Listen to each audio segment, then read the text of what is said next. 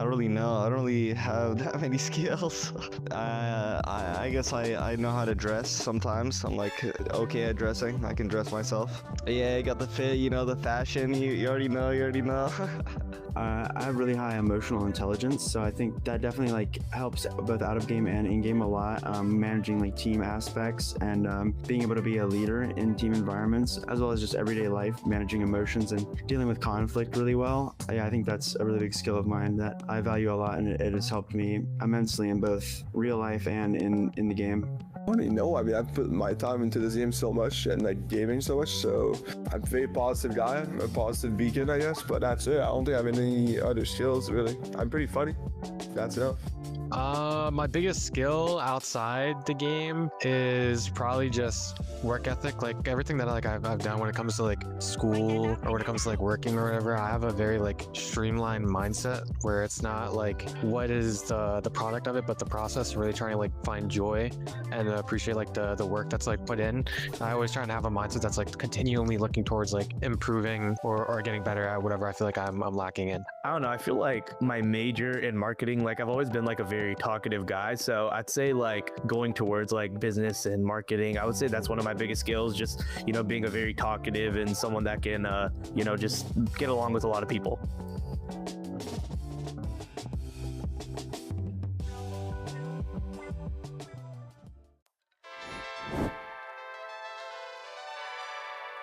Just breathing. I think that a lot of people don't remember to just take deep breaths during the clutch, and also just like trusting your gut. Multiple times that I've coached players, it seems like they think about 100 different things and then can't come to a decision instead of just like instantly trusting their gut. I try to just like be prepared, and I feel like that's reassuring towards myself to handle pressure and deal with any of like the nerves or anything. Is like the more I feel in control, the more I feel prepared with going to a scenario or a matchup, the less that feels is like pressing to me, like inside of me. There's not as much like nervousness or pressure on it because I feel ready for what's to come and I feel confident in what I have prepared, like looked at and game planned or whatever it may be. So for me, I think it's definitely like preparation and doing a lot of like prep work, whether that's VOD or like my own game plans or whatever it might be when it comes to practice and any ritual that I have before, especially if it's just like warming up. Even warming up helps to feel very prepared with myself and my performance, and I think that's helped a lot with easing off pressure. I feel like the best way to deal with the pressure is just like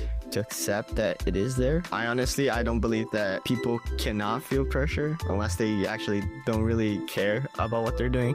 Competition should have pressure, right? Otherwise it's not even that much fun. That's where the fun part of competition is, you feeling that thrill of, you know, playing something that's worth it. Maybe I'll feel like the nerves, like of the excitement of the match before. It really just depends on the match. It's just like having like a system and a team that you can trust. So no matter what, no matter who's playing bad or who's playing good, it's something you can hold on to and be consistent with. Even then, by like trusting your system, trusting your teammates, you know, that'll open up a lot more actual kill potentials than, you know, playing like you're Lionel Messi. Not everyone is Kane Zero on the ISO, you know.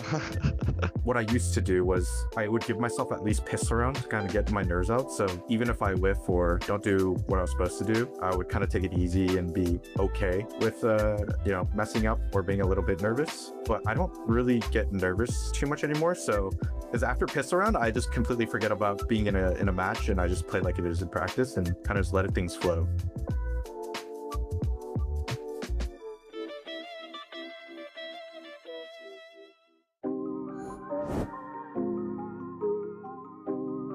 I'd say I'm fortunate in that I don't feel too much like anxiety going into like matches. Something we really implemented that like it felt like it helped a lot was just practicing as close to possible as like a match and making sure everyone's on the same page, like having like the tangible goals and that are measurable that we can follow up with. It's just sort of setting ourselves up for success in that our practice is just as close as possible. We have played the scrims every day. We've put in the work. We know what we're about to get into. So let's just keep playing like it's practice. And, you know, whatever happens, but let's at least play like a match we're proud to have played. Yeah, and I think like a big part of that was also like having Veer as our coach now. He really helped implement that system coming into the relegation matches and helping us like get that victory. The best way to deal with the pressure is just have fun, not think too much about the game, just try to be in the present. not think too much about the result. For me, the best way to deal with the pressure, being prepared, like feeling you're prepared, feeling like you've done enough for this match. Like for me, it's a routine, the practice that we put in before the match. For me, my routine is simple. It's like I wake up, I walk the dog, I take a cold shower right before the match, and that's it. I mean, I've done this for the last like 3 years at least. So yeah, being prepared is the best way to deal with pressures. And at the end of the day, like when you're in the server, there's not that much pressure if you know you're prepared. You know? I feel like early on in Challengers, like last year, we definitely felt more pressure, a lot more nerves. Now being our fourth, maybe even fifth split, I feel like we don't have much pressure anymore. A lot of teams do doubt us, a lot of the casters doubt us still. So there's no pressure. I mean, we just have to go out there, have fun, and regardless what will happen, you know, just my main thing is always having fun, you know, win or lose, have fun. So there's really no pressure. The best way to deal with pressure, drink water, like drink lots of water and just breathe. That usually helps. Water's a key one though.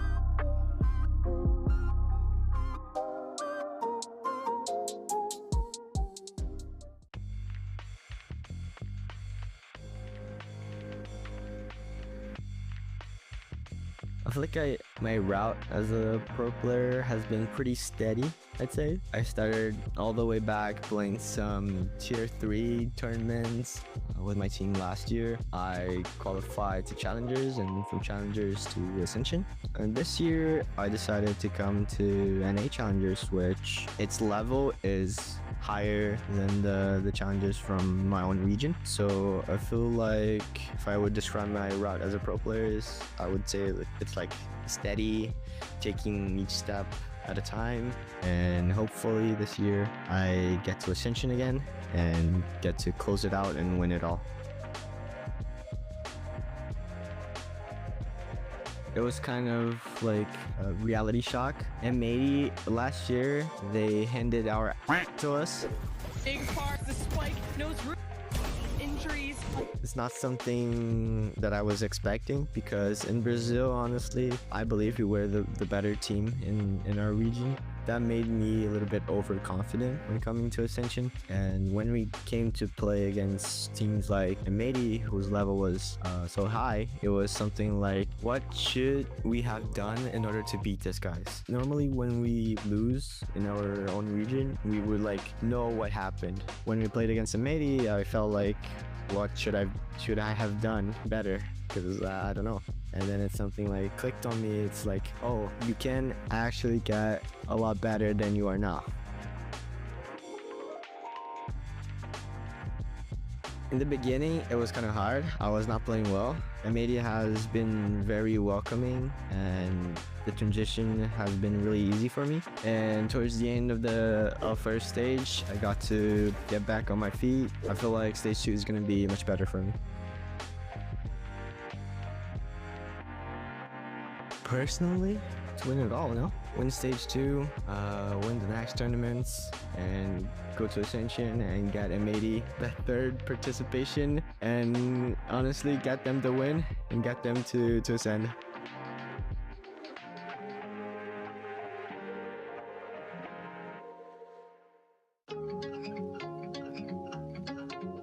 Perfect day would be any day in which I'm like winning a match. I think that's funny and good. Yes. If I'm losing, that day is not fun. I personally just really like movies. I personally like listen to music. I love spending time with my girlfriend. So like anything that like is generally like relaxing or like decompressing in a way. Because like I said before, like my life for day to day is very like go or like fast paced or like upbeat. And so it's just like the perfect day, I guess, is the one where it's like I can relax and like decompress in a way. And I put all those three things in one and it'd be a great day. Perfect day would just be where nothing really happens. You just chill at home, read a book, go on your phone, have dinner ready. That kind of just a very ordinary kind of day. Nothing too special. I'd say hopefully not too much responsibility, but enjoying my time with my friends, family, and being able to relax, kind of reset, get to do the things I love, whether that's like playing VALORANT with my teammates or just fully relaxing outside, no contact or something. Yeah, and then just spending time with loved ones. Perfect day for me would be waking up with my dog next to me, looking at me like I need to walk him. So I'd wake up, walk my dog, go right to practice, a little bit of exercise before, and then go walk with Charlie. Come back, play some practice, win all of them because we're a bunch of scrimmers. and then go to the gym, stream, and go to sleep. Perfect day. For me, it's like just sleeping in, like a nice little Saturday or Sunday, just sleep in, wake up and just, you know, at like 1 or 2, go get some food with the fam and just like kind of just chill. I'm a very chill guy. I love to chill with my family and, you know, just love to be on Discord with my friends. So kind of just like a super smooth sailing day would be a perfect day for me.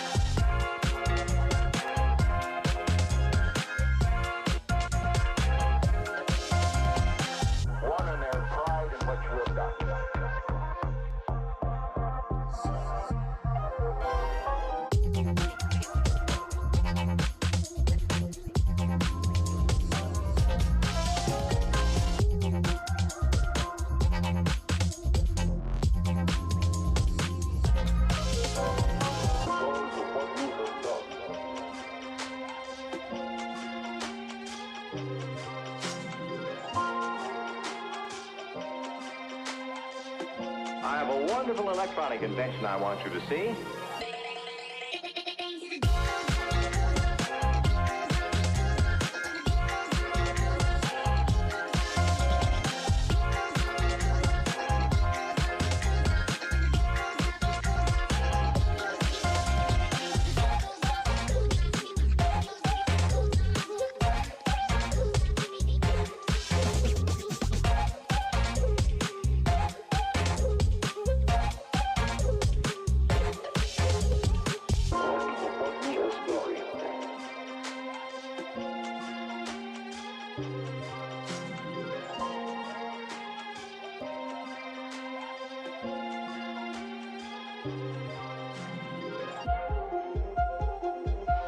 We got to the point where we can control the laws of nature by advanced electronics.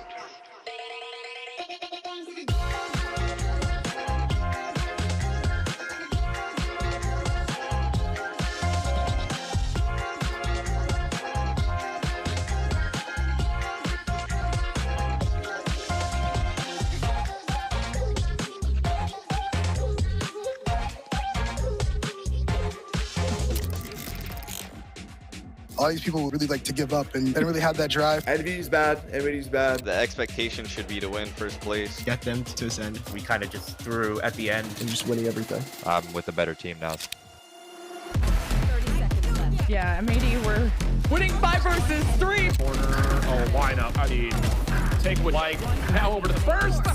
And they buy themselves some time. It's Spaz that could do it. Look how quick this point. Oh, especially now. By Rebellion Black, your Challengers champions.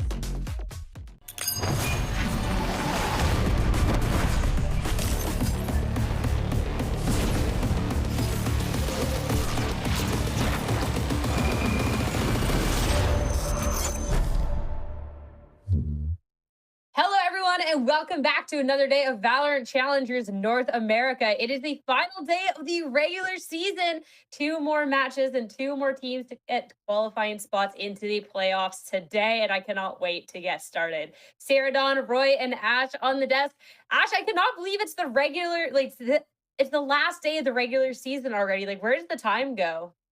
It really has flown by, and it's just insane how we got here as well. Like, things have shaken up so much since stage 1, and like the fact that we're heading into the last day of Swiss stage, you've got teams like Shopify Rebellion who have now since been eliminated and aren't going to be able to make it into playoffs here. But taking a look at this bracket as well for today's matches, YFP versus Blue Otter coming out first, and then that Landor versus TSM matchup as well. To see TSM fall to Burger Boys yesterday was just wild. It really, really was. And we have 6 of the 8 teams that are qualified. But Roy, this stage of Challengers has been anything but ordinary. And there is the opportunity that we get not 1, but 2 powerhouse teams that don't make it. And looking at the qualified teams, it's not teams that maybe from the get-go I would have expected, but seeing how they played throughout the split and how they played in their qualifying matches, I feel like the talent here in Challengers has just been so tight.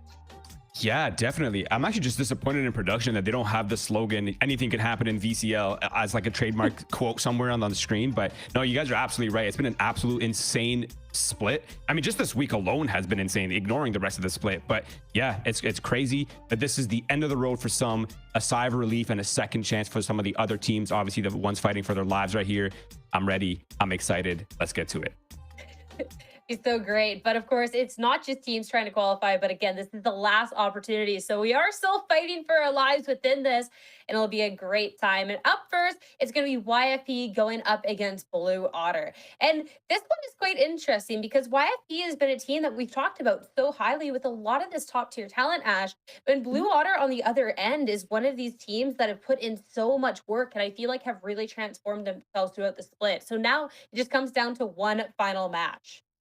Yeah, and this is also in this last matchup, the opportunity for YFP to make it into playoffs after missing out during stage 1, and then for Blue Otter to repeat their ability to get back into playoffs and show how this team with their changes has gotten better over split too, because last time we saw Blue Otter in that playoff stage during stage 1, they had a really rough like first 2 matches to get them eliminated during or lower round 1. It was like that loss to SRB, who ended up winning the entirety of stage 1. And then that second match that they had to face up against in playoffs was that lower round 1 up against Envy.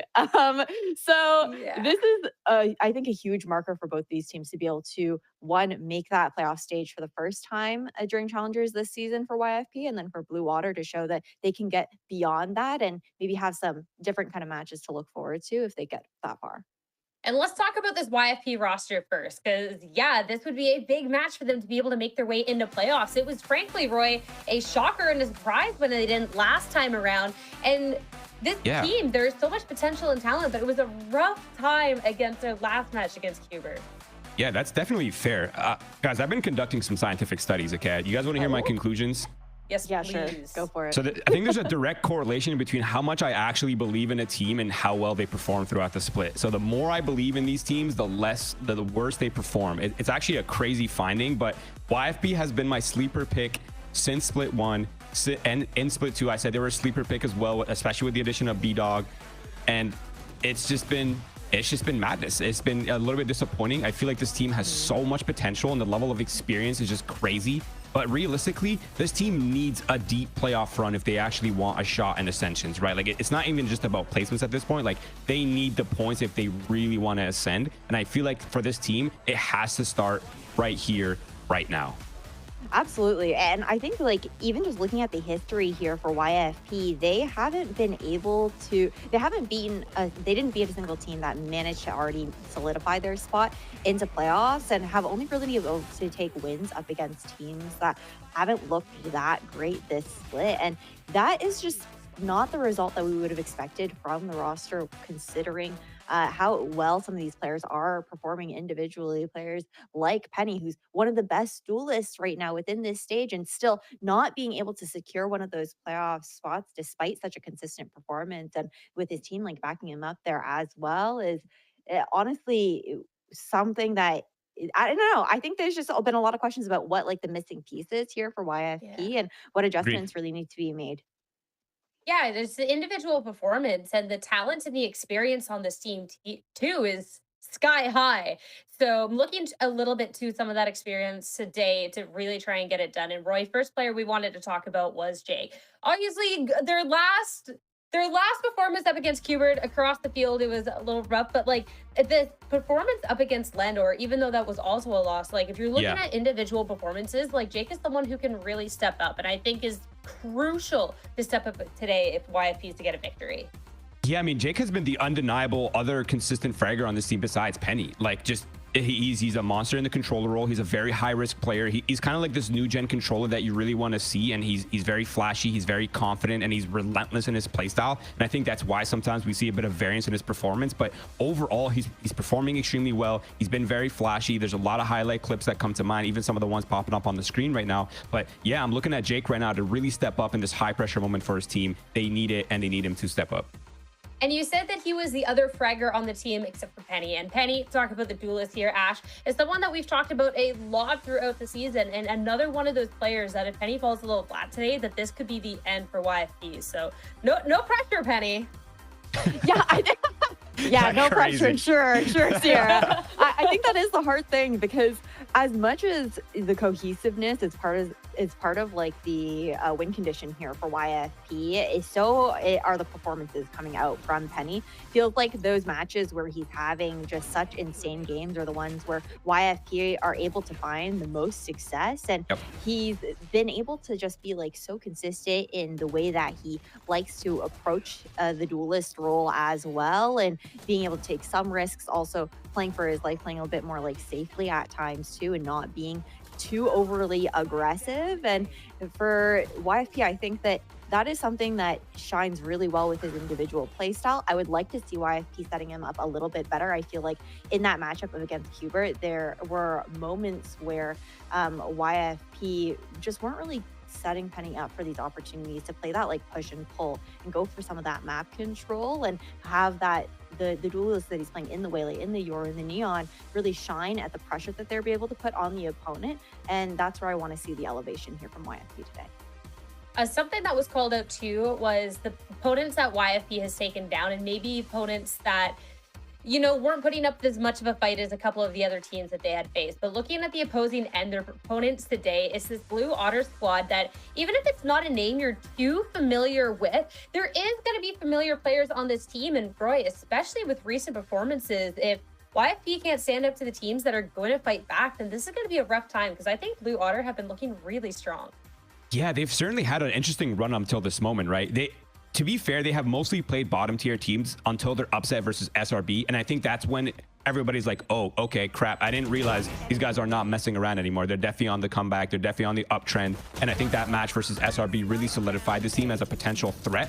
And I'm looking at them to just keep that momentum going versus YFP. And if they can play the way they did versus SRB, it most certainly will be an interesting match. Yeah, I think that was one of, if not the biggest upset that we got to see, but it was on the back of like really strong performances, Ash. It was a team that had this confidence. They were pushing SRB back, and to hit that stride at this point in the tournament was really nice. Yeah, it really was. I think we saw some really cool like micro moments coming out from Blue Otter with the ideas that they had coming in onto the table. But then you also have, you know, Ziku coming in for this team on Blue Otter has been such like a fundamental part of the success, because this is the player that you're looking to set Fair up, who is that heavy fragger here for Blue Otter, to have the success that he's been able to find, and being such like a good player as far as like those second entries go as well, if Bob is not the one who is running like that double duelist. So honestly, I think there is like a lot of pressure on this entire team, and eyes have to be on that like duelist and initiator wombo combo attribute. And I think his stats don't even really do him justice. Like this guy's been a very solid initiator flex for his team. He's had really good supportive utility, but he's also been able to pop off and be really clutch for his team whenever they've needed it. It's just obviously they've had some rough matches, which has completely lowered everyone's average stats. But ultimately, he passes the eye test. He plays extremely well, and he seems to maneuver a lot of these like late round chaotic situations extremely well. And that's really all you want from your flex initiator player.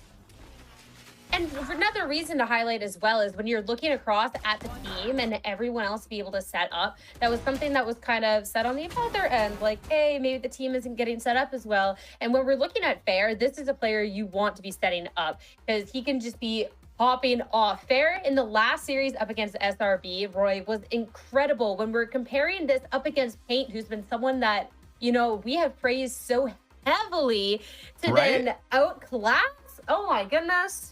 Listen, if you can diff Paint in the server, like that's already, you deserve respect, right? Like this player, Fair, is possibly the new hotshot duelist in the making. He's really flashy. He has impressive stats, both in kill to death ratios, in ADR, and his first kill, first death ratios are looking fantastic. He's just a beast. He hasn't really had any poor performances, and he's just been consistently at the top, whether he's on the ISO, whether he's on the jet. Bro is flashy, he's popping off for his team, and he's been a big key piece for Blue Otter's recent success. Yeah, I think talking about that flashiness too is when we saw that a shift to have Fair on the ISO over on Haven in that matchup up against our SRB, the playstyle was almost like kind of reminiscent of watching Kane Zera on Envy, right? Just how aggressively he was going for some of those fights, the insane risks that he was taking too. But now my question lies on, is that going to be the type of performance that he can repeat going up against YFP and going even further throughout if they do end up making it to playoffs and try to rack up those points there for Ascension as well? Is that some sort of consistency we can see from this player? Yeah, bro was calling himself feeling like the main character from recent anime. We'll have to see if that can stay true within the series today, and that confidence too, because this is still gonna be a tough one ahead. But looking at the map picks and bans, this one I think is quite interesting, because looking at the map pool, the split, Roy, was one that we talked about, but the Haven is where I have most of my eyes like, ooh, I actually really don't quite know how this one will go. I think this is a pretty interesting veto all around. Yeah, I think interesting is a really good word, because split is actually a map for both of these teams. Like, they're both pretty well versed on that map. They've had some decent results on it as well. And I think this is a sign that these teams are honestly just leaning super heavily into their comfort as like the pressure gets higher. And I think they're not really so much worried about like anti-stratting or anti-picking. They're just like purely focused on themselves right now. This is their last shot. I think they're just gonna default back to what is comfortable for them, and split makes complete sense for YFP. Yeah, I love that comfort call out. And then looking on forward, even Ash, like overall the whole series, like that comfort brings a really interesting question, because even if they're comfortable, there's a reason that it's this point in the competition we haven't seen them get the qualifying spot. Yeah, no, that is for sure. I think, again, it's just been kind of tough when it comes down to like the results that you're seeing from YFP. But I think now leaning into Haven, I think looking at map 2, I am liking the pick from Blue Water. I think it makes a lot of sense after the success that they had from SRB. This is a map that didn't look great for them beforehand. They were kind of running that Jet like Teho breach composition that a lot of teams have leaned into, but then now leading into more of that almost Fnatic-esque type of composition with the ISO that they're bringing into the fray, I think looks a lot better for the likes of Blue Otter. I think it enables Fair to go for a lot more of those engagements and take the risks that makes that he's able to make plays with, right, for this team and open up those rounds. And they did really well with those contact style approaches up against SRB. So I'm looking forward to this one. I think it should be a close matchup between them and YFP today. And it's a matchup we don't have to wait long for, because the agents are ready, so we can start diving into the very first map of the series. Again, this is the final opportunity for these two teams to try and get into the playoffs. Recent information, Penny, Neon, I always love. But again, Fair was cooking it recently, and to see him on the ISO, Roy, oh man. Yeah, I think this is a bit of a change up from what we last saw from them. This is a complete switch up for Fair. He's had some great performances on ISO. I'm not surprised to see it picked, but I'm just interested to see what they're gonna do and how they're gonna leverage the kit that ISO has on defense to get a lot of value. I feel like they're gonna get a ton of value from the uppercut, so I'm looking for those combos between Raze util plus the ISO util, and I'm looking for those early challenges from Blue Otter to completely disrupt YFP and not let Stellar outbrain them. Well, this is going to be such a good one. Two teams that I think are both deserving of a spot here in the playoffs, but only one can make it. It's time to head into the first map of the series with Split ready and our casters as well. So let's head on over to hear from Shift and Vans. Do this thing. I think we've got a pretty good square-off matchup here, Vans. I think just not only off of how these two teams have fared to this point, but yeah, I agree with the desk. I think just based on the maps, this should be an interesting matchup between these two. I think that my biggest question, and I'll let you kind of take this wherever you want here, Vance. Yeah. Blue Otter looked hot in their last matchup, and that was just yesterday or 2 days ago. So let's see what they can do here against a YFP team that's looking to prove themselves. Exactly. If you're looking at the storyline between both Blue Otter and YFP, Blue Otter comes into a upset victory, eliminating SRB in their match 2 days ago, while YFP yesterday got a schlacking done. Courtesy of Qbert Academy. So if you're looking at it from head to toe for both of these teams, you're definitely going to run on a high on Blue Water's side, especially if they're going to be running behind this firepower that Fair has brought to the team. For YFP, though, they haven't changed their composition. As you know, the Des has mentioned, we do have a small change coming out here for the side of Blue Water. That said, this Neon, very rare to see here on a map like Split. But you can already see from the very beginning how quick she could be on map control. And that's just Penny being Penny, I think, is the biggest key to that point. So see if they can try to find a way to kind of keep combining the utility of the breach Teho that we know and some of us love, some of us cringe at, and Penny's aggression that comes out. So we've seen other teams run this kind of composition and find a lot of success on the offensive side. I think the biggest question mark comes down to how do you make sure you're still finding efficacy on the defensive side of things. So for Blue Water, you know, this is kind of the same situation. It's just you're running an ISO. So, you know, again, you're going to what a quote unquote like free entry with the double tap shield, and then you're going to let Bob do Bob things. But we'll see how that all unfolds as it's a free A take here to start for YFP.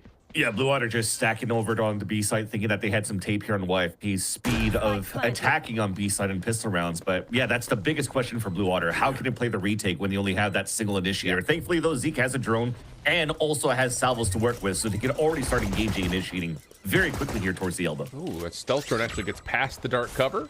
Won't actually get any suppressed, as YFP are setting up the post plant a bit more dynamically. B-Dog, good little counter flash here against the salvo. Gives himself a chance. Good help from Jake. Trades are even, 2v2. Over the top, now just down to what happens on this site. Really good paranoia, but Jake has to commit through. So able to get this thing to halfway before the salvos get placed. Snake fights to follow. Jake finds themselves a third. Just down to Zoe. Has to jump on, but not going to be able to. Jake right there for 4, and YFP will hold the pistol. Dude, what a huge kill from Jake too. He did it an absolute 180.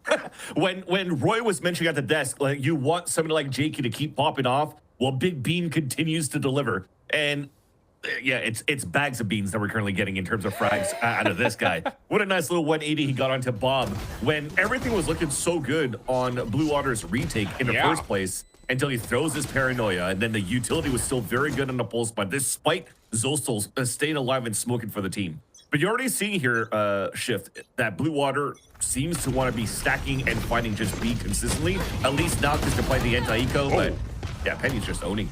Yeah, that's just, again, I love what I'm seeing right now for YFP. I know it's early, but just kind of how they broke down that A ramps break off when the barriers drop to now seeing it here at B. You put the salvos in the corner, you push up with the stinger. It forces you to make a decision. Like, if we get out of this corner, I got to deal with the stinger. If I stay here, I'm dead to the salvo. Like, it's just really good dissection of the site so far for YFP. They had to deal with a Phantom as well from Penny buying on that second round. And that's what Blue Water was expecting in the pistol round. For Penny to run in, they would have a 4-player stack, and you could just crossfire and unleash your fury against the push. But that said, Blue Water already loses 2 players in the process, already getting pushed back by the second wave of util. Yeah, that's a nice pick. But it should still be around here for YFP unless something crazy happens. Yeah, it's just one of those, like, any picks you find are good ones, and Zeke misses an opportunity there on the Stellar. Yeah. So this will make the life of Blue Otter's retake pretty much impossible, you'd think. Here comes the double swing, not going to work out. And Zostel up top, well, yeah, this is going to be maybe trying to find a pick for an exit or just sacrifice yourself to the spike. So good opening here from YFP. Again, I think just that burst tempo right off the get-go, really solid stuff. And that's going to be a problem for Blue Otter, even if it is full purchase. Yeah, and the thing that I like at least as well from this composition for Blue Otter is that they get to start on split first. So there is going to be a big responsibility still on Fireball Ups and on Zostel to stall as much as you can because you're not playing Sentinels, right? Or the Sentinel role on your side.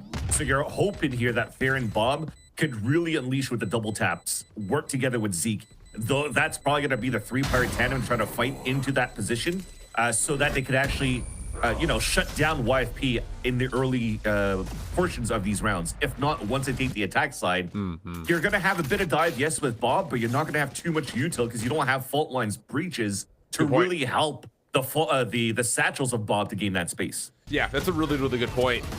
And I think also just to kind of throw the narrative out there, we can let this kind of marinate, foreshadow a touch. Like, watching YFP play this map versus Landor, or at least looking at kind of the results from it, they did take 7 defensive rounds, winning the half 7-5. So, kind of already showing us that there is a little bit of counter consideration for, how this newer composition has fared to this point already on both sides of the spike. So just things to think about.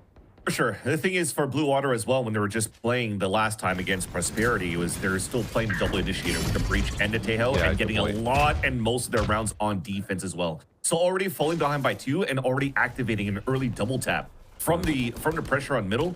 It shows here that they're not necessarily uncomfortable, but they are trying to learn on the fly how they could react against the plays and aggression that YFP has because of their own double initiator and Neon on top of that in terms of concusses and whatnot, Yeah, it's so hard to deal with a Neon if you don't have things like Cypher in the way. So. Exactly. I like the conversation, Vance. I really do. 50 seconds on the clock here, and YFP, well, we'll see what happens when this Poison Cloud fades. Yeah, Penny's going to give this a look and misses a shot with the Outlaw. Bob's still tucked in the corner, but a dark cover will replace, and YFP will head over to A. And it's a good buy. 4 of them currently have half shields, small shields, etc. But the important thing as well from the compositional change from Blue Water is that Bob switches away from the Teo to the Raze, and she's been playing Raze non-stop during game changers. So now you're taking away having to go back and forth between 2 different roles, and she's about to get this super flank on even the spike carrier.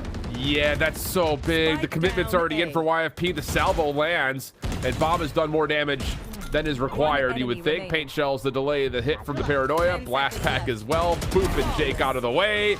That is a perfect read from Blue Otter, and I think a lot of it is just, again, Poison Cloud fades, you put a dark cover there, you shut down the play. They have to commit somewhere, so why not try to play through sewers? And it's the perfect read from Bob. Exactly that. The perfect read from Bob, especially when she's being challenged early, or should I say in the mid round, by Penny's Outlaw. And then rechecks, sees that Penny's gone, decides to walk down and realize that nobody's there. You have the read now that the hit's coming towards the A site. Because for the rest of YFP, despite them playing this double initiator, there was no utility being utilized towards the B side. There was no push and pull. So yeah, it became an easy read towards the end of the stack. Now though, with the Laura bot that they have, they're going back to the tried and true B side hit. Ooh, and it's going to be a couple of stingers still in the purchase here for YFP. But first 2 kills go the way of Blue Otter. So they have met this resistance, or this opening burst, I should say. They've met it with good resistance. Slowed it down convincingly in the last round, but more importantly here, keeping YFP a little bit more level set, not just staying on their toes the whole time. And this will be a very difficult 3v5, and it may not lead to anything. This may just be a save. They're just waiting for the smoke and hopefully punish one. Yeah. Unfortunately, not this time around. And yeah, with that said, you see them slowly backing out and still one watching the flank. So you're just hoping here for YFP's end that somebody's going to be a little bit too antsy and start pushing where it wouldn't make sense for them to push towards you and punish that and bring the numbers back in your side when you still have a minute to work with. Yeah. This was still a forced buy on their side, and looks like they still want to commit for the fight. Well, I think they're just trying to find a pick still, and Zoe just has enough space behind screens. Stay alive. Bob gonna find some more. One away from the showstopper, and is gonna find it. Clean shots from Bob. And now Jake is stuck. There's the double tap. Good shutdown though from Jake.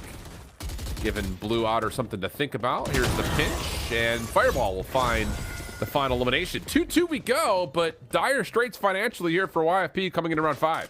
Yeah, this will definitely be an eco going into this round now for YFP, but I felt like we were missing a slight bit of util towards the flush out Zostal in the back of the billboard.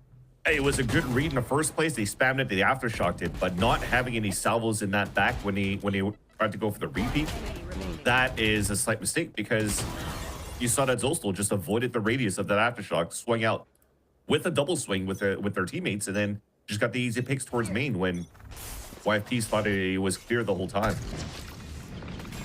Here we go, another quick burst. Salvos are out. Penny trying to play with that same timing through A ramps. This time Bob prepared for it with a little bit of overkill. Throws the showstopper right down at their feet. Finds the first blood, and again, YFP are stuck. This is a Blue Otter team that, you know, they cooked up some comps when they played 2 days ago, and they're cooking up another one here. It's looking good. Reset on the spray, not good though for Fireball. So one shutdown there. Zoe only catches one of the 2 up top at tower, but for Stellar, this would be a very difficult 1v3, especially with the reveal. And you've also got the contingency being thrown. Double tap, keeping him safe. Follow up. A little messy, but Zeke will find the final, and Blue Otter up 3-2. Oh, you're just so lucky that you pop your double tap just in time, because he breaks the shield, gets dicked through the balconies and down at 22 HP. That should have been a kill towards any other agent. That said, and would have probably given a chance here for Stellar to maybe even win that second fight on top of the balcony. And this was also, you know, a Laura buy that you had for YFP, and almost took away 3 or 4 weapons in that fashion. But you at least took away the showstopper on your attack side for YFP. So you'll take it. You'll have a decent buy going to this run here. But now the stacks aren't really happening as much here for Blue Otter. You are jump spawning for Zostal in the first place, and they're just trying to find a timing here so that they could maybe fight against that. And yeah, I love the smoke. That stops them. That stops YFP from getting anything done. They got smokes everywhere so far, and YFP has no choice but to wait all of this out. Yep, and I think that's the big key, you know, and this is not something that is any stretch of the imagination new, but again, Poison Cloud runs out of Toxin, you replace it with the Dark Cover. You force this utility. It shows the hands of YFP, who are going to clear out ropes. It allows an opportunity for Fireball to kind of play off of some intel that Mail is not safe. You also got the ISO of Fair right back over to make sure Vent stays isolated. No distractions. Trying for the kill contract, but nothing there. And oh no, that's just going to bait Fair. I mean, I don't know if Fair thought that they had everything covered over towards the top side of Vents, but it's not the case at all, and YFP are going to come away with 2 kills. Zostal takes control of B main though, and they could be in a good spot to do some backstabs if they can. So this smoke is just to fake the pressure that they're still inside the site. Well, that kill there 30 seconds puts left. this round into a bit of non-contest, you would think. Yeah, Stellar's salvo's good. Zoe for 1. Okay. Fault line comes through. Aftershock was there, but Petty finishes with the classic. We're tied at 3. And that's the thing. You're playing with no info. You're droning and whatnot, but at the minute mark, you're thinking, okay, well, there's no pressure happening towards B. Nothing's happened towards A yet because we had some players playing at that spot. They have to be adding some pressure towards mid. So I respect the fact that Fair went for the ult, but somehow went between 3 players and couldn't even contact into 1.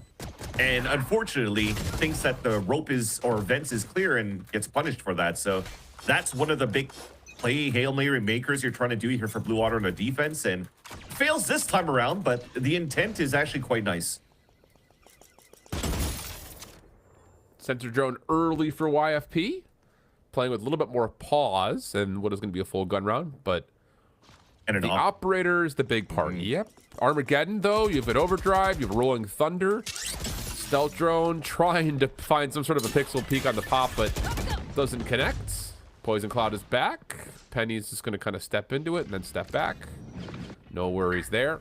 And we'll get to 60 seconds. And, you know, Blue Otter may have some idea that there's a little bit more of a stack here at B main, especially with that little bit of pre-fire coming through. Yeah, and Penny was just walking through decays, but these ults doesn't allow for you to play inside the site. So the 2 players on defense are getting ready to find a timing push at main. And it works! Wow. Just beating the timing before the execute can come through. Armageddon's going to come up, find nothing. Defense on the rotation over, as it's, you have to commit to this if you're YFP. You can't back out, not now. Stellar finds 1. Wow, the flash actually allows Stellar to stay alive throughout all of this. Bob does connect with the op. Zone the back of the site has Stellar weak. Trying to team up on this is Thief. And it's going to be down to the 1v1. Now, Bob has connected with the op, so Thief's going to be very cautious about trying to peek these shoulders, but no! Bob up top, can't quite predict the peek, and Thief will get the round for YFP. And she was she was zooming in that spot. Just unfortunately couldn't react fast enough to get that peek there onto Thief, and Thief's able to save that round for YFP. But that was just a nice little attack from both sides. When you saw here the read coming out from Blue Otter that you're about to explode into the B site with the ults, and they decide to challenge that, and it works out. Look at the amount of on-the-fly util that comes from both of these teams. It became a brawl. You had to be the best in your duels, and it came down to a 1v1. That was just really nice Valorant from both teams in terms of reactions. Wow. It's going to be a fun battle here. Armageddon now queued up for Blue Otter if they want it. Overdrive still ready for Penny. Might only be used, I was going to say, if there's a need to maybe clear out things like a Viper's Pit, but that may not be the case here. Blue Otter already getting up into B main and already finding first blood at A long, so this is going to have to be some sort of a hit for B tower. They will get that ground to work with, but with Blue Otter holding in the B main, this B site's not going to feel good to hit. Yeah, you have everything. You have B main control, you have Armageddon to prevent the push. The drone even saw a bit as well. They have good stalls and delays coming out here for the defense for Blue Otter. Oh, nice opening there, though, from YFP. And the fact that Jake is expecting another could be big. Armageddon called out, so able to follow up for 2. Penny stuck now in a bit of a corner. Zeke will connect with just the Sheriff, which is all they had to work with this round. So, good turnaround here. Good bounce back, I should say. Not really a full turnaround for Blue Otter, as B-Dog will be left with 1v4, no spike, and not a lot of time. Yeah, probably not a lot of chances to convert this round either. He's in sandwich, out in the open. It's been good with util before. Probably one of the higher, best flex initiators we currently have now that he switched away from M80 into this team. But that said, not going to happen this time around. If anything, I thought there was a little bit of a mistake coming out from Fireball Ups to just walk back for contact into main. But I think it was just a selfish play as well. It gives you all that information for Zeke to pull out the Armageddon. You don't expect a second player towards main. But Zoso was able to cap 2 with that one as well. So that's, in the end, turns out to be a pretty decent play. Off again, reaction of a slight mistake. Potential mistake from Fireball Ups. But they're so good on these reads and the stacks. Yes. Look at this. And here comes the quick tempo overdrive out. Nice flash, but Zoe still catches one. That's not bad because Bob is in position to stop this hit almost completely. And plus the drop down from Blue Otter is looking decent. Bob in trouble. B-Dog will get the trade, pick up a weapon, but Fair. Careful. It's a 5-4 game. I mean, Fair had a slow start. for Blue Water against SRB just 2 days ago, and then just pop the hell off the other two maps, especially on Haven and Ascent, playing from ISO to Jet, and he just needs that little moment. So when you're starting to feel that confidence, they're definitely going to be a dangerous team to play against right now for Blue Water. And like I said, they've been good on these reads so far. This time around, though, YFP, they just want to focus on engaging with the double initiator and the neon just to try to get entry. Ooh, good contingency. YFP going to be held back and vulnerable by this, but Jake still connects on the opening headshot. Fair. Ooh, a little bit stuck at the moment. But Blue Otter, they're going to give this up for now. Zoe. Oh, this timing could be critical. Fireball on the other side. No pre-fire yet. And this decay is going to start to be really punishing for these defenders that are still stuck in it. Cover going out. And how all of a sudden Jake might get completely isolated. Paranoia gets tossed. But YFP, they're going to connect. Zoe only finding one. Not going to be enough, and Bobble to save the op. That's crazy. Two of them were looking into the corner of the elbow, and none of them decided to spray. They just didn't want to give their positions away because you're playing with Vandals. They decided to walk through, and they thought they had a timing until both Stellar and B-Dog did the exact same thing. I think it was Stellar and Jakey, if I'm not mistaken, or Stellar and Thief in the pit, just walks out, gets the 2 picks from behind, and they're able to convert the round in the end. Yeah, it got very chaotic in the first place, but I think YFP are starting to realize that staying as a group and just fighting with a bunch of util flood into the site hits seems to be the correct play, because they've been better in the overall trades against Blue Otter so far. But again, it's small moments, small windows that are the difference maker at the moment. Yeah. And I love that. I think for both teams, just again, fighting for their lives, trying to fight for those final spots. And what we're getting is a very back and forth affair. Full purchase still largely available for this next round. Armageddon back in play though for Stellar. Kill contract back up again for Fair. And it'll be an early Viper's pit down through through main, which is going to force the action largely towards B, is what I was trying to say. They were just starting stacks once again here for Blue Otter, so they are also understanding that YFP are getting successes by 5 men hitting sites. And then now that you have a pit down towards middle, though, when you're going to start hear a drone or anything, this is definitely going to be Fair ulting it. Oh, he's going to miss again. No, he got him. No, he got one. Got Thief. So Armageddon is out. That connects onto Fireball. Fair, though, gets one in response. Zoe trying to hang on towards tower. Fault lines dealt with quickly. Good isolation from YFP, taking advantage of this. And yeah, I was going to say, Fair is just so far out of the picture. It's just one of those things that, like, when the kill contract gets called from that position, it's a really good awareness point for YFP to be able to follow up, scale over, and give him no exit. So just down to Zeke 1v3. Somebody's at your door. Go answer it. I'll take over for you. Alexa loves to tell me random notifications. Alexa, it seems to be a 2v1 right now in the post line, and Zeke is going to have a hard time for the retake. They're already using the salvos. You got a good spot towards that back. Look at the reflank that you have from B-Dog. So even if Penny dies, it's planted for B-Dog, and they should be in a good spot here for YFP to convert this. There it is. That's a really, I think, just how you play alt for alt right there for YFP. I don't know if they get a full read that they know the kill contract's going to be coming somewhere through mid. Like, we had already seen that kind of happen before. But regardless of that, you get Fireball out of the Viper's pit. You continue to keep Fair posted back, because the kill contract, as soon as he gets out of it, has him still sitting in vents. Like, you can see the entire way the Spike is just looking backwards, and then you have Jake right there to make sure there's no follow-up. So again, it's just really good dissection of the round for YFP, not letting the chaos take over there. Yeah, it was a nice little ult for ult that got good value for both sides. If anything, more on the Armageddon and take down Fireball, it's to allow YFP to take that mid control. So agreed. A little bit of a mistake coming in from the side of Blue Water for one of the rare moments of this half. That said, though, it is the last round of the half, and we're going tit for tat. And Bob still has a showstopper to work with, and it was looking to potentially bait Zolstol first, but losing that fight so early and so far away, there's no retaliation there. And now Blue Water's in a tough spot to try to tie up the game in this half.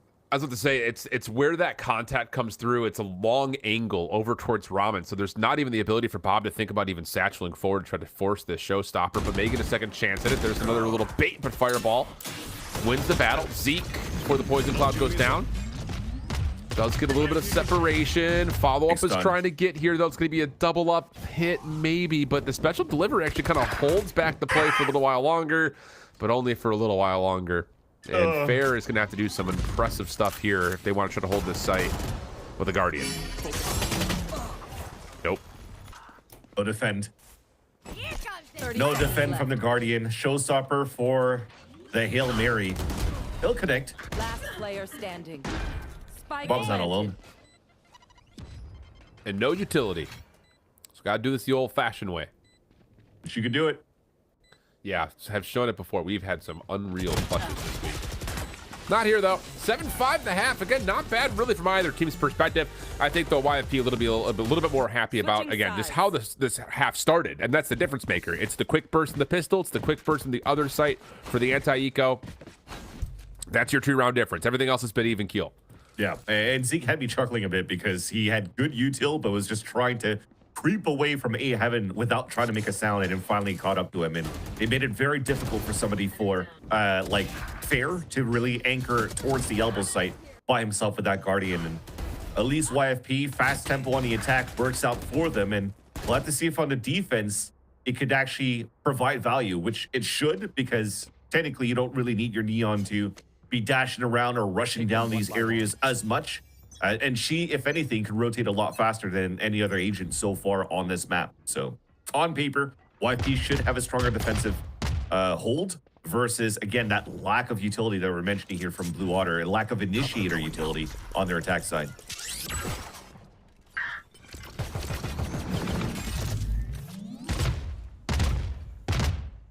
Exchange of salvo, not really going to deter the setup, nor necessarily give indication towards a hit. So just kind of feeling things out here. And just to kind of reflect on how Blue Otter had played the double duelist in the past on Tuesday. A lot of it is just when they decide to go, you're going to get one level of initiator utility and then a double tap forward, which is essentially what we're getting here, but no double tap from Fair, at least not immediately. Stellar will break and still win the battle. That is critical. Follow up from Zeke on the corner, not expected. Gets the trade. Is there more? Doesn't need to be. Plant is already underway. Zeke can just keep fiddling with this, but how about that call? YFP just runs through it. At least one player does. Zeke's still dealing damage, though, and Zeke will find 3 in the round, leaving Thief on site by themselves. Would be a 1v4. You're getting a pretty decent read at where it's happening at, but Blue Otter just run him down, and there's no worries there. Yeah, we went from a little bit of a misstep from YFP side because Stellar getting picked right after getting the first kill shouldn't have happened. He should still, at this level, at his level in his caliber, know that, you know, he should still be taking his spots. But after I realized, okay, well, these guys are actually finally starting to catch up and group up here on the defensive side so they can trade. And then suddenly, this happens. Thief runs through, leaves Jakey alone, and then Zeke is playing 3 individual 1v1s that he won each and every single one of them. Exactly. What just happened there? Well, I think there's a level of, like, you know, you almost just want to ignore, you know, the Zeke in that position because he's just playing out time. So you're just trying to run past him. But the spike's already about to get planted. Exactly. So there's already going to be 2 or 3 players down there supporting the spike plant. You're just given a 1 versus 3 towards the balcony side. And that, unfortunately, a fumble. And Blue Water has a perfect opportunity now to tie up the game. And that is what's going to happen. Bob off to the firing range with the Marshall. I think all those are no scopes. We love that. In a world dominated by outlaws, all it takes is one Marshall. This is Valorant Wild West Edition. You had to throw a sheriff in there or something, you know? I know. Well, let's talk about all 3 guns. True. And the classic in there because it's just the classic round. It's classic. What else can we use? You can go to the whole Phantom Ghost Spectre type deal. Yeah, right now, Blue Water is vandalizing YFP. There is we missed Vandal. That's also like a Wild West type deal. That is also very true. He's a I Vandal. never thought about it. I never thought about it until now. He's a Vandal. We need a new weapon. It needs to be called the Renegade. And then No, you then have Roy is just gonna. And then you have Shorty, Bucky, and Judge because why not? Is that how they did it? Everybody was sitting around the round table at the right offices and be like, "How can we name our weapons?" I just watched a movie here from Clint Eastwood. Let's just call them all weapons. Anyways, let's get back into a gun round. 7-7. Spikes down. Destabilizing. Well, there goes the undercut. Contingency still ready for fair if they want to try to use it. Just holding this position at tower. Nice counter flash is coming through though. Beautiful. Paranoia and the flash point coming out. Fireball responds though with an offensive play in towards screens and then upgrades the weapon, but no, can't make good with it. And that might be a 1v1 we reflect on in terms of how the outcome of this round comes to be. Yeah. If anything, Blue Water did a great job creating all of that ruckus towards middle to allow Fireball to lurk up towards A, but a fight that was lost now puts Blue Water at a disadvantage. But at least Bob's in a good position. Outline hand, couldn't find the timing. Wall just came up on the defense. It's up to Zolstel to make the play. Well, contact after this dark cover is going to be critical. Jake playing at screens, kind of watching two things at once. Outlaw connects. Here comes the play through dark cover, and Jake doesn't even check the close corners. So now it's just down to Thief. And all of a sudden, a 3v2 turns into a 1v2. Yep. Thief on. Nope, later.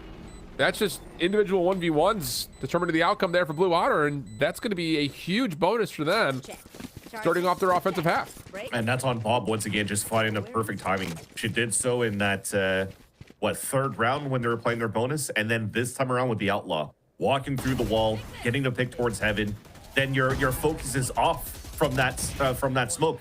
And that allows your Zolstel to also win an individual 1v1 in the mini gulag against Jake. And that just makes it difficult there for YFP to convert back in the round. Yeah, this is slowly slipping away here for the side of YFP. A bonus round, again, that gets converted on the side of Blue Water. Stinger buy for YFP, and they're not really stacked up to go for any instant trades, so they're just hoping that individual positioning, closing the gap against their opponents is going to be what would render a success on their side on the defense here with this buy. Yeah, this might end up being a round that starts to look like how YFP played offensively, where let's see if we can get early information, get a prediction on where Blue Otter are going to try to attack. We can stack, and then we can try to re-attack the site once they've already taken it and try to flood them with stingers. Catch them in close quarters. That might be the only option here for YFP. Yeah, especially, I have ults on your side to work with. You got shut down in the first 3 rounds, so nobody's really cycling close to these ults for the side of YFP. So right now, Blue Water, though, still giving a lot of respect to the side of YFP. We remember, we talked about they don't have too much to drone with, and it's already been used by Zeke, and he's stuck towards his B side. So they're just trying to sell a fake with salvos, and Penny wins that fight towards the A side, and that's going to give a chance now for YFP. Paranoia out. Fireball able to connect onto 1. Penny kept interested by the snake bite. Armageddon's also called through. It's a long rotation, but that is an aggressive play from Penny that works out. Now you've got some sewer control, at least ramp control to fight.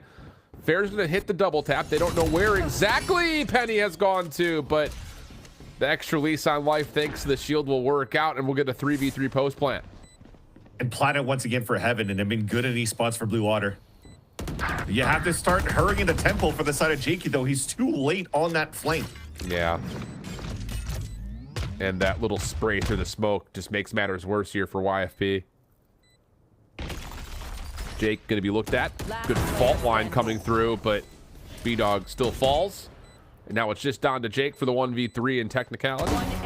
That works. Wow, the snap was nearly there as well. Zoe trying to play off the timing. Spike going to be toggled. And again, shoulder. Hi, how are you? Whoa, headshot connects, but just through the wall. And there's not going to be enough time. That's so tough. Jake hit it, but it was right through the corner of the wall. Won't even be able to survive the round to tell the tale of it. So 9-7, Blue Otter up big. And I respect that Fair actually peeked out for that one. I thought it was planted for a Heaven no matter what, but then it was actually planted at a default spot and safe. And respect to that. Why they planted there, they were getting dominated at the very beginnings of these rounds, when, especially when Penny won that early fight over towards that A side, when they were trying to sell a fake here for Blue Water towards B. So you plant safe, you're hoping that your weapons are going to be performing better than the others. Jakey almost makes it possible, but Zolstel has the HP, has the wall to save him. And Blue Water now continues this lead. Winless are YFP on the defensive side, but at least they have weapons to work with this time around. They made it close with only stingers, and now we talked about the old cycles previously that I didn't have. You're getting closer and closer right now for Thief and Penny, and they could maybe start snowballing some rounds back in their favor here. Okay, opening first blood for Fair is good. Follow-up even better. Didn't even need the double tap for that, by the way. That was just a raw 1v2 up top. Little play off the ropes. Penny, relay bolt, gonna go the peak again. Fault line with that. Good snake bite, but Penny's still able to find a win. But it's just, how do you get back into sight here? 3v4? Penny low, overdrive not gonna be called, you don't think? No. Fair's gonna get caught, that's a mistake. And so now it's a 3v3, this becomes doable, and Bob, keep an eye on them to see if they want to try to pull the showstopper to save this round. I need to try to create some space here so that Penny could get some value moving outside of heaven. There it is. B-Dog shows the aftershock, bails away. Time going to be an issue here, though, for YFP. Here's the showstopper. It connects on Stellar on the corner up top on Catwalk. Penny for a follow-up. Still alive on 32 HP, but again, this is just taking too long. Yep, Satchel there. You've also got salvos. Won't be a chance for the defusal, but a couple eliminations will force some repurchase. Not that that's really going to stress out Blue Otter too much. They're pretty rich. Yeah, exactly. This is 5 unanswered rounds now for Blue Otter. And YFP, that was mostly important for them to try to save that weapon. When it took so long to try to re-hit towards this B site, I think that should have been the call already to just fall back and try to fight into the next round. Especially here. Well, I guess it makes sense that you still want to try to do something with this, because I respect the timeout being called on YFP's side. This is one of those standards of, we could actually try to force around this Phantom that we saved, and then try to use this double ult that we have to maybe try to surprise Blue Otter. So I think towards the end of the day, you have to be kind of reading the map correctly within the next round if you want to get the best value out of your Armageddon and your overdrive to fight against the takes here of I was going to say FlyQuest because Bob is using the FlyQuest tag, but Blue Otter on their attack side. This has been really good for Blue Otter. And again, it's just, I think the most impressive thing about this Blue Otter team for me is, you know, I think just this week, like seeing them cook up 2 different compositions in a tough best of 3 versus your defending champs, and they both work. And now you're getting another different little mix-up with what they've been running historically on Split. I think the thing is, like, as much as Fair has been impactful, I don't think it's been like a, wow, this ISO is just being unmatched, unrivaled. I think a lot of this is simply that Penny has not been able to get the same kind of space that they were able to create in the first 2 rounds. They're going to go for it. They're going to try to quick pace down towards the market and potentially Armageddon if they get information. That said, Penny is going to find contact. And that's it. So you could actually save your Armageddon because you know the hit's coming towards his A side now. You just need to delay as much as they can here, which Thief is able to do with the snake bite to stop that split. But there has been one person that slipped through and died. Fair will fall, yeah. Okay, so looks like YFP are going to get one back, and a critical one at that, considering that it's mostly Stinger purchase, unless Fireball can produce some of the magic that they had done on Tuesday, which was a lot of 1v multiple situations. Cover going and Penny is low. Oh, that's tough. Spike planted. And now it's just on to Fireball. Would have to be a 1v4 plus the ace. Not going to be able to get through more than just the first one, though. So, good stuff for YFP. And again, like you call it, you had the perfect prediction on it. It literally is just the fact that they do gut check call that playthrough market. Yep. It was just understanding that. If anything, if there was more players towards that B main, you definitely will throw the Armageddon to add even more damage. But just Armageddon or salvos to a paranoia to a fault line was good enough to give this space for Penny, who still survives at 5 HP and gets 2 kills out of that round. It was a fight here that should have been won or at least traded out here so that Penny doesn't get that value. Actually, he gets 3 kills in that round, which kind of hurts on the side here of Blue Otter. And you're happy here on the side of YFP. You get great value out of your timeout. You still have the Armageddon to work with towards this round. And we talked about the ult cycles that could that could snowball some rounds here on the side of YFP. Very important round coming up right now, as you see that Stellar understands how it's very important for him to stay alive. So he's playing so far back to try to assist with as much utility as he can. That's tough. Thief going to find the first blood, seeing just the edge of the barrel of Fair, and then let him know about it afterwards after that aggressive body shooting. Whoa, okay, that peak works for a trade. 4v4 will go here with Zeke connecting onto B. Now, that's a critical defensive player off the table, too, with the breach down. Yeah. Now, I think the important thing for Jake, especially now that you're playing kind of a little bit split off across the map, one covering every single lane here on the defense for YFP, you got to keep throwing one ways. Cover your B main. The other one has to jiggle. There's no more drones coming out from Stellar. But Stellar is also out of reach for him to try to assist with the Armageddon. So those anchored players on the extremities, you're hoping they're getting at least 1 or 2 in their positions because they're just trying to trade as much as they can.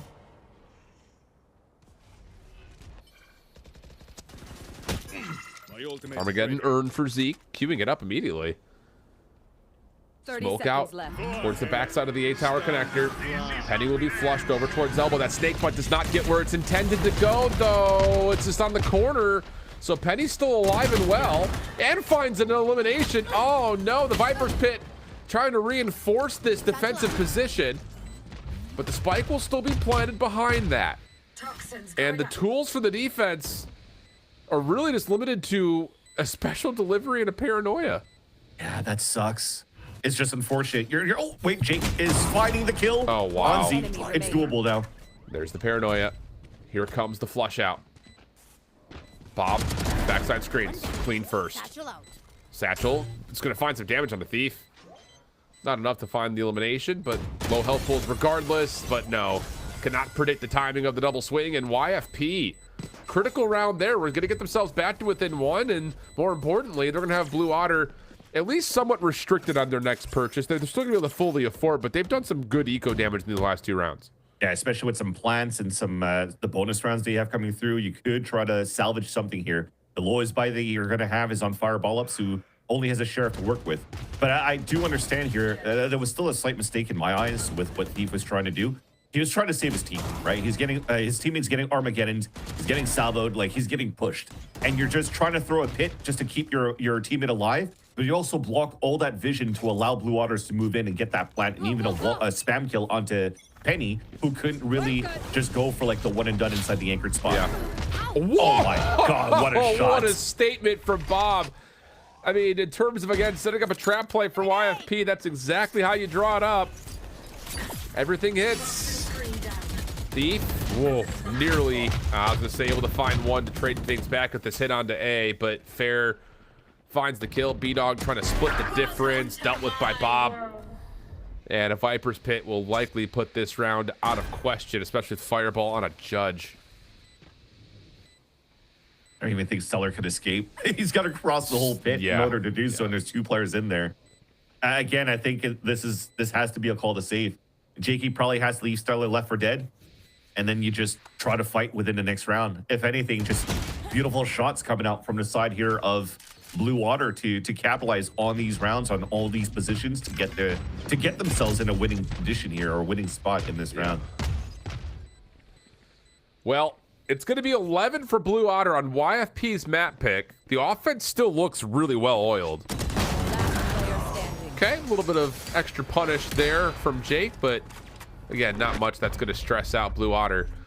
And with, again, you're going to get a Rolling Thunder, and that might be it if you're YFP. Like, there's likely not going to be an Armageddon scene again before maybe an overtime situation, or about to be a game-winning situation if for overtime. Yep. And the overdrive is a potential, but I don't know. This might be another timeout time here for YFP just to kind of talk about what's going wrong. Yeah, I feel that they should still be okay in this position, because Jakey sacrificing himself to get 2 kills here is going to keep the econ of Blue Water low. And you're playing split, so pull out a Judge on Thief, who switches now to a Bulldog, would have been a good play to play on this map. That said, it comes down to this one, of course. If YFP cannot convert this round, you'll have to call your second timeout. Kill contract lands. It's Fair versus Stellar. First blood good. Stuck on site now is Penny. And that's just not who you want in this position.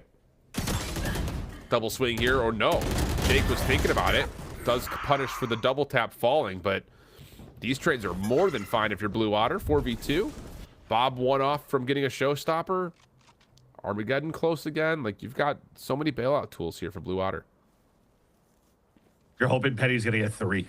That's the best thing you have. He avoided all that util, he has a chance. First one's good. Relay bolt out. Fault line also does land to the player in the corner, but might not make much of a difference, and it will not. Blue Otter, 12-9 on YFP's map selection. This would be a huge statement. Now they've got the showstopper. They're one off the Armageddon, but you do have the overdrive, and you've got the Rolling Thunder, and you can see the purchases. You got a couple of shotguns coming into play. That's the best thing you got, yeah. Jake, I mean, you saw Stellar trying to walk through, trying to break the shield early. B-Dog getting caught off the rotate, and it's so hard to play that spot against a Tejo when you're playing behind that map. And yeah, their buy is not the best, and I think you're just gonna have to, even from the positioning, I don't think it's gonna be reactive because you want Penny to be at the tip of the spear with the overdrive. So they're just hoping that they can close the gap with the shotguns, with the weapons that they have, and it works out at least with the kill through the smoke onto Fair. I like that idea though from Fair. Try to beat the timing of that poison cloud. See if you can catch someone off guard inside a mail, or maybe even over towards B tower, but it doesn't happen. But it's a decent idea considering you've got a couple of rounds to play with. Bob will be floating on an island over towards B. Salvos coming through. YFP try to get aggressive, and no, shut down. Fireball. Huge 1v1 considering a lot of that utility was landing. Now Bob on the lurk has help because Zoe is already in the backside of the site, but Bob will drop. Huge kill from Thief. Rolling Thunder comes down. Spike not planted, teleporting out though is Zostal. And keep your eye on the minimap here. Over towards the top side at A. If there's contact, could work out. B-Dog stuck in a corner being spammed down. Oh my and God. there's going to be a wrap, but Stellar has stayed away from this contact and could shut down this rotation from Blue Otter, but no, it's not going to be a wrap towards A. I thought they might try to join Fireball at mid, but not going to happen. Yeah, and Thief is in a tough spot. They're 3 HP. They're pinching on him from heaven too. Just a good read on how Blue Water just dismantled that defense from YFP. He escaped, but he's got a bulldog, man. He's gonna get one only. Well, that's a good participation in the round from Thief, getting 3. Salvo out. Zeke is low, but will escape it. Gets back over towards main, even tags. Oh, and then through the wall, spams it down. How about that from Zeke? How about that from Blue Otter? Coming into YFP's playground, it's a huge gut check opener from YFP with aggression on the pistol over towards A. The follow-up towards B. Looks like everything is going to start to amount towards them just getting away with this neon play style. But then really after that round, we don't see that same kind of burst efficiency that we had in the beginning. And then we switch to the sides and Blue Otter look comfortable on their attack with this double duelist. Yeah, the best look that they had there on that burst was that last round where Penny got punished. The fault line was perfect. The salvos gave a gap, but then you were just a little bit too far behind to be able to rush through. And then they got unstunned. Easy kill onto the ramp. And then again, just good reads on staying patient on the side of Blue Water and dismantling here YFP towards the end. This is going to have to hurt for sure because you're starting the season, this split on the side of YFP being a promising team, especially with B-Dog coming through here from switching different roles, but looking quite good on an initiator for this roster. But they're about to get upset by Blue Water, who also upset SRB, who also are playing with Bob, who has a 24-hour schedule playing Valorant day in, day out with game changers and challengers so far. This is insane. Unreal stuff. And Haven coming up next. Again, just kind of reframing back to what we saw on Tuesday. Blue Otter looked really good on this map. So there is footage out there in terms of that new composition that they cooked up. Could be something for YFP to mull over and chew on. But we're going to head to break, have the desk give us some reactions from map number 1, and then move on in to our final day with Challengers Swiss stage. Be right back.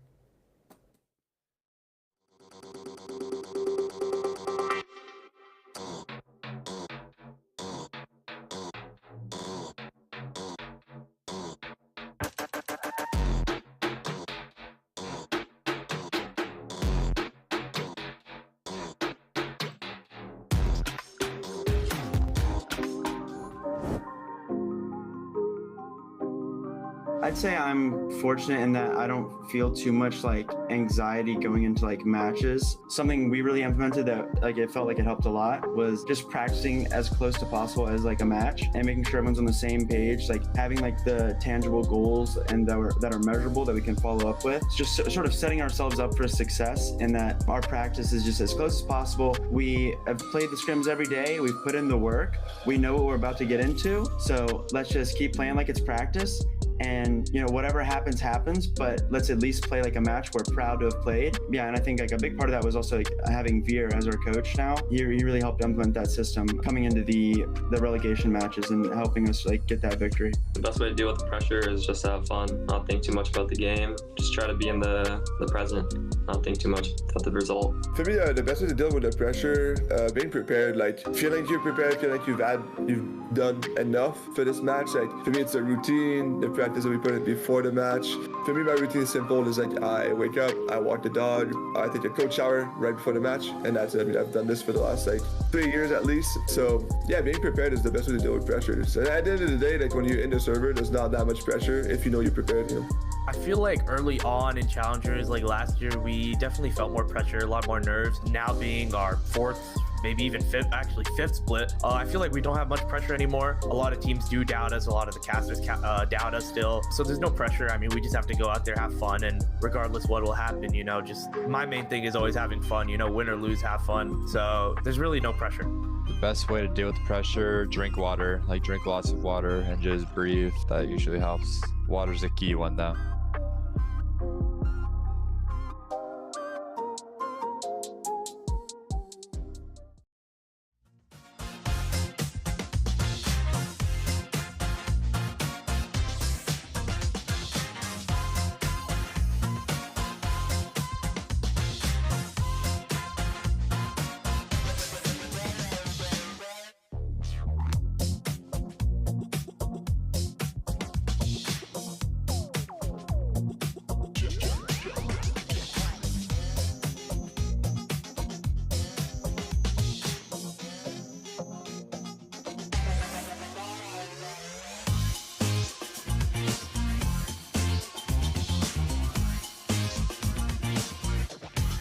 All these people would really like to give up and they don't really have that drive. The expectation should be to win first place. Get them to Ascent. We kind of just threw at the end. 30 seconds left. Yeah, MAD, we're winning 5 versus 3. Look how quick this one. Oh!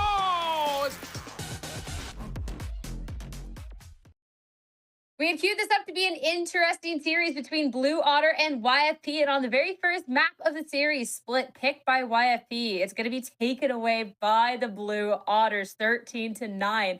For a while, Ash, this was a relatively close game going into the half. It was 5-7.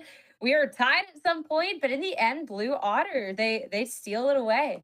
They did, and a big part of that was just how they started out that second half, managing to find that bonus round there for Blue Otter, and then 5 rounds in a row before YFP were able to stop that bleeding, just completely shifted that 2-round lead that YFP were able to find. But I think Blue Otter did a really good job at kind of taking apart the defense there of YFP. There were a lot of moments where we saw YFP going for some of that aggression, whether it was Penny pushing down towards mid or outside one of the mains, and I think Bob was like a big factor in being able to shut that down. Other players as well, just kind of getting a feel for the tempo of YFP on that defense and looking to catch them off guard on that offense. Yeah, and I don't feel like this is one of those wins where like I could attribute to like luck or anything like that from Blue Otter. Like genuinely, like whenever you're watching that second half, it felt like they had such an insane chokehold on the rotates constantly. They were getting so much value from the lurkers. They're getting a lot of value from their ultimates, and it felt like they had a plan from start to finish every single round. And it felt like YFP were just having breakdowns. Like there's so many moments where you needed some team play from YFP. You needed for them to just work together to clear up top ramp, to just accomplish things on the map, and it just felt like it was breaking down. One player peeking by themselves. There's like a lack of spacing. There's just so many opportunities and so many uncharacteristic things from YFP that I feel like the pressure is mounting, and they're having a hard time adjusting and getting the right type of team play to get things done. The pressure is mounting between your cats as well. I can hear them fighting in the background there, but for YFP, it just kind of seemed as things went on and mistakes were made. I don't even know if it was like a breakdown in communication or what, but like weird little things happening, and it was going to be a Blue Otter with the confidence just to keep pushing on forward. And I think that for YFP, it's a little tough looking at it as well too, because I feel like there was at points, Ash, some good ideas, but then Blue Otter being able to shut them down. I'm looking at Penny pushing on forward and getting instant one tap by someone who's concussed, can't see anything, like things like that, and it just kind of grew more frustrating as it all went on. Yeah, there were moments where it felt like on attack at the very least for YFP. There were rounds where they were layering their utility really nicely for that execute, but then there were also a lot of rounds where we saw some kind of solo engagements, people trying to make plays. But I want to lock back in on the numbers here, the timeline that we're talking about as well. For Blue Water, I think it's massive that you see them with the 12 first splits, right? And you look at the fact that when we're talking about the attacking side for Blue Otter, only one other player that wasn't Bob or Fair. It was Zeke who participated in first engagement one time. That was like the single like other first death that was not Bob or Fair on the attacking side. That says a lot about like the positioning and how safely the supporting players on Blue Otter were playing on that attacking side, and the value that we were able to find from players like Zostel, from Fireball Ops, in their flanks and their lurk positioning to not be able to be caught off guard right off the gate at the beginning of those rounds, and the value that they're able to find with the information that they can relay for that mid-rounding. Love to see the supporting cast set up as well. And we highlighted then how they're able to support Fair before we got into the first map. But I want to talk about the other duelists that we got to see on this very first map of Split and talk about our favorite Ash, Bob, because Bob was just absolutely electric. She was. She played so well, and you can look at the numbers, like speaking for themselves as well. Like 292 for that ACS, nearly 200 damage per round on average as well. Bob was having an electric game, and this is a shift in the composition coming out from Blue Otter on Split too. Previously, Bob was on that Teho. You had Zeke on the Breach, and then it was Fair on that Raze. But ever since that matchup from SRB, where we saw Bob shifting back into that secondary duelist role and having Fair locking in onto this ISO, it looked a lot more cohesive and comfortable for how this team wants to approach these rounds. And for Bob, I think it makes sense too. She's splitting her time between this team as well as FlyQuest, where her main role on the FlyQuest roster is going to be that duelist. And I think it's just a lot easier for her to balance. Yeah, I mean, she's definitely getting the reps, that's for sure. But I think from my perspective, it feels like Bob is such a relentlessly aggressive player, and whenever things are whenever she's kind of in that flow state, whenever she's getting her moments, it feels like she's such a big wedge in what people want to do strategically, right? Because she's like forcing these like really awkward fights. She's forcing you into her util. She's playing extremely well on the post plans. She's like lurking on the Raze after she gets deposited. It's this like level of like unpredictability and this sort of like relentless in your face style that so many teams struggle to adjust against. And I feel like she's like almost single-handedly broken down YFP's flow on that second half and even on the first half as well. And I think that is devastating news for YFP, because now going into the next map of the series, it's not their pick. This is where Fair up against SRB absolutely fried. Bob was a little bit more absent, but now Bob today is absolutely cooking Ash. I think that if I was a YFP fan right about now, I would be very, very scared. But I'm curious with what adjustments they've made, because when you know when a team has a map that's maybe a little lacking, something has to have changed, right? Even if it's just how they play it. Yeah, I think that there is maybe a possibility for that.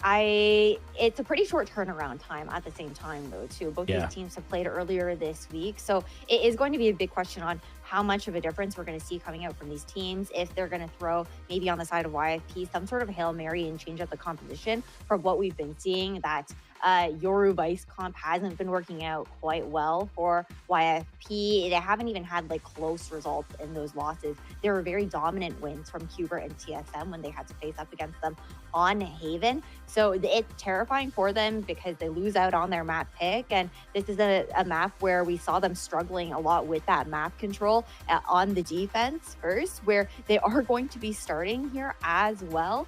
And I'm curious to see what the adjustments are going to be to apply that pressure that you need to on the extremities here on Haven. And I think for me, like what I'm noticing this like extremely massive red flag that is currently being waved right now, and it's the fact that you have Fair, you have Bob, who are feeling very hot from this first map. They were absolutely popping off, and now we're going into a double duelist composition where you're going to be starting on the defense side. And Haven defense is probably like the map with the most options for you aggressively, right? Like you have the walkdowns, you have the late walkdowns, you have the A control, the A deposits, the C walkdowns. Like there are almost an infinite amount of possibilities for you to be proactive on that defense side. And I feel like this proactivity has been such a problem for YFP. So my eyes are specifically on that dynamic to see how they're going to be leveraging that proactivity, leveraging that aggression and that confidence and that momentum from this first map going into the second. Yeah, like looking at their most recent time playing it, only 2 rounds on the defense. So looking up that as the map is ready and our agents are as well. And knowing more recently what Blue Otter has played, we'd be looking at the double duelist again. But again, I'm curious if on the side of YFP with these agents, if there is a swap, Roy, or if it's all just going to be how they play it.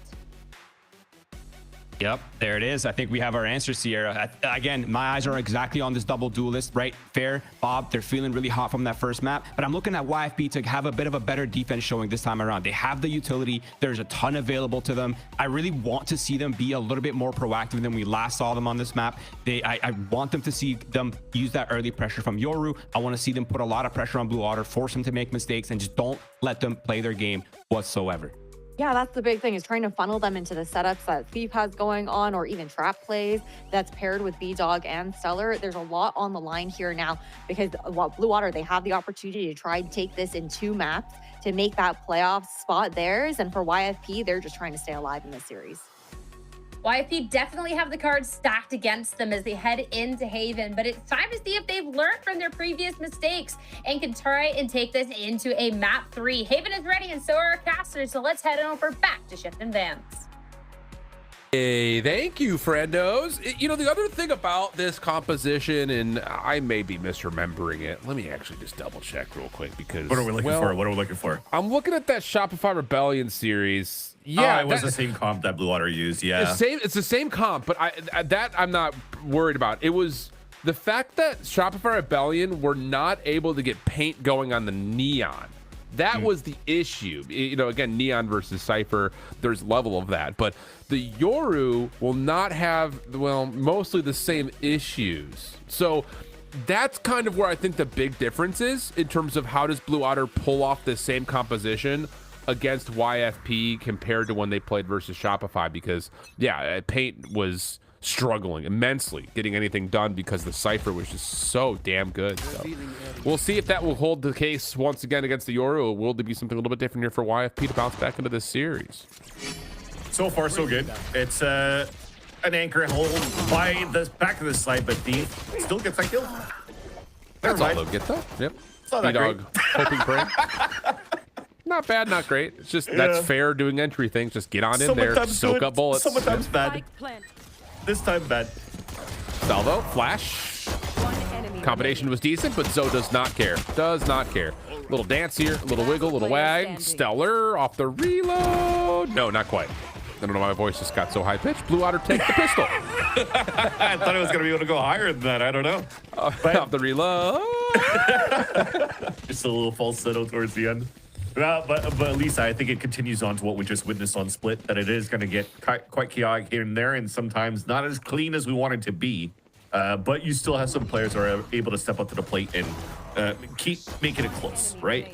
For example, Zostel at the bottom of hell here, Stellar with the 2K, almost reloading on time to even get the last kill. Overall, though, to get back to your conversation in terms of you know, the value here of the Yoru on YSP side instead of the Neon too, you are able to play a little bit more slower and a little bit more controlled, I guess, in that sense. And they are playing quite differently this time, actually, for YFP in their eco. They're playing a 4-1, but not with the Vice. Yeah, that's tough for Penny, trying to sneak into a corner on site. Bob just able to catch it. Yeah, just good follow-up crossfire angles here. Stellar connects for one, Jake another, but simply put, out-traded. B-Dog, last one left. On the pinch, Bob. Oh, not even close on that shot, but doesn't make a difference. Zeke is right there. As 2-0 start, the bonus will be, well, weak in certain regards here for Blue Otter, but 2-0 is 2-0.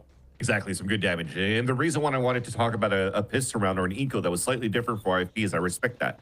Because Penny's playing a TP quick for an A-side control towards that link. But also, once he realizes that there's no pressure coming through, then at least you have a Vice Flash and a 4-player stack on C-Link and C, which would have been quite good for the side of YFP to fight with if the read was good on that side. Unfortunately, though, with the TP and then already Penny falling, well, everything else kind of just crumbled and Blue Otter was able to compose themselves into a B-side plan.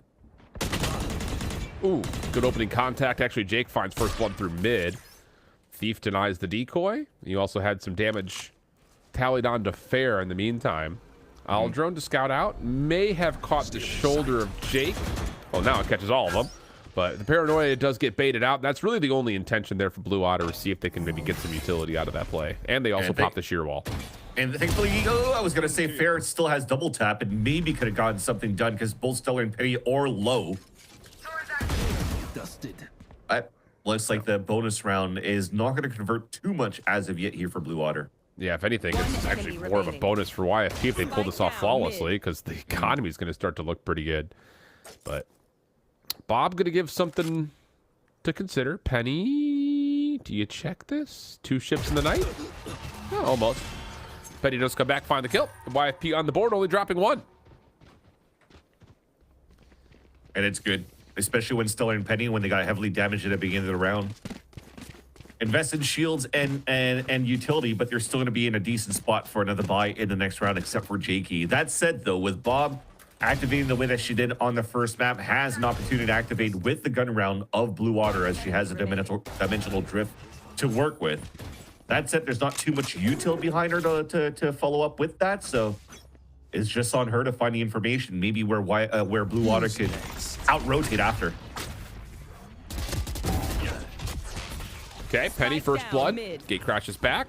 Pressure still on, with especially the dimensional drift just scouting things out, but that's going to run out. Yeah, timing of this to execute, if you want to call it that, it's just a fake, but the timing of this play is very odd.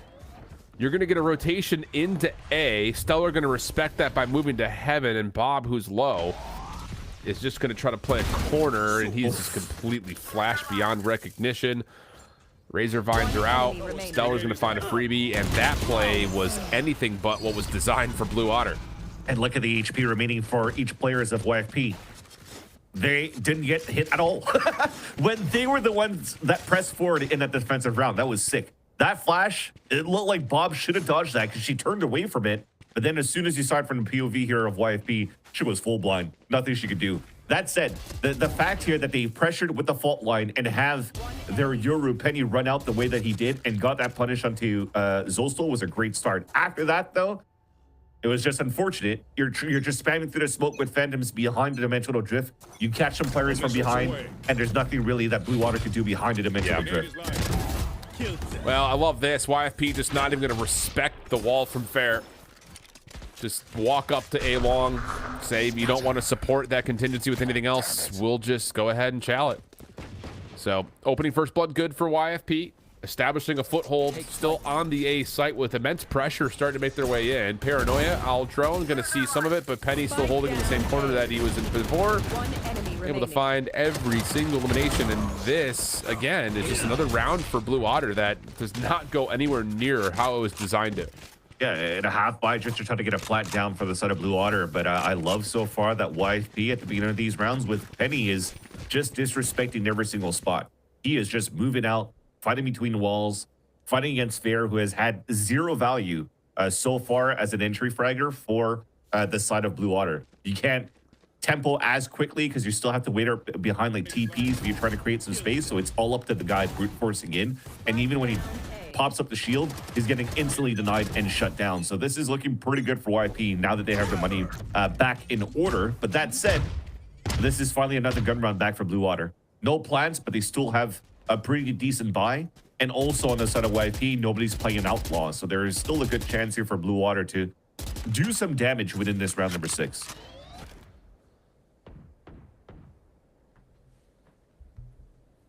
Well, it's going to be a patient approach here. Can't say I blame Blue Otter for that, especially considering that you've got an Armageddon at the ready and nearly a Rolling Thunder and Dimensional Drift for YFP. So any bad early contact by any of those two members could lead to essentially an unwinnable round, and Jake will, well, get one, not get away. Fair able to sneak through long, is able to find the trade. That'll open up the site on A.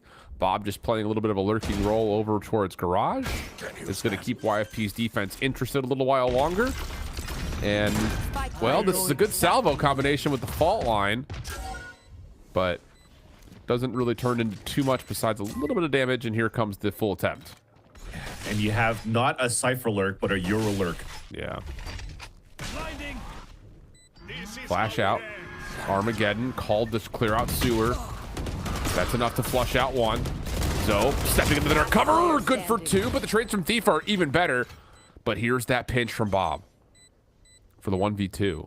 Thief just toggling. It's going to give Bob a little bit of time. But nice angle from Stellar. Just able to catch the barrel of Bob through the dark cover. Enough time for the defuse. And YFP going to be up 4-2.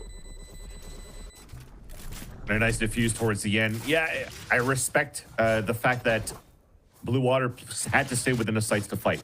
So that's what they did, because you're facing against the Armageddon. He was going to take down towards sewers, down towards long. You're already flushing players outside of those positions. But playing out in the open and trying to late it that he did, I don't think the utility on their side was working on their end. They actually just threw a smoke towards spawn instead, which still allowed YFP to flood back in and trade within like those close enemy lines. I felt you needed something else, which unfortunately the composition doesn't really have here for Blue Water. So counting on aim, and the aim wasn't good enough, and YFP now is able to convert another round and making it a difficult buy for Blue Water in round number 7, as counting on Fair again, but it's a high-low. Can't even pop your shield. Not as much efficiency from Fair on this offensive half as we had seen versus Shopify, and it's not even for any real reason besides they're just getting picked. Like, I hate to make it sound so simple, but it is. Yeah, Fair on the offensive side when they were playing up against SRB was 3 for 3 in first bloods to first death ratio. Also owning in pulse plant scenarios too. So right now, for Blue Water, they're struggling to even get on site, and when they are on site, though, the protocol is really good for YFP for the retake. So YFP has definitely learned from their mistakes when they were playing against their opponents last time around, and they're making it very difficult here for Blue Water to convert some rounds on their attack side. Very difficult. Yeah, I mean, this feels like a night and day difference from the YFP, or pardon me, from the Blue Water that we saw on Tuesday. Just, I don't know. It's just like they're trying to just walk down with Fair almost by themselves. And yeah, we need to talk about just, I think, our overall coordination, because coming to this next round, purchase will be limited again. And you're looking at 6 in a row for YFP. I'm actually surprised it's taken this long to call the timeout, because now you've got Steel Garden on the way, almost there, Rolling Thunder, Dimensional Drift ready. And those are difficult things to work through. Where on the other side, it's really just the kill contract for Fair that's available, from what I could tell. That's going to make maybe a difference maker in the round outcome. Yeah, you have a solo guy trying to make a play here for the side of Fair, because when he's walking forward, he's getting disrespected by Penny just like that, running behind a contingency wall and winning the duels and TTing away. And then if you're giving him that space, he's trying to walk up to find information, but it's just being met by one player or a high-low or anything. He's just not getting any good value out of it. The timeout for me is, if you're still going to try to have Fair do something and open things up, I think you need that extra body, an extra person with him, or at least like a recon dart. Give the tell. Who cares? If it does get a ping, it at least allow for him to pop up his double shield earlier than expected, and then go for a forced duel into a fight that he could win, and usually has been winning when you witness how he played on the first map. So you're seeing here off this timeout, it is going to be a different buy. I mean, it's a sheriff buy. It's a half buy into the next round. But I think it'll be important for them to work on trying to get the Dimensional Drift for Bob. Because combining a Dimensional Drift with the Hunter's Fury from Zeke could maybe start turning things around here for Blue Water as well. And there's that smoke on top C. And if it's not being contested, you should be able to get this this ult orb here for Bob. There you go. She picks it up. There's the pin. Another first death for Fair. This round kind of inconsequential. It's just sheriffs and a marshal, but yeah, I mean, we've seen sheriffs and challengers do not necessarily mean a lost round, but I don't know, just something feels off. Like watching Blue Water try to approach this offensive side compared to when they played it just 2 days ago. That's concerning, I think, if you're a Blue Water fan.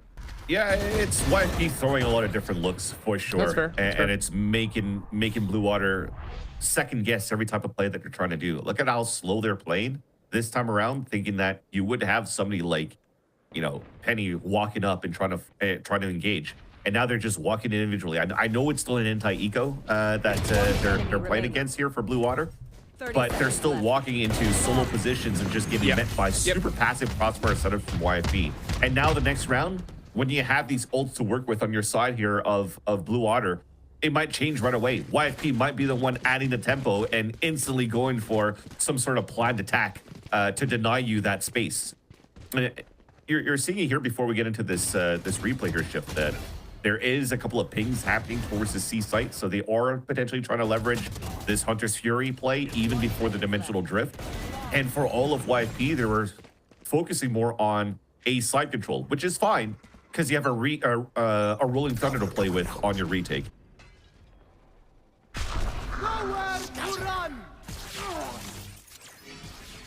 Hunter's Fury out. Isolation good. Thief will drop. Kill contract also comes through, but it catches a decoy.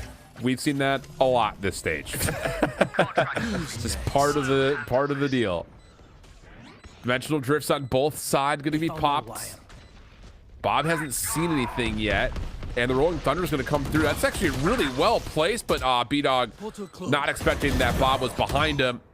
Now leads to these very awkward kind of retake engagements from essentially inside and around the site. But Jake for a 1v2 situation. Gonna have an angle to be able to hold this for at least halfway and almost able to kind of beat the timing on the peak. But doesn't fully work out. Fireball secures the round, and that's the first gun round for Blue Otter secured.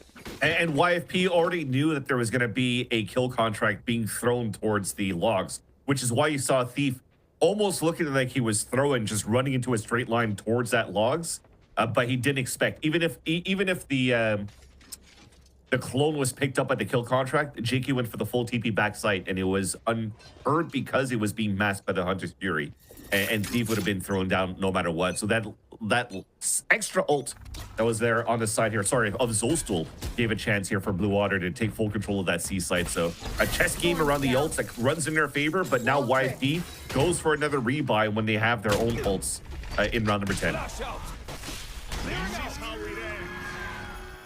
Armageddon right down Main Street, putting some pressure on towards B, but again, that really doesn't do much to deter this defensive setup that has been built. In fact, B-Dog's just going to step right back up again. So if there is any sort of a peak, you're going to have to, well, just beat him on the timing, and that's exactly what happened. So never mind. I was trying to frame that up to say that B-Dog put himself in a good spot, but first blood's tallied. Response to get us to a 4v4, though, from Thief. At least it's there. The Fair does have some support. Like a Fireball is just sticking to him on the hip. And he's getting entries without even using double tap. The confidence that he has now that he has an extra body tied to his hip. That's insane. Finally uses it, and it's like, oh, wait, let me just sell this fake towards the C site. And then A site's now for the taking with that pick from Bob. So it turns out to be nice towards the end. The macro is there, but just the micro, you're kind of happy here for Fair's side that without using shield, he's still getting these kills. Well, just down to Penny. Spike planted. Looking for some time, even try to contest the exit for this post plant, but the decoy fools nobody. There's the flash. Again, a little high-low setup is going to work out, and plus, of course, the crossfire from Zostal. Yeah, really well done. So, okay. After the timeout, things starting to look a little bit more business as usual here for Blue Otter, but still plenty to work with if you're YFP to try to, you know, again, take a little bit more of an advantage and an edge here in this first half. I was definitely surprised by the Armageddon by Stellar, because, yeah, you're splitting some players across, but I didn't see any salvos going into that little corner by the window or any position that allows you to get an aftershock in front of B main to try to capitalize on some sort of damage being done in that spot. So I feel like YFP was a little bit caught off guard in terms of the timing and the tempo that Blue Water was using in that round to gain space. And finally, they go into what worked at the beginning of these rounds here for YFP, putting Penny into the front lines, trying to cut rotates. That said, his TP is about to disappear in the next 5-10 seconds, and if he doesn't use it here, he's pretty much going to be on a one and done, and he's hoping to hear the rotates across because the spikes drop towards the spawn, but everybody's so far just walking, so it's not the best of spots here for Penny to be at in terms of understanding where the hit's coming from. Oh, the bait and switch. This is a free kill from Silva. Yeah. Should be, and it is. Good call. So that'll be a weapon collected. Hit already on towards A. Could be contested here. Yeah, Steel Garden could be immediately effective. Salvo to follow. Can they catch timing to get back into sight, though? Doesn't make a difference. Not when Zoe's winning battles against a rifle with a classic. Not once, but twice. Woof. Paranoia out, denied by the double tap, and that is a very effective round for Blue Otter. One that will come with a lot of punish onto YFP before we head to the second half. Yeah, Unit plays very, very weak on the side of YFP. I think this is probably the second time that when you're trying to play contact towards the A site for Blue Otter, that nobody's playing inside there, and once you get to the minute mark, they hear a drone coming in from the top heaven side. So it was a good read by Blue Otter with the condition that they had and the space that they were taking in the previous rounds to realize here that you're playing so passively off the site here for YFP and just getting a good spot to fight back in that moment. So I also hate shift that I'm a boomer, and every time you say Steel Garden, I just think about Savage Garden. Yeah, I hear you on that. I think about what I think about when I say Steel Garden is Wicked Garden by Stone Temple Pilots. Oh, nice. So yeah, 2 different genres. Still bangs. Still boomer age-ish. Yep. Still early 2000s. Rock grunge. That's effectiveness off of Sheer. Zeke was just trying to proc something, gets caught. 5v4 here early into the round. Still plenty of time to work with. And an A site that is relatively open.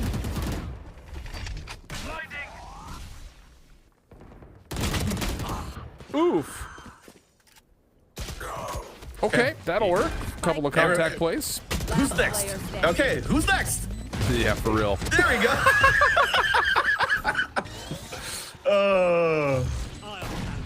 This is sometimes the type of casting we have to do in Challengers, where you're trying to maybe talk about some sort of macro micro, but you know, you just have individual 1v1s just swing one by one. And then YFP at least are able to close out something here on their half, because Blue Otter were starting to find some equal footing in the last few rounds since the timeout was being called here on their side. So I have to give props to Blue Otter maintaining their composure since that timeout to keep this game close, because if not, this is easily going to go into a third map here for YFP side.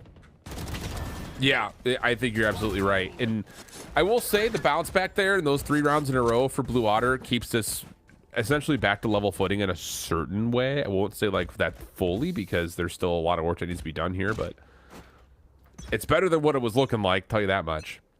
And this pistol can really, again, change the dynamic of how this map has gone. So important here for Blue Otter. Ooh. For YFP, maybe a cushion, as that's a lot of damage.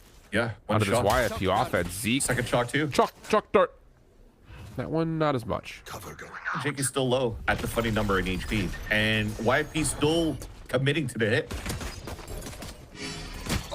Flash comes through. Double tap out. And now work out. Blue first 2 kills come through. B-Dog only able to find 1 of the trade. Leaving Stellar now by himself. 1v3. Tagged and now being played with. Yeah, Fireball comes in, swift headshot, and Blue Otter take a quick pistol. And despite us looking on paper that it doesn't look like it does enough damage with the shock darts that Zeke was doing, it's definitely enough there for the double swing on the sewers to get a lot of value on the fight in a retake towards the site. So gotta give props to Zeke and what he did over there, even if the assist column doesn't really show, because it's all been done a little bit later. All the damage has been done later after the shock darts were hit and getting value. But now you're seeing Blue Otter looking to fight here towards the choke. Sorry, the understood YFP's Hail Mary plays. You should get an undercut moving through, and there you go with a shock dart. No kills though.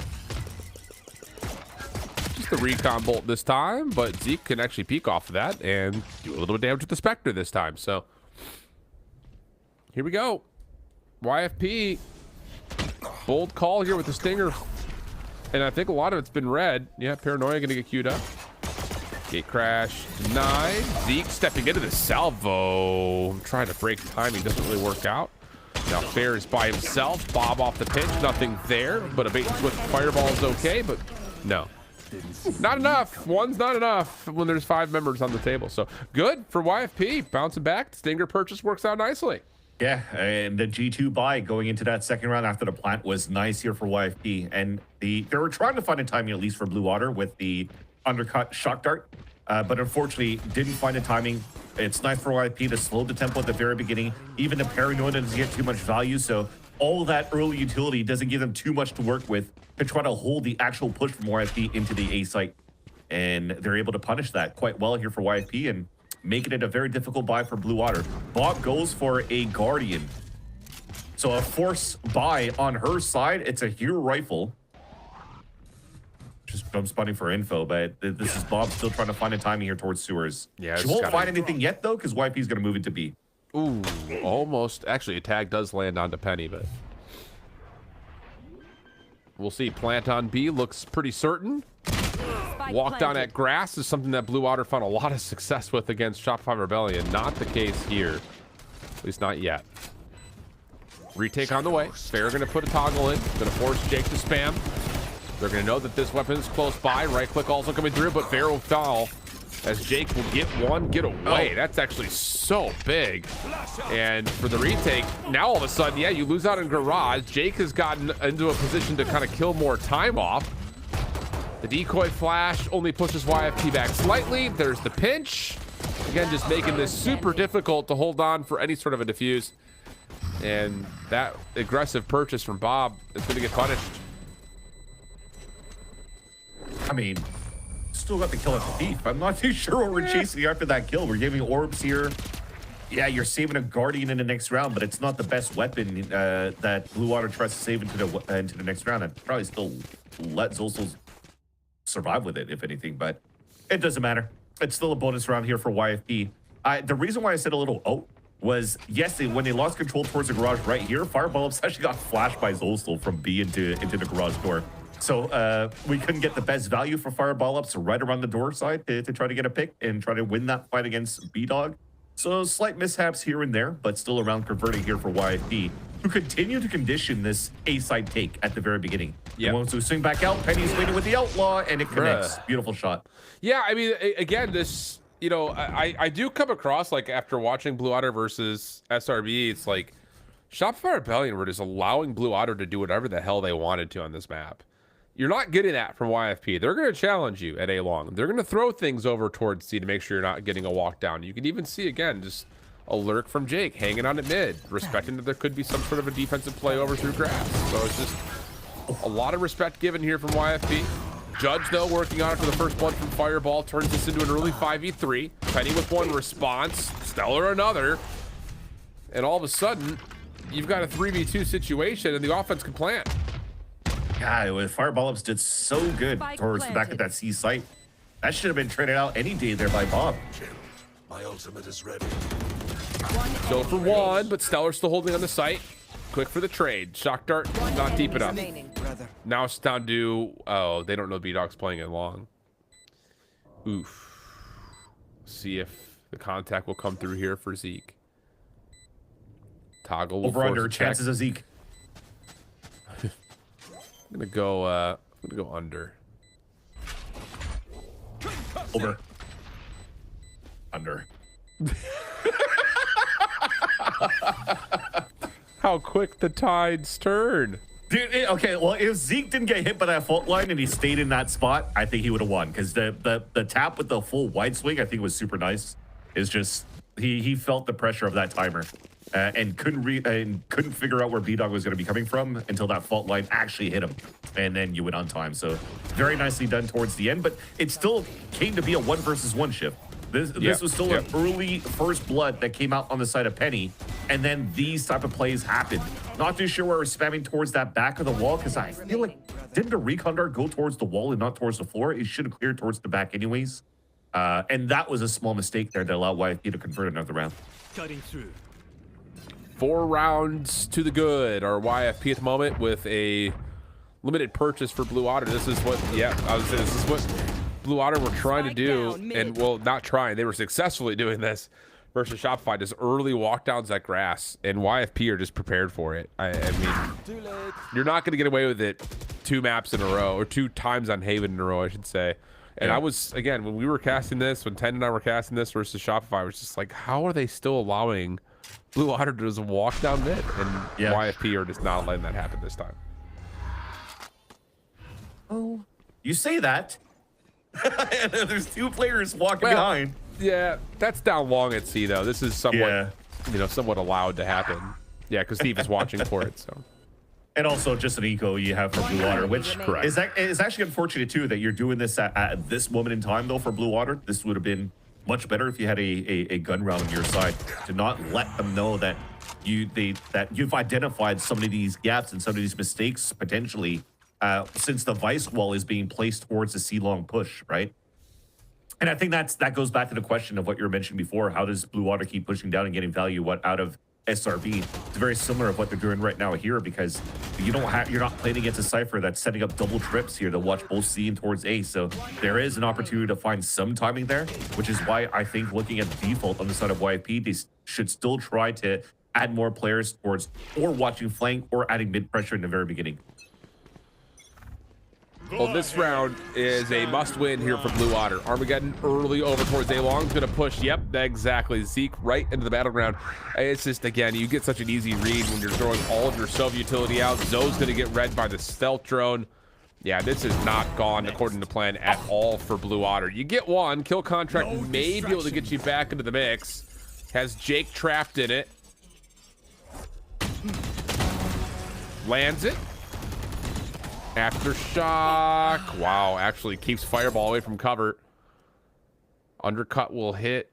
Cross being watched by Bob. Opening shot good, but no kill. Special delivery pushes him off the angle.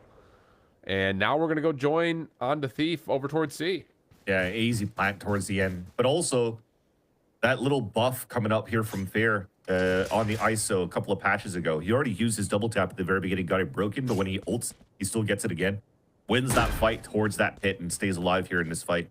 That said, they've lost so much map control and so much space that the rotate should be heard now by B-Dog. And now if Bob doesn't clear this corner, it should be an easy kill.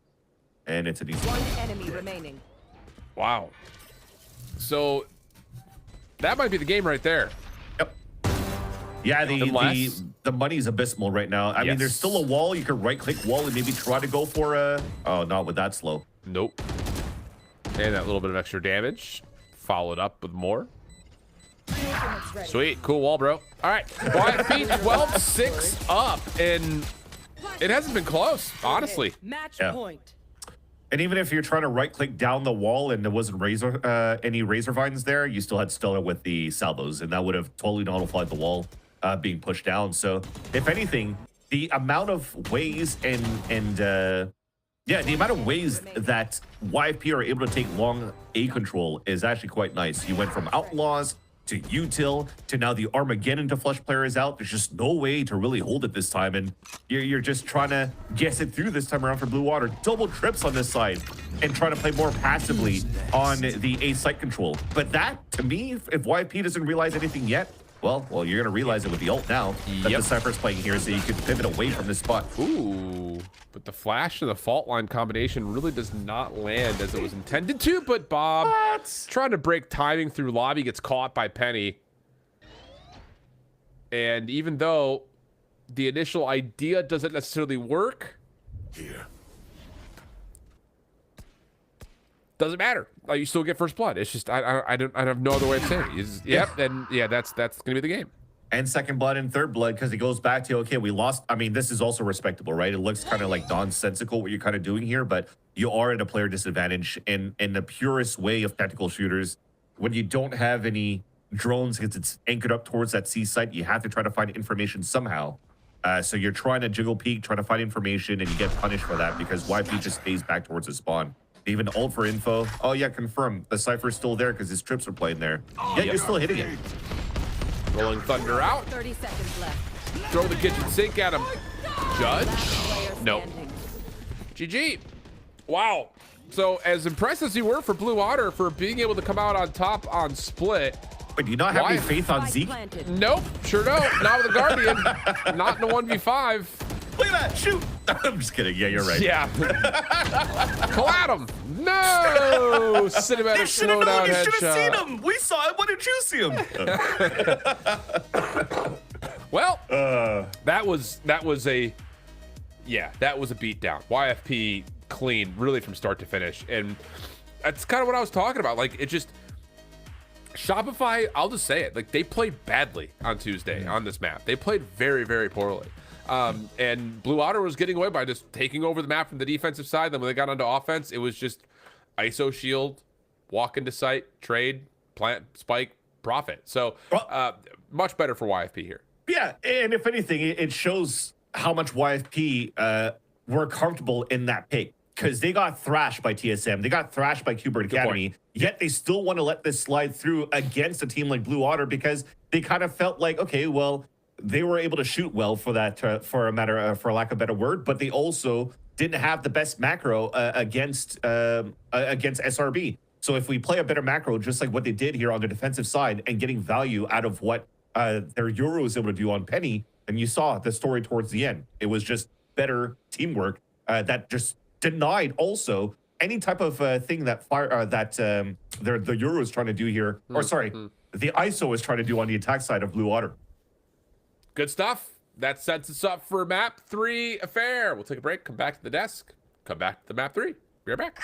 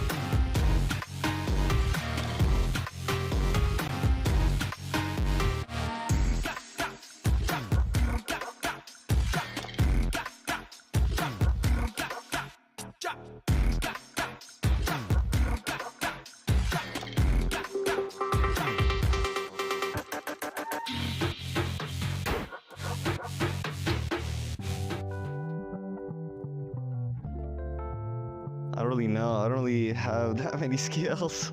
I guess I know how to dress sometimes. I'm like okay at dressing. I can dress myself. Yeah, I got the fit, you know, the fashion. You already know. You already know. I have really high emotional intelligence, so I think that definitely like helps both out of game and in game a lot. Managing like team aspects and being able to be a leader in team environments, as well as just everyday life, managing emotions and dealing with conflict really well. Yeah, I think that's a really big skill of mine that I value a lot, and it has helped me immensely in both real life and in the game. I don't even know. I mean, I've put my time into this game so much and like gaming so much, so I'm a very positive guy, a positive beacon, I guess, but that's it. I don't think I have any other skills really. I'm pretty funny. That's enough. My biggest skill outside the game is probably just work ethic. Like everything that like I've done when it comes to like school or when it comes to like working or whatever, I have a very like streamlined mindset where it's not like what is the product of it, but the process, really trying to like find joy and appreciate like the work that's like put in. I always try to have a mindset that's like continually looking towards like improving or getting better at whatever I feel like I'm lacking in. I don't know. I feel like my major in marketing, like I've always been like a very talkative guy. So I'd say like going towards like business and marketing, I would say that's one of my biggest skills. Just, you know, being a very talkative and someone that can, you know, just get along with a lot of people.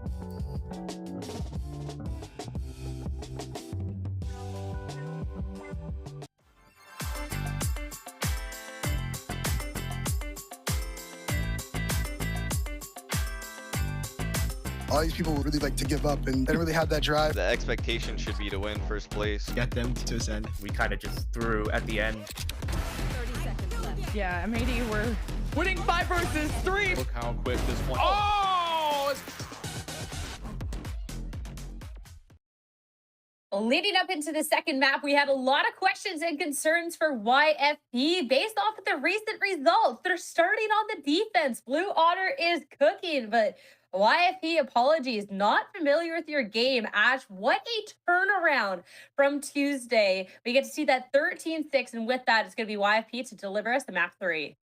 Yeah, it was kind of scary. I think nervous seeing that they were choosing to start on defense once again. Every single time that we've seen them on Haven, they've started out on defense. And in those matches up against Cuber and TSM, they had a 25% win rate on that half. Oof. But it seems like they were able to actually look to fix those mistakes that they were making. I think that, I don't know if there was maybe like VOD reviews looking at how Blue Otter was approaching that matchup up against SRB just the other day, but we're aware of the fact that they were going to look for like some of those contact plays, and YFP did well in playing that push and pull. You saw Penny taking those opportunities to get a little bit more aggressive on those flanks coming in as well. And then you swap into the other side, and felt like there were a lot of times where B-Dog was a thorn in the side, the unexpected like reflank coming in, and a lot of those like post-plant moments and conditioning that where you would see Blue Water were constantly looking behind them, and they were only able to net that singular round into that second half.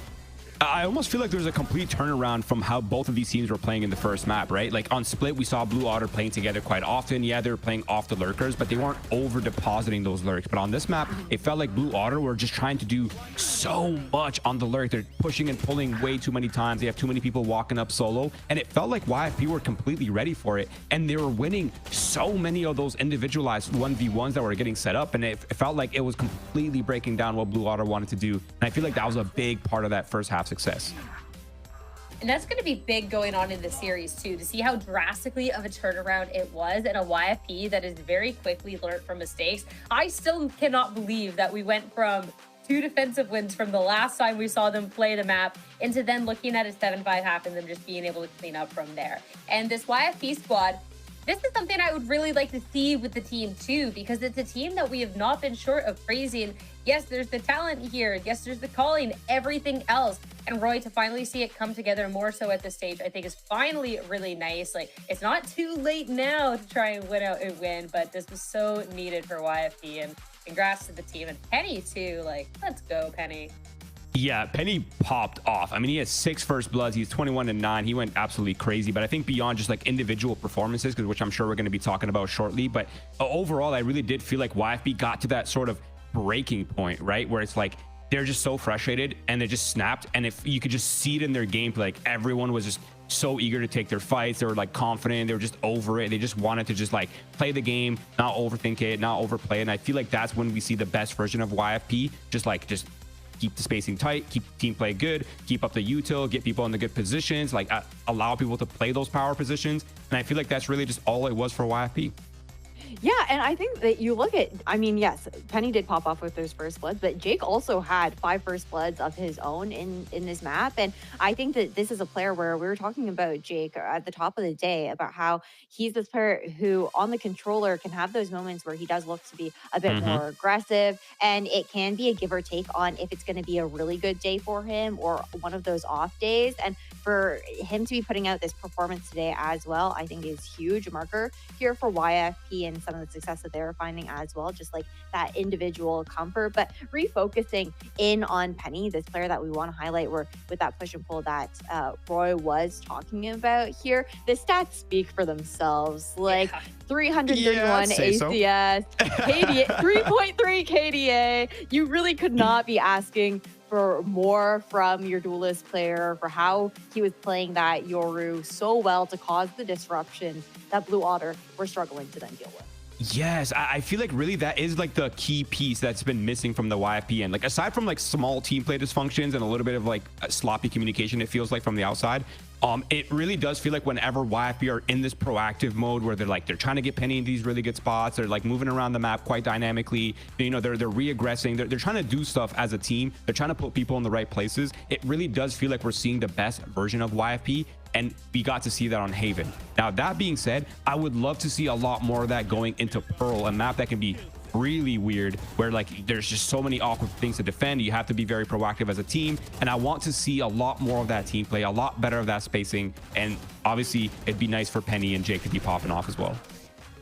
That's why Penny's arms are so big, from helping carry the team in some of these moments. That's what I believe on this. But I think that it fares so well for the team that this is what we're going to see on Haven. We're going to see a Penny that is just popping off. We see a Jake that's really strong. And looking at this third map in the series, it gets really interesting for both of these teams, because when we look at the compositions that both of these teams have gone for in the past, I mean, even just within this series, it has been this Blue Otter squad that's kind of more leaned into the double duelist, etc. But Ash, this is where something for this final map of the series, we've typically seen actually a little bit more of a switch, and that's what YFP prefers to go towards, with B-Dog picking up the Jet.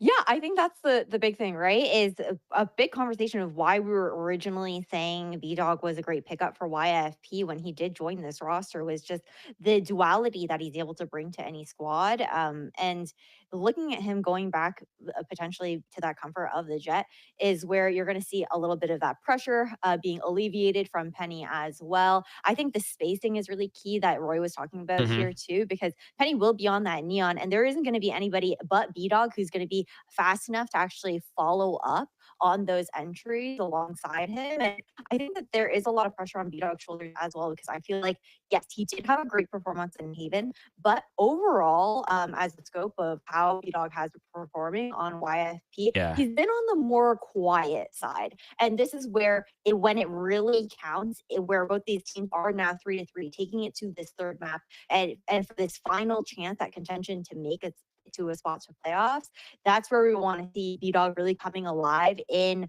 a role that he's been comfortable with since day one. Like, this is the original agent that B-Dog is known for, right? I really want to see him shine.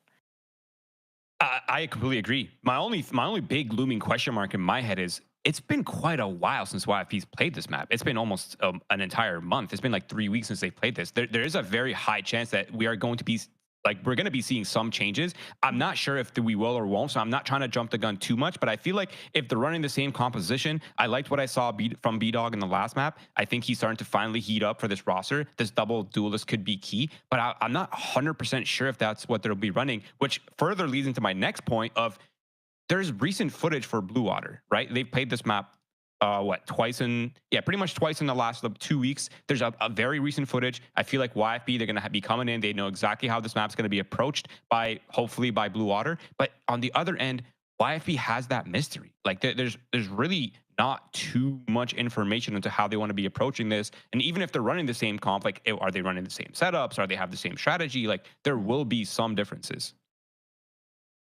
Intrigued with Blue Otter, because to kind of flip the script of one of the conversation topics we had for Haven was YFP had played it recently and they had lost, right? For Blue Otter, yes, there's tape on the map. They played it recently and it was a loss. But if I'm going to compare and contrast with the YFP and that learning and everything else, I'm intrigued with what they're going to be able to bring out here, even if they are running the same composition. If it's just going to be a little bit of difference in that play style, especially too, I feel like Blue Otter, when they're a little bit more comfortable, it can definitely really fry. So I think overall that this is going to be a really good series that we have to wait just a little bit longer for everybody. We are currently waiting the classic, the other classic challengers thing. We need Roy, what was the tagline you said? You never know what to expect in VCL. You never know what to expect. TM. That's tagline number 1. The second tagline, player disconnected. So we are going to BRB. On the other end, it's going to be Blue Otter and YFP. Stay tuned.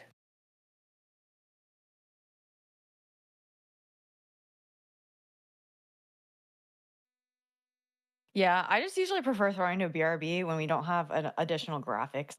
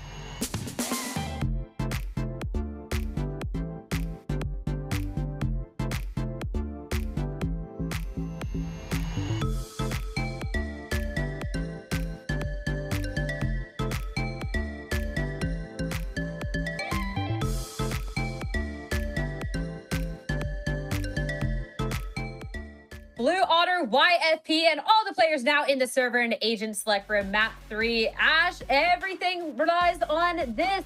And coming out from YFP, we do in fact see that double duelist again.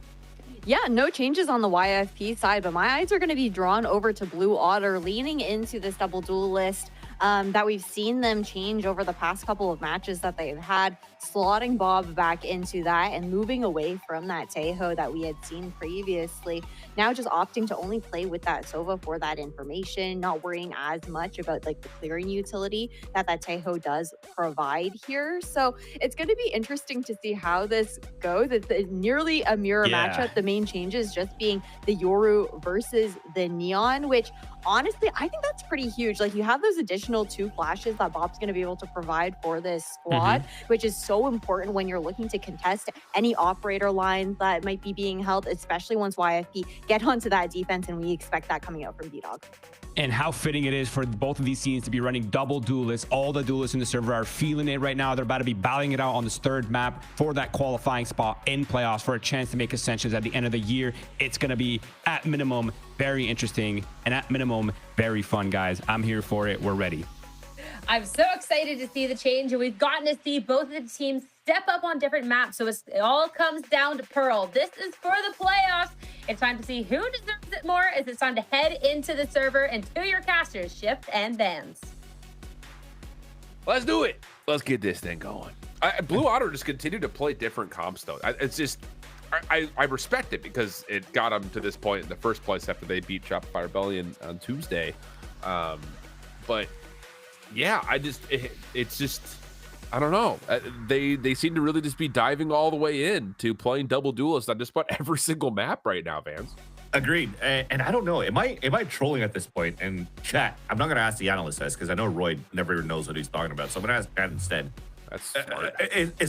Is there a reason why we have Bob currently playing a lot of duelists so far? Is just because the Taeho nerfs kind of came in and you're just trying to steer away from that? Because she's been playing that nonstop.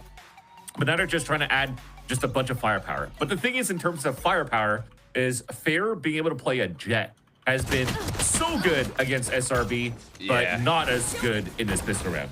Well, the opening 1v1s happen. I think for Fair, though, it's just like you just got to be better in opening duels. I mean, especially after the last map. So we'll see if that will continue to be a bit of an issue, or will it be solid and decent like it was just about 48 hours or so ago. So far, though, things looking good for YFP in this opening offensive pistol round. It's going to be a 4v2. Mad dash over towards B. Zeke may get an opportunity to stall this, but I think he may have been seen in towards back halls. So Bob's going to try to pull some of the focus. Does give Zeke an opportunity, but that window has now shut. And Bob from inside the Razor Vine is not going to be able to do too much, you would think, against this 1v2 post plant. Although, this is not a post plant that's set up for pillars necessarily. There's a toggle. Bob, chance at it. Finds the first and almost gets Penny on the top of that, but a little bit of a jump slide works out Penny for 4 in the round. Yeah, that would have been a 3 versus 4 converted on the side of Blue Otter with just some good shooting coming towards the end there for YFP. You kind of just wish that Zeke finding that opportunity. Yes, still got 1, but it had 2 of them not looking at him. And if anything, not getting killed, maybe getting some damage would have given a chance here for Bob to maybe clutch that 1v2. But if anything, nothing but aggression happening. A pistol round that was a brawl for mid control, won by YFP in the very beginning, which forced Blue Water's hand to just peek 1 by 1 again and try to find the info. But they do have firepower to be able to clutch if they want to. Now this time around, though, it's a wall bang. It's quite interesting that it's your Astra that's pushing all the way up here instead of Yoru being the first on point to be able to TP out to safety. Just looking for something cheeky. There's just a bit of a purchase here, though, for Blue Otter. Trying to fight against this. Outlaw shot for B-Dog will go wide. But I would say get used to Penny doing stuff like this. I mean, that's just Penny, again, being Penny on Neon. So kind of the same way that we started off Split, we're kind of seeing the same thing here on Pearl. That's a little bit too easy for B-Dog again. Just a wide timing peak from Bob that gets punished. Yikes. I mean, it's just, when you see the Neon darting across like that, becomes super difficult. The lurk does get shut down, but Fireball's gonna be still by themselves for a while here at Flowers. And I just love seeing B-Dog back on the jet as well.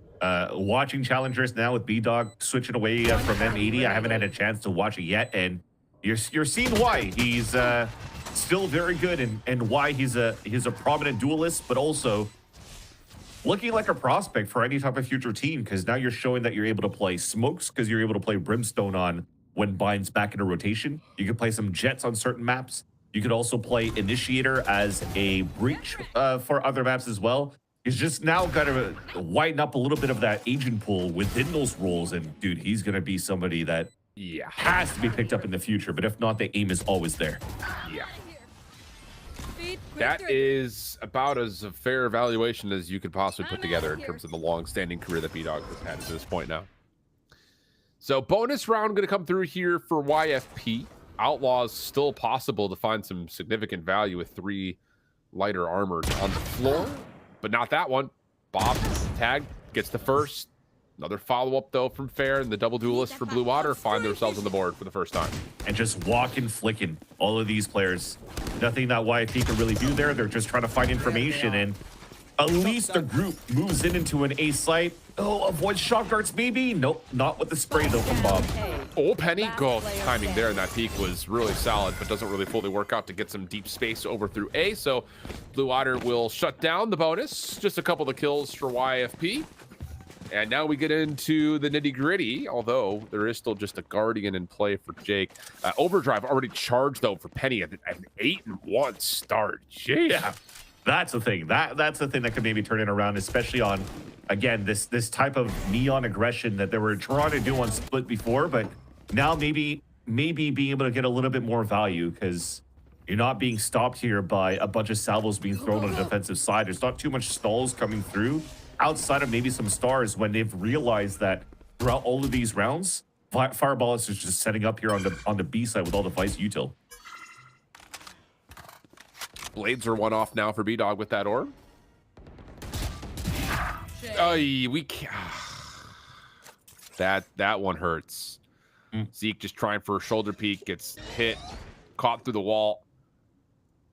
And now the defense is, I would say, really stretched in terms of what you can do with this Astra position, because you have to keep those stars here for the Astra to stay safe. So it's really kind of playing a little bit of an island. Fair going to get proactive, though, playing down through mid. This could work out nice. Look at that ping. They already ping knowing where the wall is going to be on the defensive side. So usually, like the default Vice wall, you set it like at a slant between the billboard and the wall. But this time they just know where the wall's exactly going to be here. They just have the read. So you bait that early and already activates some very early Razor Vines, because shock darts came through, and this should be an open site now. Yeah, now the overdrive can be used to clear off backside halls. But Fireball stands tall for one. Tickling at range is Penny, but Fair stuck in the corner while the spike gets planted. Bob is trying to make the way over. A kill from Bob means a dimensional drift. Do you pop that? Do you try to get Zoe involved? By getting a read on where this 2v2 is? You sure do. No flash, though. Yeah, true. So what real value can you get? Just trying to spam through the smoke. Info. That's how they're playing it. Yep. Just info and pings, but Jake, long angle through pillar, works out. Now it's just down to Bob. From inside this Nebula front side tower. Split is this post plant 1v2. There's the barrel scene. Easy headshot for Jake. YFP. First gun round goes their way. I respect the attempt. I think Zolstol 2 in a 2v2 was playing a Vandal, so you can't really get the true spray through the smoke from where Bob would be playing, because tracers would be answered back from the other 2 players on the side of YFP on the post plant. But good also on YFP to understand like the win con in that 2v2, so you avoid areas where you could actually get sprayed from the smoke. Rotate all the way from the back there from Penny, just playing in the back of the site, forcing 2 individual 1 versus 2s. Very nicely done towards the end here for YFP, and this is a whole different YFP from map number 1. The macro's been very good for the last 2 maps. Very true. Now we got aggression with knives behind it. Fireball with the Sheriff does make this a no-fly zone, but the damage has already been done. And I'm so glad that you brought up that point in this after round 4, because you're absolutely right. Like YFP just look heads and tails so much better than they did in map 1. Yeah. Blue Otter just trying to add more numbers in in these fights. And thankfully, though, this time around, the people that are dying are, you know, Bob. When Bob has been playing the A side at the very beginning on the leans, but they still lose Zostal or Zeke as the first players dying on the A side. It's not really the way to go here on how you want to play the find the information and fall back type of style here for Blue Water's defense. So they're going to have to fix that a little bit going into their next gun round if they want to really try to get better command of their defensive side and really being able to funnel YFP in a good spot, because they're still doing a good job funneling them towards the B site, but you're playing retakes at a player disadvantage because you've already lost so much on the A side in the very beginning. Yeah, I like that call too. Just again, like this isn't really going, you know, in terms of, again, the game plan for Blue Water, you're not getting beat off the 5v5. You're getting beat because you're playing 4v5 before an execute can happen. So there is a level of, you know, you don't want to just like hold back and receive hits without any information. Like, you do need to gather intel. And that's a little bit where, again, like, you put a lot of pressure on Zeke. Like, what do you do in terms of timing for things like owl drones, things like recon darts? You know, you need to find value with that, because you don't have things like a fade sometimes, for instance, we see in this map, to kind of help scout out information late. And yeah, you're absolutely right. It really has been just because these shoulder checks have been punished. It makes life difficult for Blue Water's defense. We just use an op to break the razor vines. I was going to say, you're saving money for the op. You have an element of surprise, and we just use it to break the razor vines.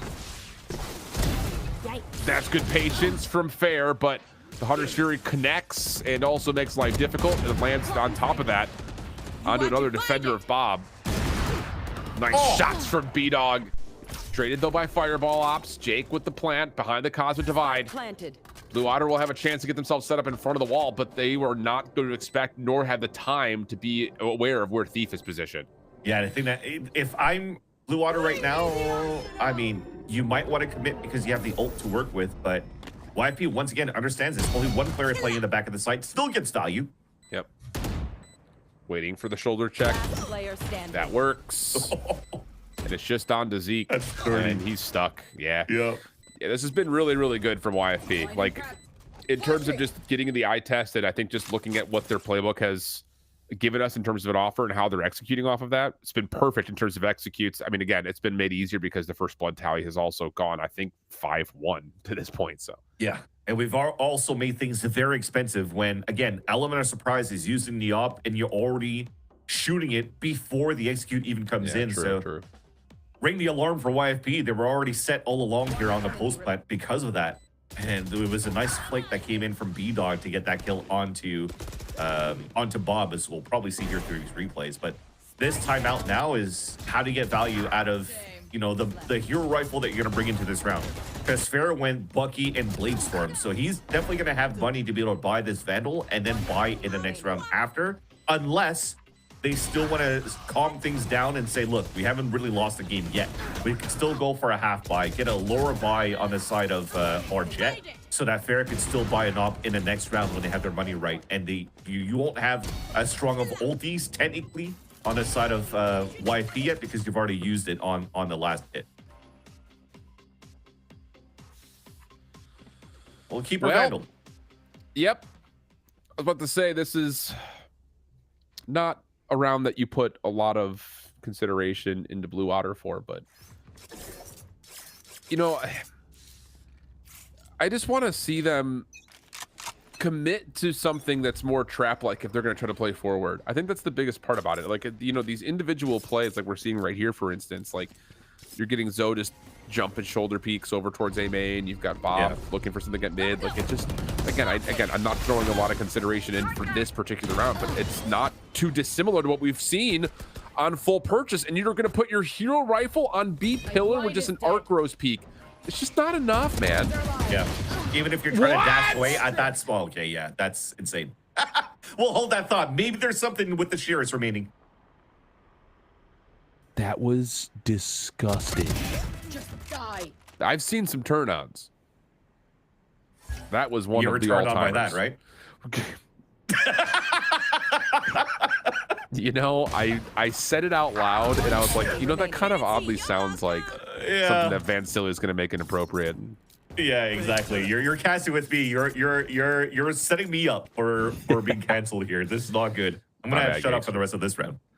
Actually, you know what? I should talk because Yes, because Bob's this saving our round's over. weapons, Yeah, so we have this time round's to talk about it, right? So yeah, it's very difficult, at least for your single jet on a Euro rifle to be solo playing on that long B side. I'm concurring to what you're saying previously here, Shift, because you dash away, you're still out in the open. You can't really fully escape unless you're using, of course, cloud bursts or whatnot. But I would have liked to see maybe Bob moving forward with a rifle so that Fair can move up. Double duelist, go for that, quick bait and switch, escape. Try to go for those fights, which Blue Water haven't been doing so far throughout this whole half. They've always separated their jet and their Yoru at the very beginning of these rounds. That's crazy. Didn't even have enough mouse pad and still was able to flick across and still get the reset to get the kill on B-Dog. That was insane. Gross. That's gross. Yeah. But exactly. I want to see you're playing double duelist, use your double duelist on defense. Correct. You look at this round, they're still spreading them across because respectable, they have the op, but nonetheless, you're not going to be able to move as aggressively on the top of the A ramp with the op, so you're just playing tight angle to try to hold it. Now you're going to get a walk down at B long with really no recon dart or anything thrown, but that's just, again, it's just taking too long. Like, this is taking so long to develop on this B play. So that means that the offense can start to move in towards A. That felt a little bit too free for Zoe, immediately punished, 4v4. You are divided. Cosmic Divide will keep the defense out of the sight. Most importantly, Bob. Hunter's Fury to stop the plant, though, but I love that from Jake. Gets the first. Plant can come back in now for Stellar a little bit deeper. That will allow a play for the post plant over towards A main, and that's a really good flash. Steel Guard now. That's from the offense. That's a team flash. It was a team flash. It was the arc res, wasn't it? Actually, I don't know. It was a little bit of both. You have Bob that tried to flash through, and then you had the arc rose. So it was really hard there for Fair to get value coming out of the Cosmic Divide to try to surprise a kill. No, Zeke, this is tough. Gets one, not bad. Gives Bob a chance at this. Gonna try to isolate onto Stellar. Not gonna be isolated. YFP 7-1 up, and another save on the way for Blue Otter. Yikes. Not a good start.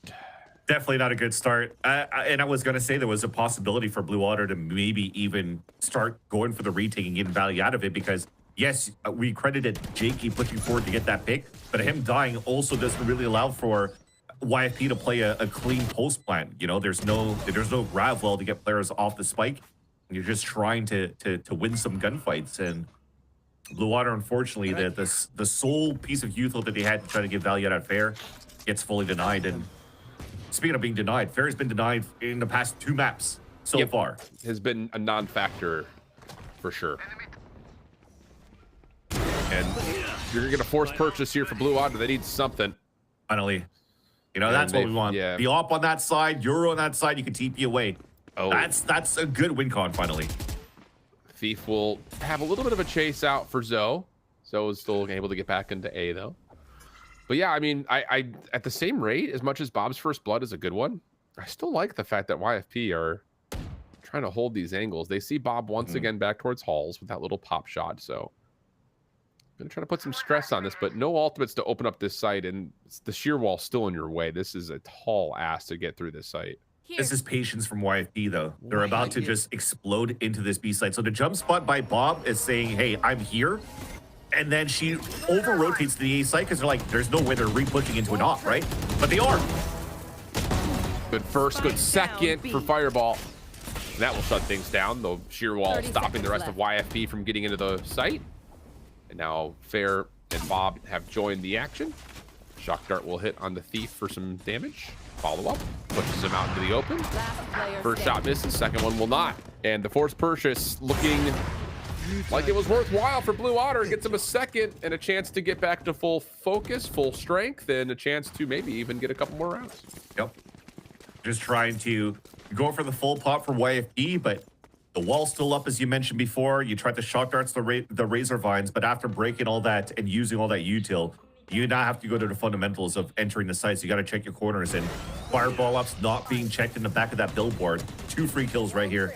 There's no recon dart that pings him out either. Even the Razor Vines weren't fully broken, so it really stopped the push coming through and didn't give a chance here for B-Dog to trade back from the back of the holes. Little quick aggression here from Penny, followed up with B-Dog, and he got the double duelists. Yeah, really good relay bolts. Zoe just trying to throw up a gravity vortex and do something. Bob will catch a free angle though, and B-Dog for at least get one back. I'll drone out, will give the angle away. And ooh, fair. Big killing logs? Should be. Penny sprints back. Out of there. And, well, ooh, that was one of those careful moments. Everyone kind of stacks on top of themselves. Fair gets 2 to make this maybe more doable for Fireball, who, if they can find 1, will then have a steel garden. And decide not to commit into the plant, so now Fireball Ups has, you know, an opportunity to maybe catch some players off guard, because he's still got the wall, he's still got arc rows. So even if this plant comes in towards that B site, he might still be able to play with good information if players are not moving back towards long.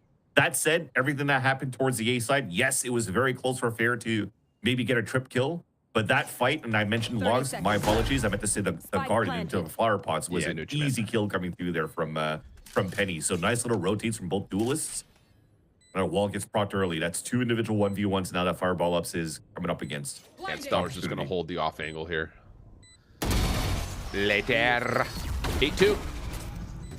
And I wasn't going to say it until right then. Those little shorty shots to the body. You got to remember who shot bodies first in map 1.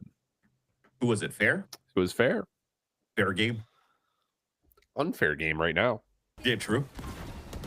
Especially in these results and the tempo that was added by both duelists. And you know what? As much as I was commending both duelists should be sticking together for the defensive side and get some good value and good map control in the very beginning. YFP just did that in that previous round, and you see the results out of that. You can't escape out of, you know, the pressure that was being held on that side, because YFP decides to go quick in these moments. Why? Because once they realize that Bob is playing towards the A side with the op before, and they've never really seen Fair in A main control, well, it's easy for them to just now go for the full hit towards A site. Gravity Vortex going to be called up early. Knives. Ooh, shut down. Zoe has been good at making sure B-Dog can't get through. Razor Vines are also making a mess of this, and Stellar connects once on towards the Hunter's Fury. Penny trying to get deep in towards site. They know that Zoe's still on site somewhere, and that'll work. Pistols come through, though, as the Steel Garden is perfectly timed for this retake attempt for Blue Otter. No chance for YFP to commit for any sort of a plant, and there's no way the shorty chews through all of that. So 8-3, Blue Otter. Another critical round there with 1 more to go. And a critical play by Zolstol to be able to swat B-Dog out of the air when you think he was going to be an updraft dash, but you know that you're playing behind potentially, you know, Razor Vines, Gravity Wells or whatnot. You're just trying to free float up in the air and hoping to get a pick. And with Zolstol getting that kill and then being able to activate his smoke Grav Well behind Razor Vines was just enough delay here to allow Fireball Ups to come through and get value out of his I was gonna say Savage Garden, his Steel Garden, and allow Blue Otter to get the round. So at least they're salvaging something here, Shift. Maybe 1 more round here could give them a chance here on the attack side. Dock dart out. Timing from Penny. Difficult to deal with the reveal though. That comes through to at least allow this to go 2 for 2. Thief outside the nebula, no, but trades again continue to stay even. Enough space gained, though, for YFP in this approach to not just get a plant, but they try to get Jake a little bit further forward. That's not going to work out, and it will be Blue Otter with the easy final 2 eliminations, with YFP getting a little bit greedy, and an 8-4 half makes this more manageable here for Blue Otter. Greediness is definitely there. The fast tempo into the A site. You think you have a timing here to push towards the flower pots where, you know, YFP has gotten some decent value out of it in previous rounds, but unfortunately, both of them got caught off guard, and that's Blue Otter salvaging 2 rounds at least in the last 2, making and keeping this game close. As I mentioned before, as much as it was looking very one-sided for YFP in the first place, now they have a chance to use their own double duelist on their side. Although, once again, split on different directions in this pistol round. I think you're just trying to play for info here. If you're looking at the position from Zeke, you're trying to dart towards street or towards the pillar, just so that Fair can maybe try to get some sort of sheriff battle in the long range against anybody playing towards that spot.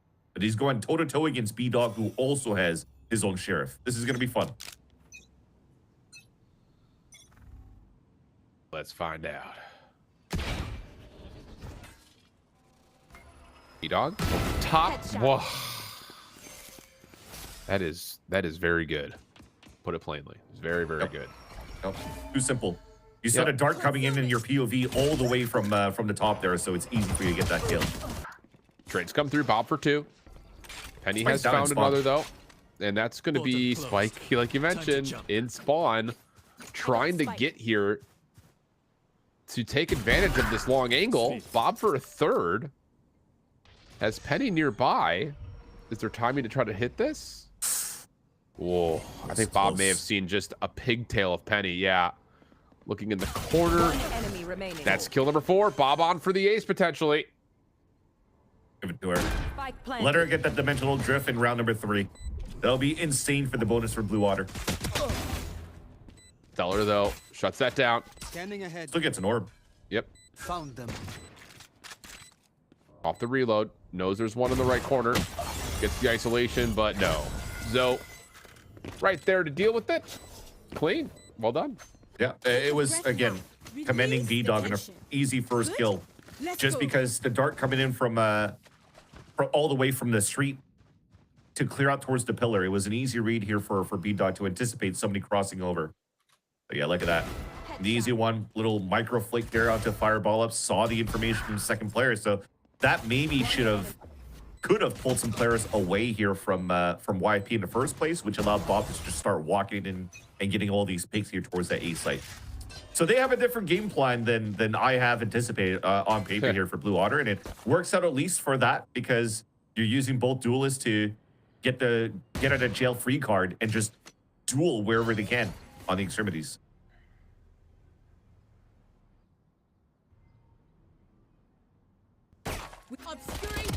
Shots. Ooh. That's one that Bob's going to want back. I was going to say it's an isolated pick. But with that shutdown for Blue Otter's attempt towards A, they're going to have to now really just resound on, yep, fair clearing as much as they can with this scope. But that'd be a little pause things thrown, and the defense is going to get a read on it. Yeah. It was a good flash for fireballs, but also funnels YFP into the perfect stack in B. There's the recon coming through.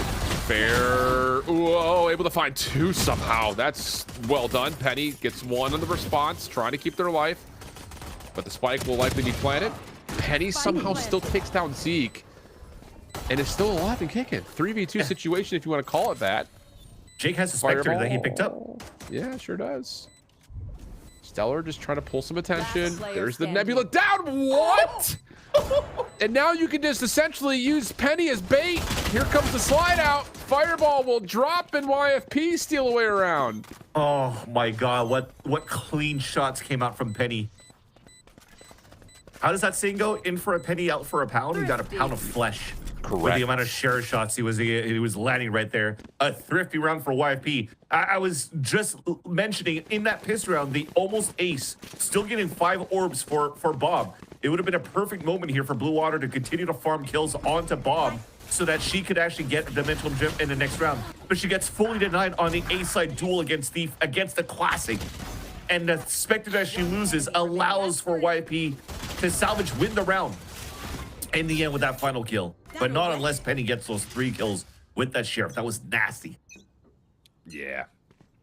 That changes things dramatically because Blue Otter starting to cook up a little bit, especially with how that round was starting to develop, but now cool down. Yep. Penny just a little different. B-Dog? Oh, I see your ponytail. Oh, haircuts! Ah! B-Dog connects onto both outlaw shots.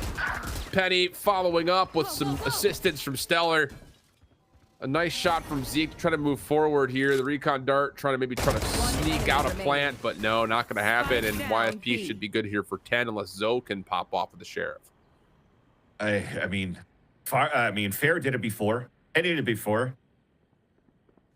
Giving a lot of 1v1s here.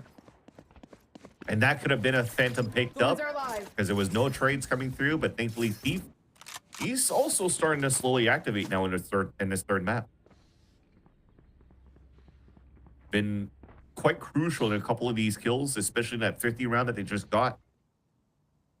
You don't want a player like Thief, to start activating on the defensive side as Pearl because it will make your map control a lot more difficult for the side of Blue Otter here on the attack.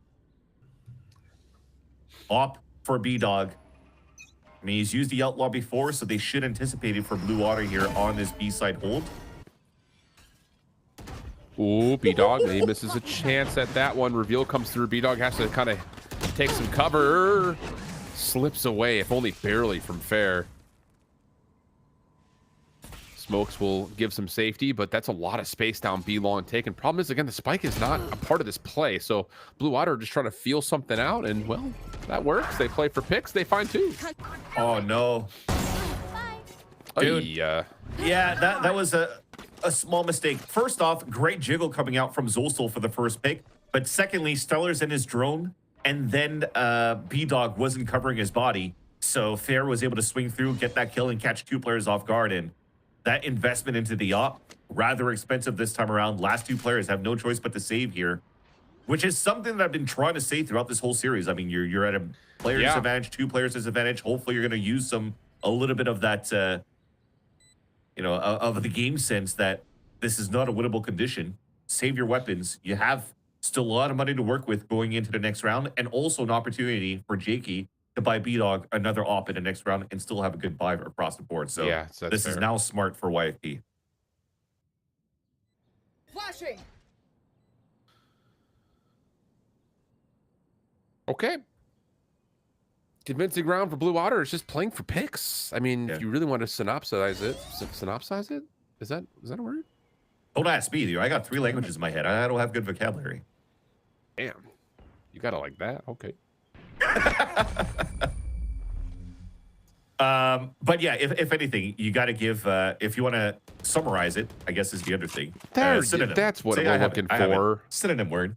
But if anything, it's also unfair. I like the pattern that he utilized. So they recalled Smoke, and he just runs down a straight line, hugging the wall along B, instead of going across, where 95% of players actually do in the array games.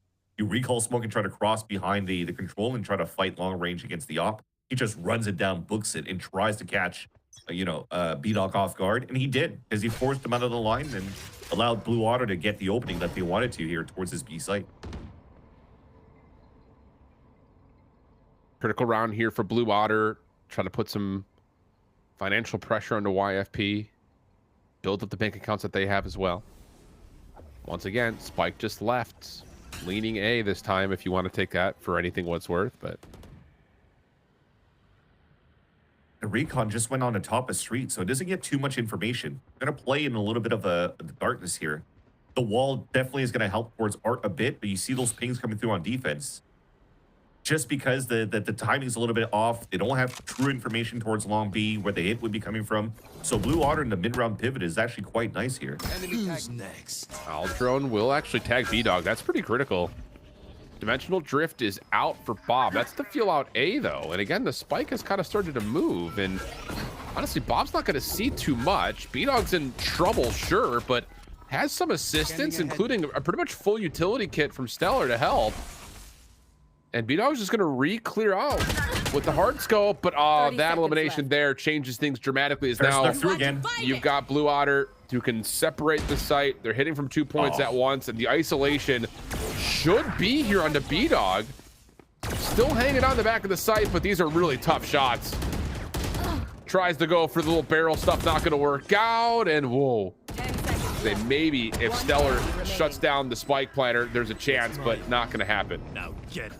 That's twice now that Fair is able to be able to sneak through here at a good spot. Even though his position was given away because he just saw Stellar before the wall came up, he was still able to updraft, drop down, get the kill, win the fight against B-Dog. And that's something that Fair was able to do quite well against Shopfire Rebellion 2 days ago on Ascent. Like the timings that he was getting, just knife out, pushing down mid confidently, trying to find openings, getting inserted himself before anybody could even activate on the defense, was a huge win condition for Blue Otter on the third map of Ascent. And he's starting to do that on Pearl. Knives out here for Fair. Outlaw to work with if those don't work out. Operator for Bob still in play. May get a chance. Contact play, though. B-Dog in the little scope v scope battle. Finds first blood. Thief in a little bit of trouble, trying to dance with the Hunter's Fury, gets out of there. That's pretty critical. And again, this is an entry that is really just Fair by himself, but Thief stays a little bit too long. Fair finds the connection, and now the spike can make its way on. He got another timing moving through and then catches one off guard towards the street. It's just cerebral the way that he's moving around the maps. What is this post plant, man? We're planning out kind of around default. Stellar, Hunter's Fury delays the plant. Scaling forward is Fair. Still has knives available, but the defense is going to contest this plant spot. Penny finds another. And look at the Stellar's watching this like a hawk later. And now it's just down to Fireball and Zeke, who still have not been able to plant yet. Now it's down. Zeke gets the first two. Shock dart lands onto Fireball. Zeke, do you have more? Sure does. Looking for all four. Stellar up top has been seen. Recon darts being exchanged. There they are. Reveal onto one, but where's the other? Last player standing. There's the first shutdown, and well, Fireball shot. Stellar knows that there's somewhere underneath tower. There's the jump down! What a shot from Stellar! 1v2 for the Red Bull clutch, and 11 rounds now for YFP. Running back out to dance around, trying to find the up. He's definitely going to pick it up after the defuse here. So what a round there. A clutch out from Stellar when it felt like Zeke was going to pop off and just close around. And then you start seeing a comeback of Blue Water. But Fair, again, the entries that he's getting is huge. And I feel like after this, even though YFP has won this round from a clutch from Stellar, they need to change their setups a little bit more here on the B side. So far, B-Dog's been doing an excellent job anchoring one side by himself, which was on the A side. This time around, you're using a wall. It's back towards the B side just to make sure that Fair cannot do any shenanigans of walking through the B side again like that. Here we go. Hard hit here for Blue Otter. Trying to play right up close and personal. Penny just going to get to work trying to spam this out with the overdrive. Hit is still on, though, and Fair finds one through the smoke. And Penny can do a lot of damage with the overdrive and is absolutely doing just that. Fast lane back up. Zeke denies. Aldrin will scout that, yep, there is still some play at main, but defense will hold the numbers here. 3v2. B-Dog on the corner, looking for one, but shoots in between the feet. Little 5-hole action. Zeke still gets shut down. Zostal can't track it, and YFP are on series point. That's crazy. Even if YFP goes for the clutch in that previous round from Stellar, they had the worst buy ever. So not only did it put a wall to prevent Fair from sneaking through towards the B site like he did, they actually went for a full stack towards the A site, knowing that the buy was low. And they were just gambling on that spot, that the hit was going to be a full 5-man hit on the A site. Look at that recon dart. How good that was from Stellar to allow Penny to get those 2 kills, 3 into the round, and then win a 2v1 in the end because of a classic shot, long range from Thief. That's sick. Taking that back. I mean, GG right here. I mean, there's still some hope right now because Blue Water has money to invest. The 4 Spire that they have in this round, 2 of them all the way down to 0, but it's an Op and Vandal, and Zolstol gets a free kill.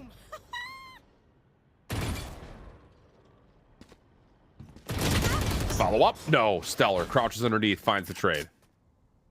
They have map control with that. Yes, they do. With that trade, there's still an Op in middle, and that's fully covered this time by B-Dogs. Now you can start working extremities. Strong holding towards the A side because Thief still has his util towards B. Exactly correct. So the lean is on. Going to be some still significant pressure onto Jake. Has to just do what they can to either get one or, more importantly, stay alive. And he's going to step up, play a crossfire setup with Stellar. And this is going to be as soon as the smoke is down, counter will be placed. And this is taking so much time away from Blue Otter. Steel Garden will come through. Jake gets away far enough, though, from it. Can step back up into sight. That is so big. Plus, you've got B-Dog up the op and knives. And you thought maybe there's a chance here for the side of Blue Otter with the first blood, but now it's just down to Zeke, Shock Dart, a little bit of damage, and it will be Jake to finish it off. 13-7, YFP punched the ticket. What a read coming out too for YFP. Welcome to the playoffs for sure. It was labored rather throughout the whole split, but they get it done in a dominant fashion in that third map. 2 maps. I mean, that looked like it would have been a 2-0 from how YFP played on that first map.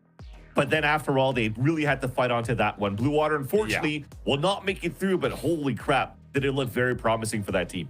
Yeah, it really did. And again, I think it's just one of those things you start to fiddle around with compositions late and it catches some team off guard. You do well, take down the defending champs, a very formidable roster, obviously. But here against another YFP team that boasts a lot of veterancy, they aren't going to be fooled. All they need is 48 hours to study up that you're going to play double duelist. They're prepared for it, and they deal with it. So Blue Otter, not quite able to get over the finish line, whereas for YFP, they do sneak their way in, and we still have one more spot available. But before we start to determine that, we got to go back to the desk after the break, get our post-game reactions, and get the full setup for our second series of the day. Be right back.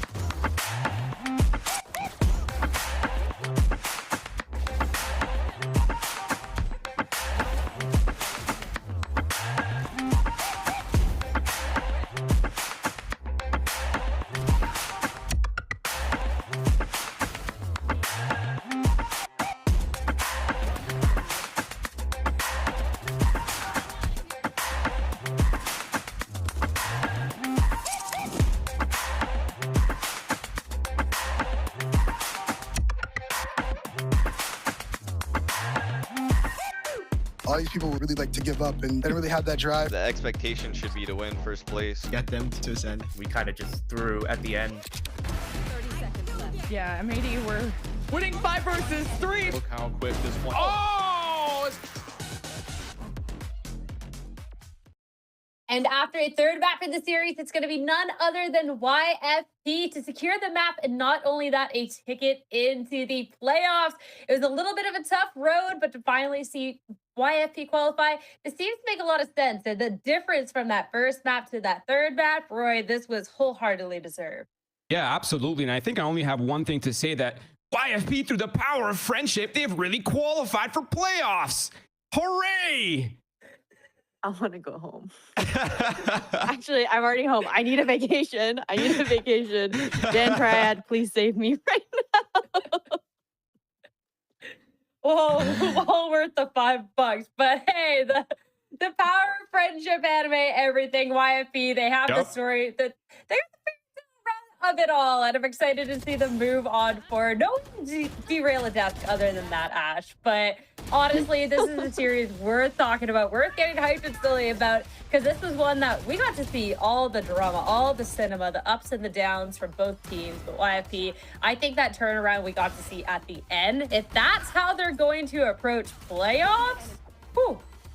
Yeah, I think that's the thing is like, this is the YFP that we've been wanting to see consistently from them, right? But now then it's going to be a question of, okay, you've solidified playoffs. We got to be able to see them repeating the results, heading up against like some of the top tier teams within Challengers and really locking things in. I think it's a really great marker that we are able to see how well this double duelist was working on Pearl. I think B-Dog, you can definitely see like the comfort in him going back into that jet and being able to really play a little bit more risky there. And then even just like calling back to Haven, a map where YFP had not looked the best historically, then having a very dominant showing up against Blue Otter is the way that they want to end off their Swiss stage.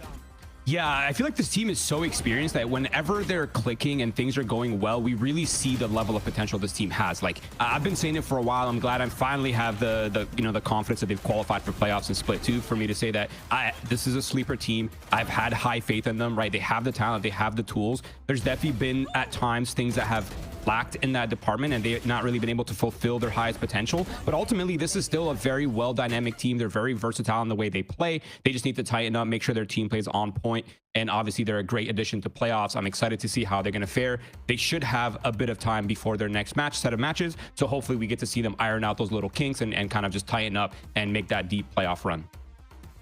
Yeah, especially with being able to see the turnaround from Haven from Tuesday to then today and how dramatically different it was even without the composition change, with how they just played it, and then seeing this Pearl really come to life as well. Like, the team just cook a little bit more and it's all going to come together. But honestly, it's not just the cooking, it's the individual pop-up performance from the players. And Ash, we really did get to see that from the side of YFP. I love the double duelist here. I loved how B-Dog and Penny were able to play together. And across the board, this just looked more comfortable.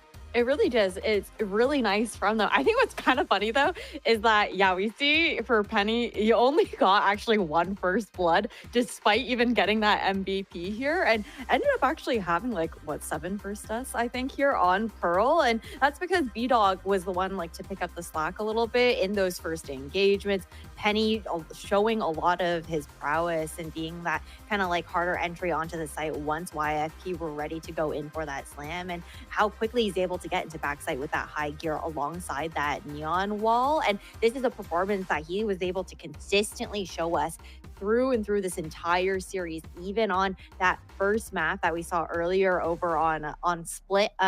It's not Ascent, guys, it is Split, that he was able to still continue to pop off for the team, even though it did end up being that loss up against Blue Otter. But he did not slow down whatsoever. There is a reason why we have some high praises here for Penny as one of the best duelists within Challengers. Yeah, and that's just the thing, right? He's like, in my opinion, like the gatekeeper of duelists. Like, if you want to be considered a good duelist in my eyes, you have to div Penny. Like, he's just a high IQ duelist. He's very flashy. He's very good he's very dynamic with the way he plays. He's a good sniper. He's a good entry. Like, he can play this game on so many different layers. And I feel like he's a really big piece for YFP, and he's definitely been their most consistent fragger. And there's a reason why we give this guy so much respect. And I'm excited to be able to see more from Penny and YFP now going into the playoffs. But that's a little bit down the line. And in the near future, we have none other than Penny on the line for a little bit more thoughts about that entire series now getting the playoff spot. Congratulations. What a run. It takes 3 maps. It takes till round 7, but you're in the playoffs. How does it feel? It feels good. I mean, I think that was the first time we've went 3 maps the whole split. I think all of our games been 2-0, so I think it was like, honestly, that Haven game was just like a really big turnaround for us in terms of like building on that. We should be looking good. We got to talk more about that Haven, because I'm not gonna lie, I was pretty worried after the first map and seeing Haven that was up next. But let's talk about that turnaround. Was it a conversation beforehand, or was it just like, wow, we might get knocked out, like we need to turn it up now? I mean, we know what our issues are, and they're not going to be solved by practice or anything like that. It's just about the confidence we play in the matches. So I think just getting a good start, some big moments like individual rounds, a lot of good team play, like uplifting the comms. Like no one felt like down themselves after the map 1 loss, and that's the only thing it's going to take for us to like start playing like how we should be. Because in practice we're honestly phenomenal. So it's just like that match confidence and getting a win like in that style too with the last 2 maps is pretty big for us. With that being such a big key for the team, then how do you then adjust throughout a series to make sure you have that? Because the first map in the series was your pick and unfortunately didn't go that great, but seeing that difference from that map 1 then into that map in 3 was like night and day. Like where do you get that confidence? I'm sure there was a bit of jitters in the first one because obviously if we lost we were going to qualify for playoffs, but we honestly played pretty well considering like our energy was pretty good. We lost like a few unfortunate rounds. They had some nice shots, and like that's all it takes in VALORANT to like lose a map. So I think we kind of just knew that it wasn't on us, and we brought the energy for that map. And if we do the same thing on map 2, and like they won't get lucky twice. So I mean, the results speak for themselves there. And I want to talk about your results throughout the series, because we've highlighted you so much on the desk and you absolutely fried. Roy said that you're also like the gatekeeper of duelists. Like if you cannot beat Benny, like you can't be here. And I want to know kind of your thoughts and takes on that, especially considering the performance today. I mean, there's a lot of like circumstances that people don't take into account when it comes to like someone's performance like individually. I think people don't really realize that there's a lot that goes into it, like how your team's playing, comms, like just a whole bunch of stuff that people don't see behind the scenes. So in terms of like people saying like, oh, this guy's better than the other, like no one really knows. And even pros that haven't played with like other pros in the team, they don't know. And I think honestly, like you said, I'm like gatekeeper, quote unquote, but I don't really see any player like better than me in Americas that can bring the comms, like the dynamic of like what I can do, every agent, op rifle. So I mean, there's like a lot that you guys don't see behind the scenes too that I also would like to say that I bring to a team. And on it, when my team clicks like this and we play good Valorant, everyone's gonna play well, right? That's just what happens. So it's like a nice feeling. And it's nice to have like a bunch of guys that I'm friends with, I think are really good at the game, and we mesh really well in the game. So it's nice to have like people like that play with me and help me out. And with everything clicking behind the scenes, and thank you for that insight as well, I just have one final question. You're now into the playoffs. It's been a weird Challenger season for all of the teams here. How are you feeling now with the playoffs ahead? I mean, like I said, I think just getting that little bit of confidence, winning in a style in which like the 2 maps we won, they were pretty clean. I mean, barring a few things that like go wrong, but that's Valorant and that stuff happens. But yeah, I mean, just that win alone, just like the confidence we need to go into the next game. And I think we're feeling pretty good. I'm definitely looking forward to it. Penny, thank you so much for the insight. Thank you for the chat, and best of luck going on in playoffs, okay? Yeah, thank you. Have a nice day. You too, you too. Great 3-game series to be starting off that day. That's what you love to see, and challenges. And one more game for the regular season. It's going to be Landor going up against TSM after a short break, so stay tuned.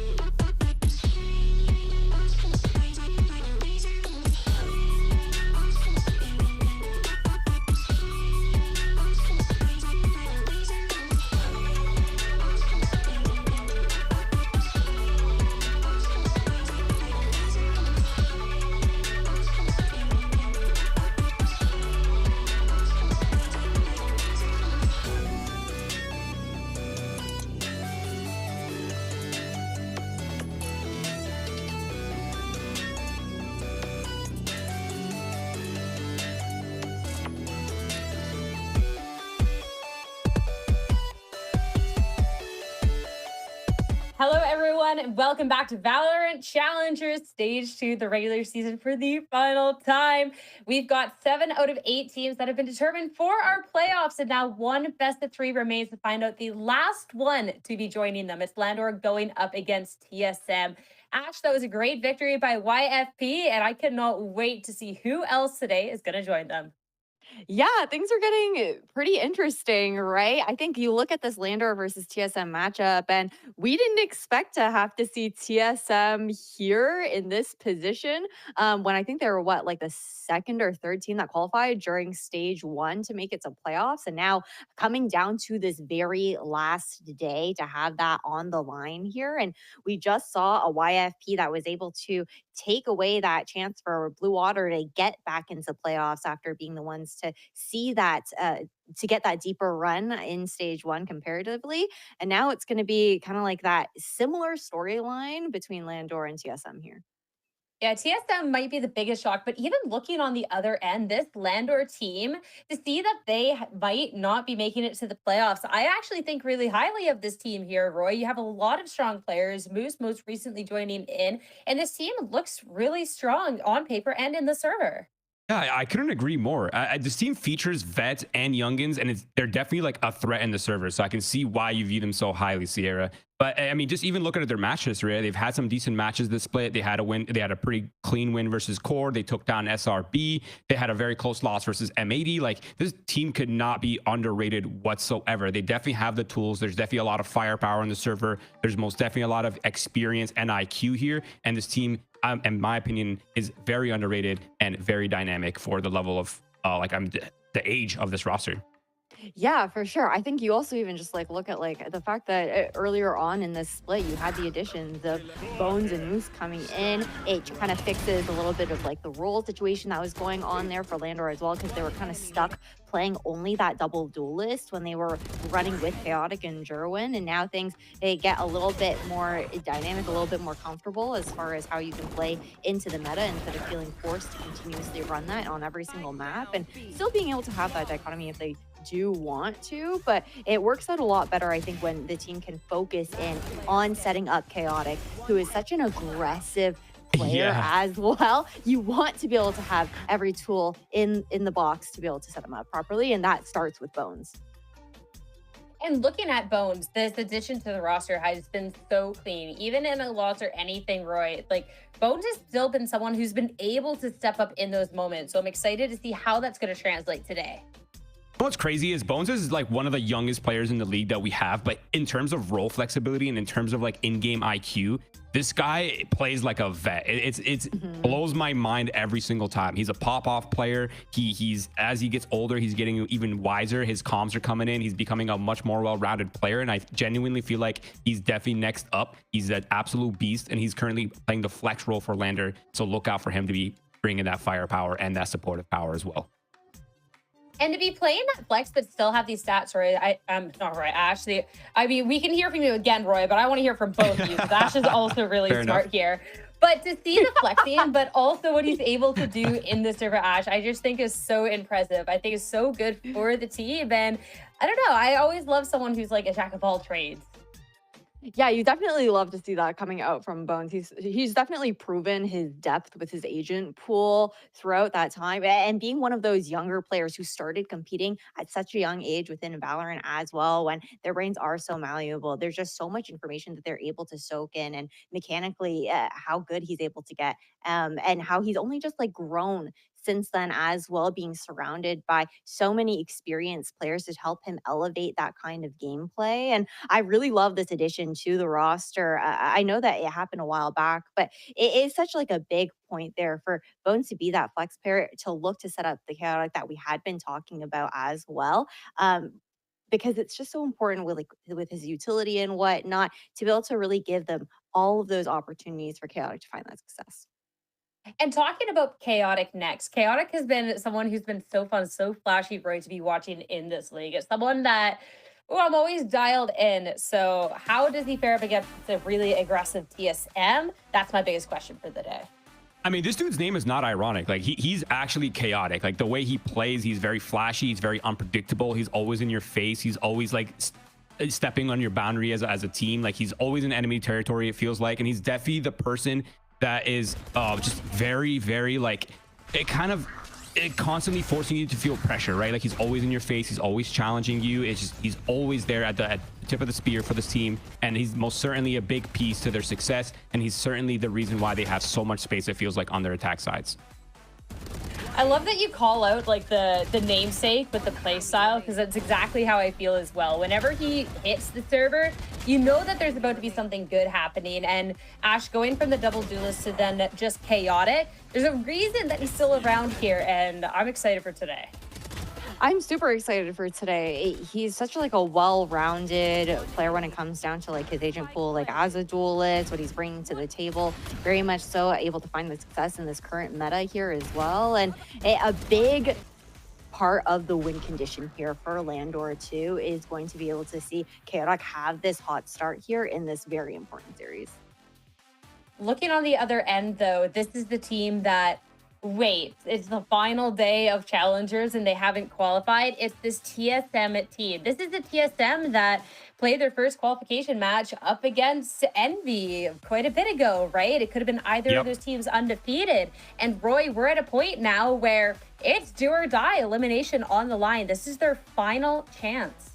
Yeah, the pressure is absolutely on right now for TSM. Like, they had, like you said, a very hot start to the split, but now it's their 4th attempt in a row to clinch that playoff spot. And genuinely, I feel like they need this playoff appearance, and they need a deep run in this playoffs to put themselves in a really good spot to challenge split 3 and to possibly have an ascension showing as well. So this team needs this win right here. They need this playoff spot. The pressure is on. Are they going to step up or are they going to crumble?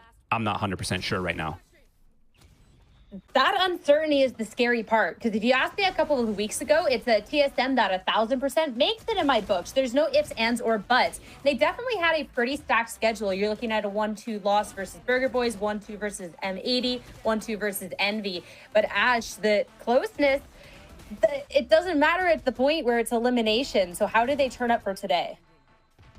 I think that's the biggest concern here, right? Is we saw a TSM that has had, honestly, some really, really great matchups. And then that match that we had just seen them play up against Burger Boys was not as comfortable as we would have wanted to see from them. Obviously, not comfortable because they lost 1-2. But I'm also talking about like how they were approaching some of those rounds. Like, honestly, TSM, it felt like they looked a little bit deflated at the end of that Ascent game up against Burger Boys. Like, the last 3 rounds of that half, it felt like they were kind of just like walking into a lot of those death traps, and I didn't feel like the TSM that we know and love. That was exactly it. It was a little bit of a weird ending, but I'm looking for the turnaround because the talent on the squad is undeniable, especially the young talent. We get Vora here to talk about first, and Vora has been such a glow up for this roster. Vora has been heavily talked about as someone that should be called up, and now Vora has a big test today, Roy, on what he can provide for the team to get them qualified. Yeah, I think the crazy part is this player is arguably the team's best player, but he's also the IGL, and he's also the initiator player, and he's also a support player, and like, he's clutching. And honestly, at this point, I'm not even sure how much longer my list goes, but he's literally doing everything you would want from a person in his role, and he's doing even more than that, to be honest. This guy's been the most consistent fragger for this roster. He's calling extremely well. It feels like from an outside perspective. I'm not sure, how it is internally, but from an outside, he's doing a great job. I just feel like this team, they have the tools, like we've been saying before. It's been the story for TSM. They have GMD, they have Vora, they have Seven, they have Sim, they have all these super talented players. And I'm looking at Vora to finally clutch up right here, get this team, get everybody on the same page, and so they can all come guns blazing in this final matchup. Oh, absolutely. I mean, I can't really say much about like their calling styles, but I want to Vora always kind of reminds me of like thinking about like a G2 Valen, right? You're looking at the fact that he's able to do everything for this team, and whether it's like freaking out, sure, they play different roles and whatnot, but there's just so many layers that he's able to add to the likes of TSM. But now it's a question of, okay, we saw Vora honestly doing the most in that Burger Boys matchup. Everybody else needs to be stepping up into the play, with TSM having their backs against the walls, and Landor being this team that has, again, that opportunity to try and do what YFP just did and shut down TSM for getting back into playoffs compared to stage 1. And someone else who, in the earlier part of that series, anyways, was really frying. Got to talk about Sim as well, because the conversation it kind of keeps shifting when we talk about Sim. It's a it's a TSM where everyone can step up and Sim doesn't have to. Into then that ice box, it was just a Sim with a casual 26 kills, Roy. So it's always curious with what we're gonna get on Sim with the day, because he's more than capable of stepping up and dropping 30.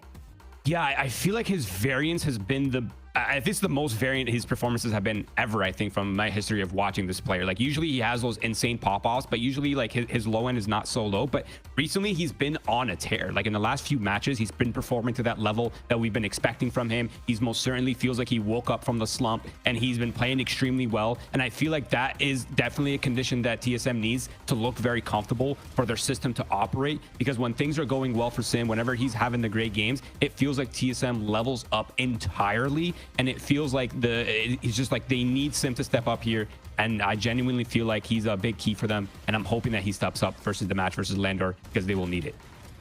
Yeah, like TSM can, in some of these matches, get away with them not dropping $1.5 million, because you get to see the step up across the board. You can see Fora clutching it out. But when you do have a really skilled team on the other end, you need Sim to be popping off. And we know the capabilities of this. It's just what we're going to get from him on the day. But I was really impressed in that earlier part of that series, going back to that Burger Boy one, with how aggressive he was on that icebox and the amount of opening kills that pushing them around was really, really nice. And it was a little chaotic, Ash, dare I say. So I'm really excited to see how these two duelists face head to head.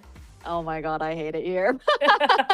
But yes, I think it's going to be really exciting to see how these two duelists go head to head, because they both have that more hyper aggressive kind of play style going for them. So it's going to get honestly pretty insane when it comes down to a lot of the duels that we're expecting to see between these two. And for Sim, the conversation is always about, okay, he's such a great opener when it comes to opening up these opportunities to make plays here for TSM, is able to also be very adaptive when it comes down to the tempo that TSM are approaching these rounds. And meanwhile, for Chaotic, I feel like it's a little bit different, because Chaotic, it always feels like it's go, go, go. Not that he's not capable of like taking a beat and taking a breather as well, but has more of that kind of just like in your face energy. Yeah, which is what my favorite thing about watching Chaotic, but Sim has just been a highlight for as long as we've seen TSM and Challengers. So again, the fact that we have to say goodbye to one of them after this series is really tough. But let's start talking about the series at hand and the map picks and bans. My biggest question, first off, is how it's going to fare for each of the duelists, considering that's the head-to-head I'm excited about. But it's also how we are looking overall in general. And Ash, how are we feeling about this map pool and starting it off on Split? Ooh, okay. So when we're looking at Split here, I think you consider the fact that with this being the pick coming out from Landor, this is a map that they have had some decent results on. Every single matchup has been very close for them too, though. Like that loss versus YFP was an 11-13. Even taking a team like M80 the distance to an 11-13 as well. It shows like really good promise, I think, for Landor. They know how they want to approach this map, and with those long losses too, there's just so much that you can go back and learn from as well. But this is also a very comfortable map here for TSM. They both have very different approaches to it as well, comparing kind of like the Raze versus the Yoru, and even looking towards, I think it's the double controller on the side of Landor versus the Vice that we expect to see out of TSM.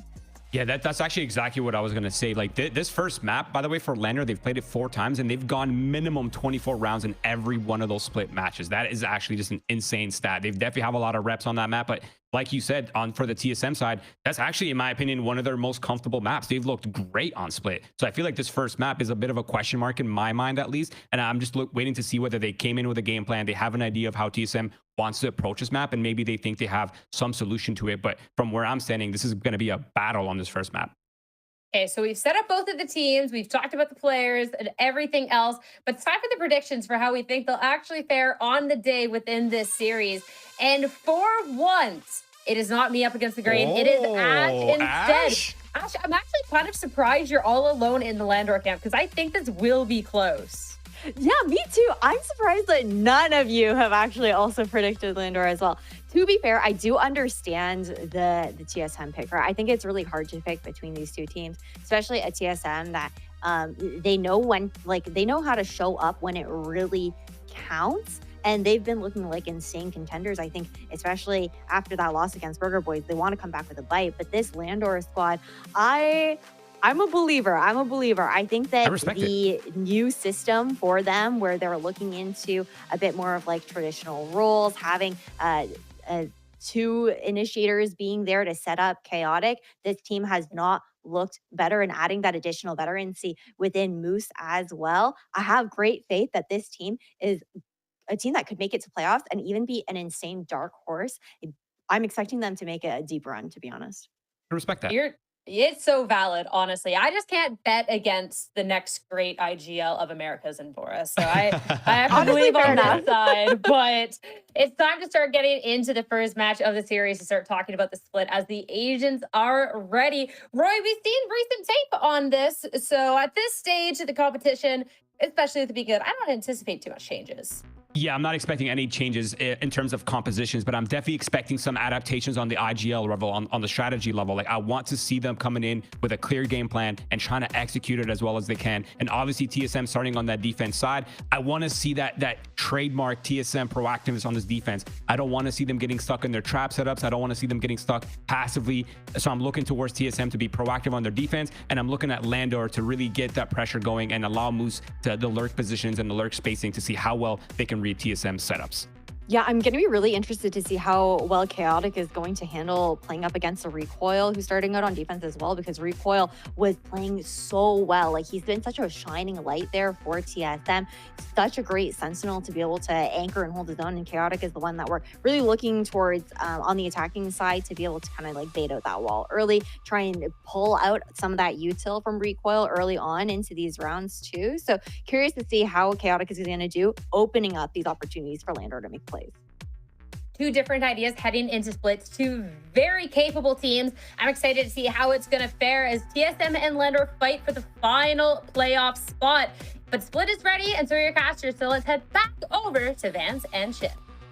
Yeah, I mean, I'm not gonna lie. I look at this map selection here for Landor, and yeah, you're coming off of a win in overtime versus Core, but I don't know, man. TSM on this map has been nasty this year, so but feels like an odd are pick. Kind of playing nasty on this map, to be honest, for sure. That's fair. It's just like, I don't know, like since the calendar year starts, 7-7 for Landor, and it's like barely 50% win rate on the defensive side, not even at 50% win rate for the offensive side. So it's just like, I don't know, man. They haven't beat anyone good on this map, tell you that much. Yeah, at least there were close games for the ones they lost against, right? But and you're talking about winning against Shopify Rebellion Black, not a good team. Oof. They didn't make playoffs, fans. They got relegated. Dude, oof.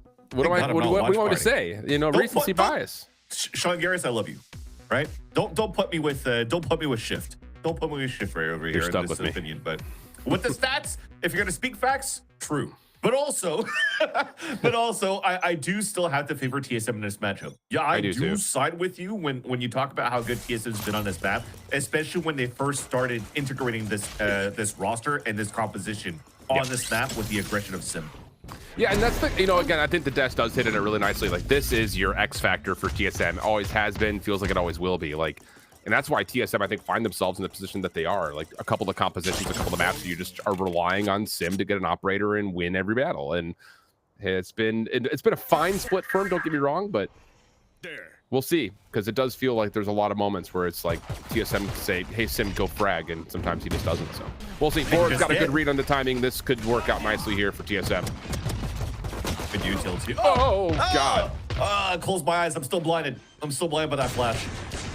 Ooh. Yeah, that's missing seven shots, essentially, right there. Living up to his name? No, don't do that. Don't do that. Trades are out, though. Moose, last one left. Winnable, but Recoil, get the timing on the jump peak, right click. That will work out TSM for the pistol, and a lot of that is just the opening pick for sure, but I think more importantly, Vora getting the full read that everyone had committed into sight with that little peek through ramps. And the story continues to what we were mentioning yesterday. Chad, if you've watched the matches yesterday, it's always nice to see Vora and Recoil still alive because they could always close the map or at least close the round for a team. And when you look at the roster for TSM all around from top to bottom, you have Sim, who could be very good and even looking white hot when he's over aggressive in these fights. Then you have GMD that now is a laser beam controller player that trades off his teaming quite well in Sim. Seven's using the best util as possible. And then basically you have the other two fraggers that are just going to close it out. It is really a G2 at home. I'm going to keep continuing with the type of at home jokes from yesterday, but they are definitely a reason why we're kind of like talking about TSM supposedly being one of the favorites going into the split, just because they've looked so good at the beginning of this split. But the tides have turned. They're now facing elimination here, and they have to close it out quite well against our opponents this time around. Landor. That said, I'm more excited for the second map here, Shift, because Pearl is going to a map that none of these teams have played throughout this split. And since like the re-addition of Sunset and whatnot, and teams also not showing their hand, I felt like this series had to have had some sort of Hail Mary so that Pearl or Sunset would have been picked by either of these teams. So you come in with no tape on each other, and you're hoping that your preparation for your individual play style is going to be good enough. Well, we'll see. Pretty potent purchase. Whoa. We always do this. We always find someone standing still and zoom in and say, woo. Okay. Yeah. But, again, you've got everything for TSM here defensively. You got a Bucky, you got SMGs, you got long-range weapons. I mean, they can set up however they want. The only thing they don't have is internet. Because they keep disconnecting since yesterday. Yeah, or something like that. But they're back. Stop. Don't speak that into existence. Yeah, let's see if the Outlaw could do something, though. Sim has already taken full control of the A site. So this is already a nice proactiveness coming out of TSM. Looking to fault line across the contact that Device will play. Run the salvos too. Whoa, good follow-up flash. And honestly, it's Seven who kind of stopped this a little bit. Has landed moving backwards. And yeah, that'll work. Okay. That works. Walking backwards, falling to their graves. Nice shots from Recoil, but it did look pretty good to start things off here for Landor. They smoked out towards Mail and thinking that they're going to pressure into vents, and then it just full out swing into Mail through their own smoke on the top of B Heaven. That actually surprised Vora. He didn't have a chance to really even pull out his salvos or the breach to even react to get the best value to slow down that push from Landor. So I like that call. I like the attempt. This is new responsibilities coming out from Teague as well, since they've lost Monsi over to SRB. Rip and tear. Placing wall trap. Well, that's a very aggressive setup defensively here for TSM at B main. Pretty much shuts down any opportunity of playing there. Under cover of smoke. Moose also going to see that. Yep, it's a double swing through his own toxic screen. You just don't expect that. Now, I will say L11 have gotten a solid read in terms of what they could do, considering that aggression, but still have to get through all these close range weapons, and that's just, again, really good manipulation of the map with good weaponry, good compositional focus here for TSM. 4v3, but weapons still good for L11. They can make a play here. And Sacred walk through. So Vora has to be pristine here with the Sheriff shot. Elise is with Recoil for the high-low. Oh, that's spiked down. Oh, it's too good. That's way too good. Oh, you sounded so Asian with the Aya. I was like, yo, is that my cousin talking? Yeah. Jeez Louise. But man, that's a crazy bonus round to get to on top of that. Super clean on the side of TSM, and that's also something that Landor has to start focusing on. Look at all these pings on the top of B Heaven. They haven't really found ways to really stop Recoil on how he's anchoring towards the top of B Heaven. And that said, he's able to do that because he places a wall early in the round all the way up towards the front of the garage. So you could actually give up that real estate because it's going to take a while before the Landor actually takes control of the garage and moves into the entrance. So they have to manipulate that a little bit more, and it's not working. No, it's really not. And the thing about it is, like, you can't allow TSM to continue to get away with any aggression on the outsides of the map because you're just absolutely screwed. Like, the Yoru is just not going to get an opportunity to play forward. especially in the face of things like stealth drones and shears and razor vines and all the hijinks and hilarity that can come through. Bones, last one left. By the way, this was a Stinger forced purchase for 5 members. They're gonna have enough to afford the next round, so not the end of the world. But Bones, this would be a 1v4. He's got no spike, and TSM are very aware of that. He has no flashes too, so to try to go back and try to pick up the spike is it's not ideal, especially when you're playing the high-low that you are. But I mean, there is still some time left for him to try to get some sort of damage, some sort of backstab. You just mentioned you do have a Stinger buy coming out from Landor, so Bones committing into backstabbing players and making it expensive on the side of TSM because they could still buy on the next round is quite good. So he's using all of this time to wrap all the way out through vents. But look at 7. He just knows. Like, even if he's gonna get caught like in backstab or he gets mistimed and gets picked off, never mind. There's a wall there. Yeah, and, I mean, the part about this is like the timing of this is like, okay, well, he's not playing through market. Like, we have to just watch through sewer. We have to watch through B tower just to be sure. Yeah. And yeah, it's. But Bones is also, why the hell is the Vice wall there this time around? You know, No, Rico's for been playing real, the B yeah. side all the time. Yeah. And that was just a nice little change of setups too that doesn't allow your Landor to get the biggest backstab. Won't get a kill either. All right, 4-0 start. Weapon will be, of course, part of the full arsenal for the next one. And yeah, good timing here for Landor to talk about it because, again, this is your map pick. And granted, pistol follow-up, okay, whatever. I mean, it was convincing for TSM, but whatever. You don't really sweat that too much. But you lose to a bonus. You lose on the forced purchase. And now you're sitting here like, now we got to deal with a full gun round coming through where you're going to have TSM close to a couple of key ultimates. So there's a lot that could go wrong quickly here if you're Landor, and you just have to start putting together something that makes this TSM defense even sweat a little bit. And they're definitely not so far here for TSM. Everything is good. All that util once again from recoil is just very hard for Landor to deal with. And you'd think here, because you're playing this composition though for Landor, it should be pretty decent for them to really take advantage of a good default and bait out that utility. And also, not only because of the Euro with the wall, but Teague is also playing salvos at the very beginning. So with this composition where you're not able to gain the space as quickly because you can't satchel up A ramps, you can't dash up, etc., you could actually start the first wave of util to try to guess where the recoil util could be and force those razor vines quite early. Then you're thinning out TSM and you're forcing him to be a little bit more proactive around the map and maybe be able to punish them through that.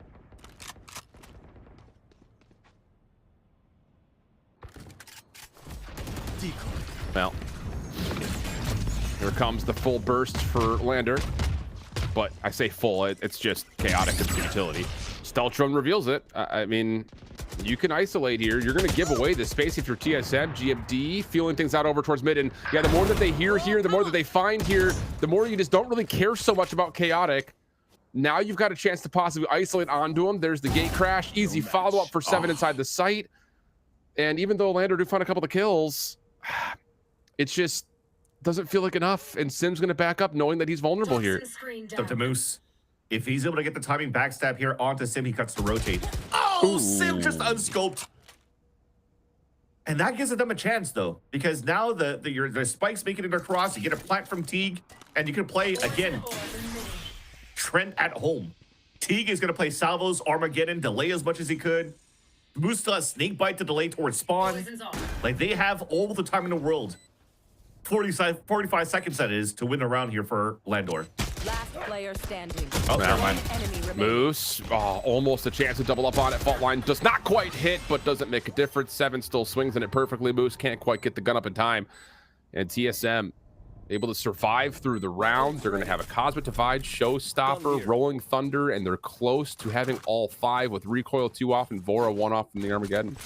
And that's why it's questionable for me as to, one, planting in a C spot, because the space that you've already taken from Moose and taken down Sim all the way up towards the spawn, if you kept walking forward or at least just try to stick that spot, I have a, like, you should know, at least from whatever happened towards the A site when you already lost your players, when Chaotic died at that spot, that you should still be able to plant out in the open or at least escape freely to play that util in the post plant. And instead, they gave themselves up on 2 individual 1 versus 2s.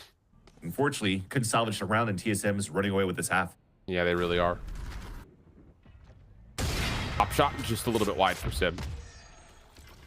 No need to secondary challenge that, but the question here for Landor is going to be, where is all the Vice utility? If you've got Sim zoning off from B main, you need to try to feel it out somewhere else.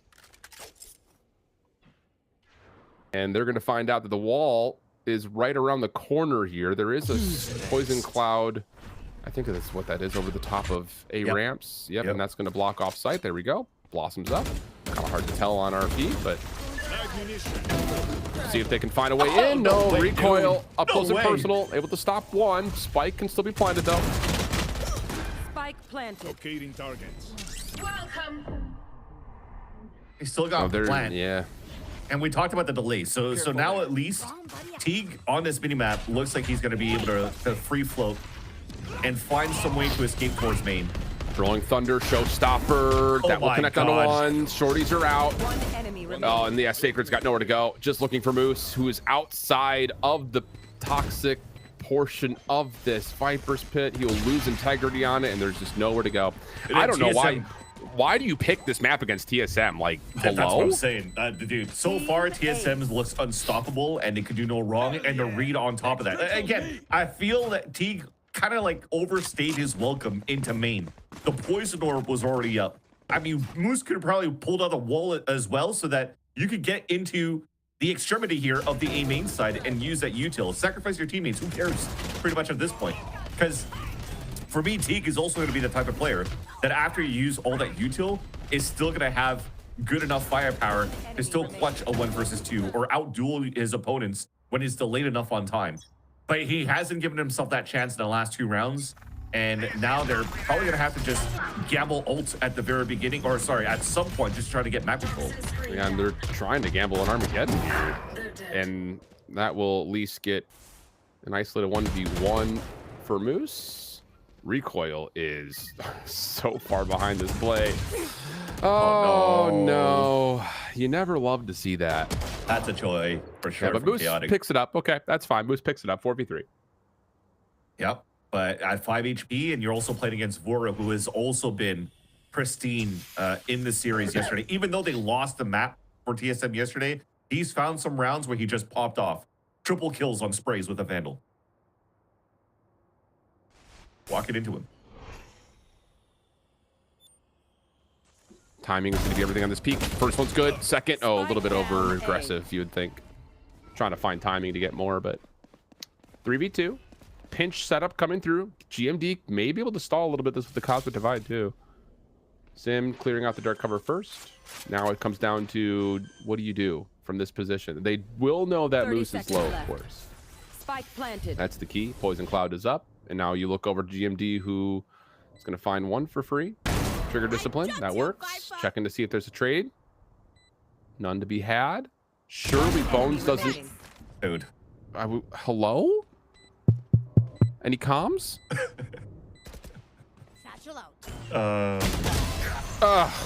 I just, benefit of the doubt, devil's advocate, I'm just assuming that because you have such an opening and an easy kill onto the first guy, that you're just going to start crunching into a main and just forego on going up towards that ramp. Especially when the spikes planet for you on the top of heaven, you're just making sure you're not getting line of sighted by Sim with the operator at some point because they had no information where Sim was at. But yeah, that was unfortunately here a moment that could have been converted on the side of Landor for the first time. A lure buy that they had, a 3 versus 2. Even after that first kill, I mean, he was hugging and watching that ramp the whole time. But he was looking to potentially even reflank GMD when he thought GMD was going to walk into main. So he's watching his back, and unfortunately, he gets backstabbed. I don't know. I'm not a pro player. I'm going to shut up. There's so many options, I think, especially if it's set up for top like that. I don't know. But you're paid to talk, so talk. Yeah, nope. Gonna just take my moment here and talk about this round instead of the last one. 7-0 the count. Full gun round here. Kind of a must win if you think about it for Landor, just to do something. And you don't have a lot of orbs or ults to play with. You lose out on your initiator and your duelist to start. And it just goes from bad to worse, just like that. Why did they pick this map? I'm telling you, they still had some pretty decent results, right? Even though in the losses, there were still overtimes against the top teams. I mean, they've beaten YFP, who just qualified. It's just right now, it's not necessarily on TSM playing that much better. Well, indeed they are, but there's also a lack of Landor getting the best out of their attack side. And again, devil's advocate, they could still put the same type of spanking onto TSM once they take the defensive side, but they need to find some good value here on how could they fight against this TSM play. Yeah. And finally, when you're able to use here your Armageddon, it was just in those moments where you really couldn't get on the site yet still, right? So it's tough, man. I don't remember what the vetoes were. Do you? Yeah. You see it on the top left here? Pearl and an Ascent next. No, what was vetoed? Because like, why do you not play Lotus? So why do you not play Haven? Yeah. Like, so Sunset was vetoed automatically here by Landor because again, I feel it makes sense in that sense, right? But we'll hold that thought. There's a little bit of aggression coming through here. A little bit, it's a lot, but it's again around that is largely just looking to see if Chaotic can hit with the operator. Pressure at mid established and going to be. Attempt to be resisted. Chaotic just cannot connect today. Spike down mid. Sheriff shots we saw earlier. That op shot right there. He was first to draw. And this is going to be a 9-0 start to this half as Sacred falls and TSM can fund an Army, Navy, and Air Force in their name right now with how much they have in their bank accounts. Yeah, they're almost looking like that aircraft graveyard that you have in Arizona. You know about that one? It's like 7,300 decommissioned military airplanes from the U.S. Army, Naval, and stuff like that. I don't know how I know. Well, actually, I do. I was doom scrolling on Twitter, and it just popped up. So I'm gonna believe that because Grok did say otherwise. I had a comment, Grok, this true? And then Grok said yes, so I'm going to call that stat. I'm going to call that fact. That said, though, 9-0 for TSM, and this is hopefully a rolling thunder that could get some good value here for Landor's attack on the A site. Trusting one of, like, the most underdeveloped AIs right now is crazy behavior out of you. Crazy behavior. Aftershock is out, going to put some pressure immediately onto L11. Teague for one, Moose. Able to find one more. Sim in some major trouble here. Does get nearsighted. Not much you can do with that. 2v3. Recoil still holding on to A. And wow, GMD's going to get a read on this rotation through vents. Double kills here before, but there's double flashes as well. Yeah, he's going to hear all of this, though. No flashes out. We check everything. No, we don't. Doesn't matter. Trade is out. 2v1. Recoil on the long rotation to B main. Watch this. Teague, the amount of times that he's getting killed inside site is going to try to play off site on post plant, and then okay, never mind. He's staying back site. No, we got Viper's Pay, brother. We're going to play in that. Yeah. Now, if he spams out one or something, ain't happening. Recoil's not winning this. No.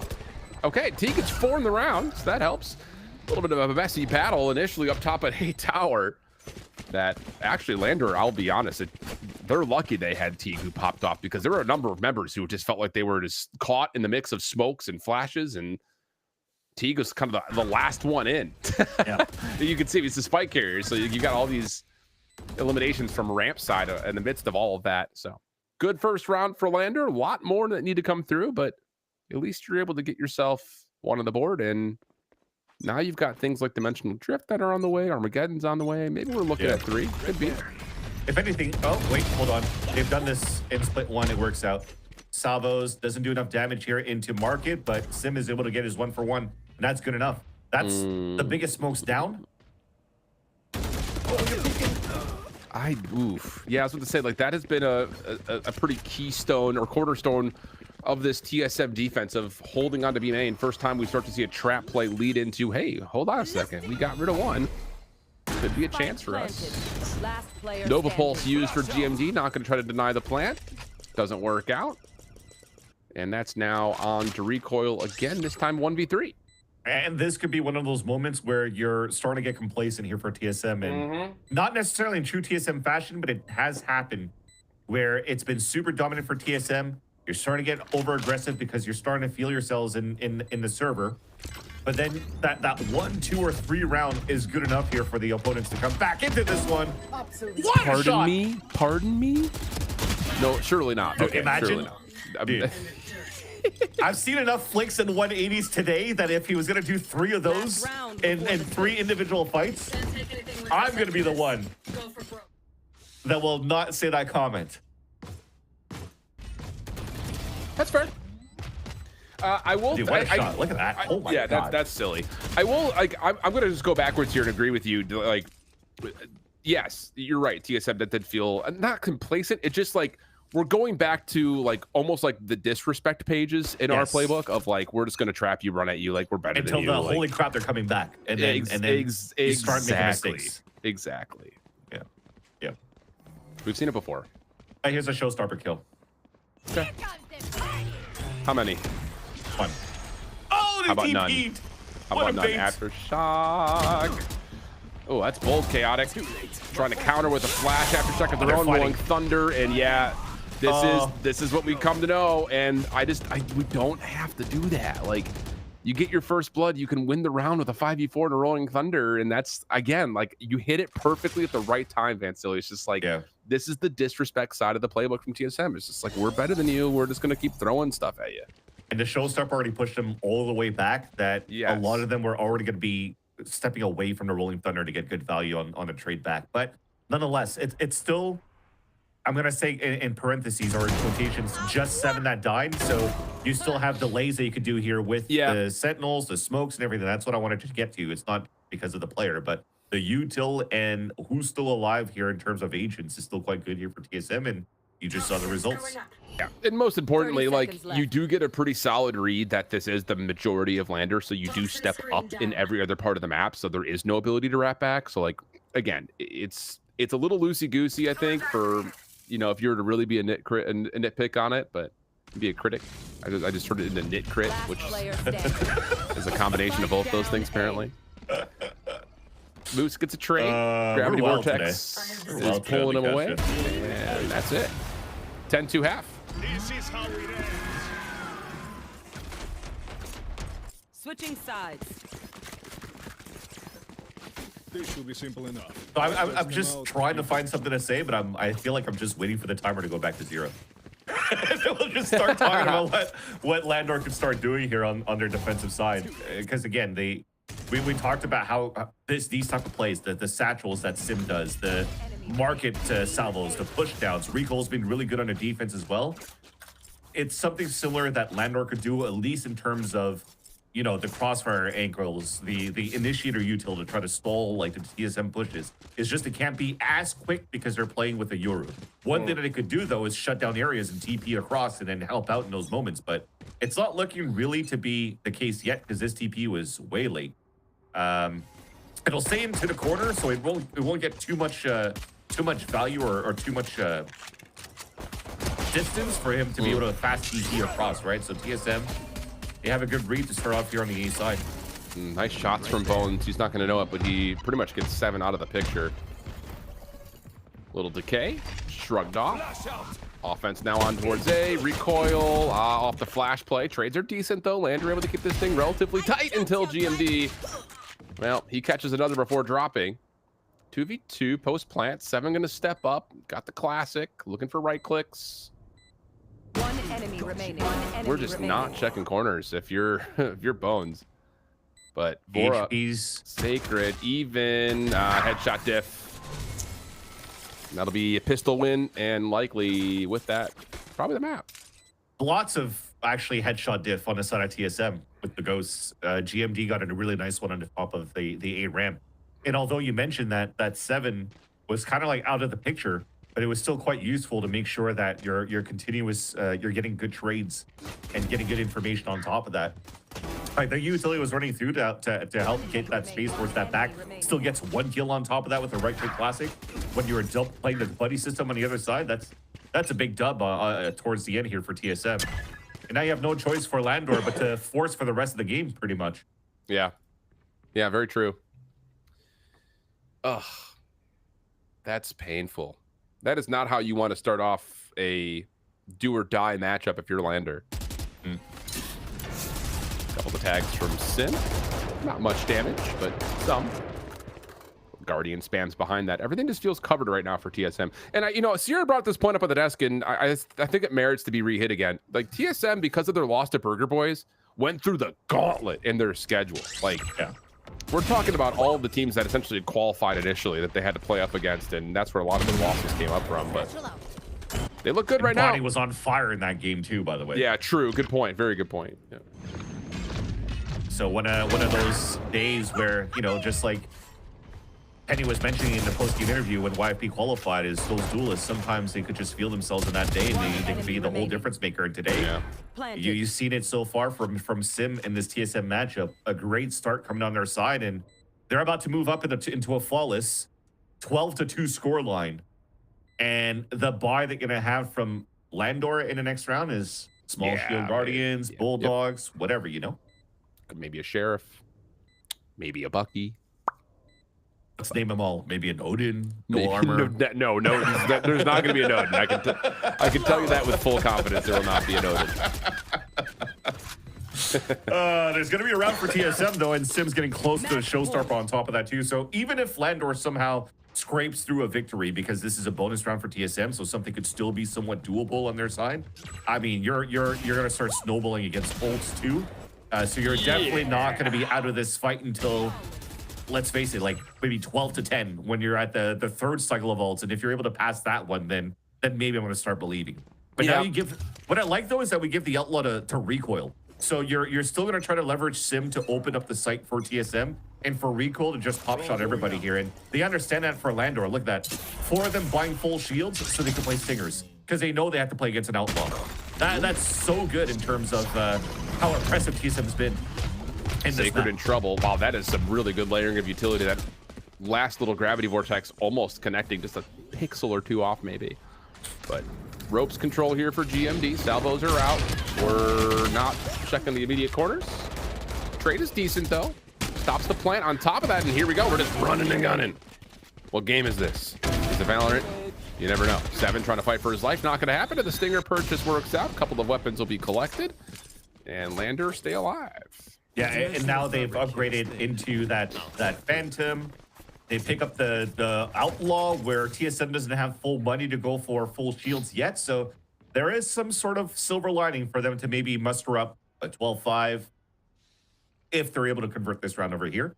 But I think a big win con, for this time too for TSM is an Outlaw kill from Sim with a showstopper or get orb control. And it's not orb control. It's just trying to control B main first and have Sim trying to oppress up towards middle with double initiator util to help him out, open things up, maybe towards vents. We shall see. TSM taking their time. Again, I think the biggest thing about this is like, you could sit here with this advantage and just wait for all of your key ultimates to come up and just win the game there if you really want to. Yeah. Or win it here. Sim's got so much space right now. Yeah, sure does. Moose feeling the pressures, trying to spam things down with Snake Bite. Aftershock allows Sim to go a little bit further forward. You have to clear this. I think if you're Moose, you can't just let this go. More spam. Sim stepping up. No! Runs into a double stack. Did not expect that. And so now everything comes to a bit of a pause here, especially with Sacred hitting that shot. So opportunity brewing for Landor. Spike will move. TSM trying to split things up, and 7 will collect the kill, which will allow a plant to happen. And actually didn't give the spike there for 7 to get closer to a Rolling Thunder. You already had the Cosmic Divide, but it's a 2v2 still. One enemy remaining. Oh, and 7, another key win. GMD. Oh my gosh. Yeah, catches the timing on Teague, trying to peek. And woof. Yep, woof for sure. Yeah. They definitely had the dog in them for TSM for that first map. An easy victory, and that was what, maybe 2 scenarios where you had a man advantage, a man up on the side of Landor, and you couldn't convert.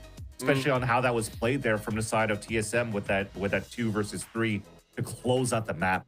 TSM is definitely out with a vengeance this time around with the loss that they suffered against Burger Boys yesterday.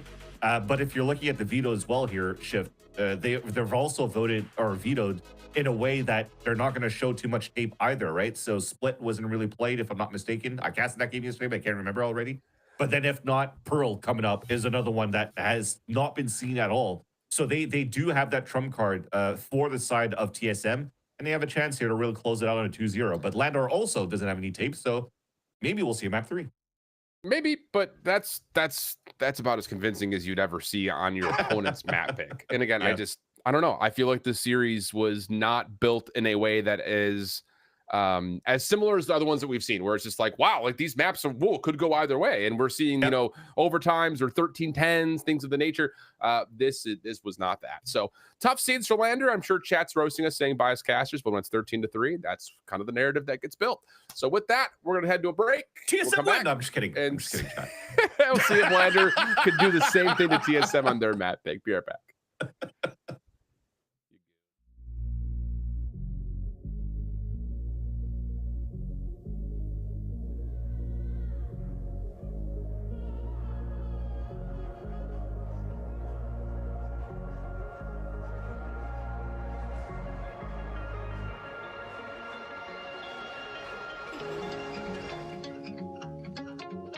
Perfect day would be any day in which I'm like winning a match. I think that's plenty good. Yes. If I'm losing, that day is not fun. I personally just like really like movies. I personally like listen to music. I love spending time with my girlfriend. So like anything that like is generally like relaxing or like decompressing in a way. Because like I said before, like my life for day to day is very like go or like fast paced or like upbeat. And so it's just like the perfect day, I guess, is the one where it's like I can relax and like decompress in a way. I put all those three things in one and it'd be a great day. Perfect day would just be where nothing really happens. You just chill at home, read a book, go on your phone, have dinner ready. That kind of just a very ordinary kind of day. Nothing too special. I'd say hopefully not too much responsibility, but enjoying my time with my friends, family, and being able to relax, kind of reset, get to do the things I love, whether that's like playing VALORANT with my teammates or just fully relaxing outside, no contact or something. Yeah, and then just spending time with loved ones. Perfect day for me would be waking up with my dog next to me, looking at me like I need to walk him. So would wake up, walk my dog, go right to practice, a little bit of exercise before, and then go walk with Charlie. Come back, play some practice, win all of them because we're a bunch of scrimmers, and then go to the gym, stream, and go to sleep. Perfect day. For me, it's like just sleeping in, like a nice little Saturday or Sunday, just sleep in, wake up and just, you know, I like 1 or 2, go get some food with the fam and just like kind of just chill. I'm a very chill guy. I love to chill with my family and, you know, just love to be on Discord with my friends. So kind of just like a super smooth sailing day would be a perfect day for me.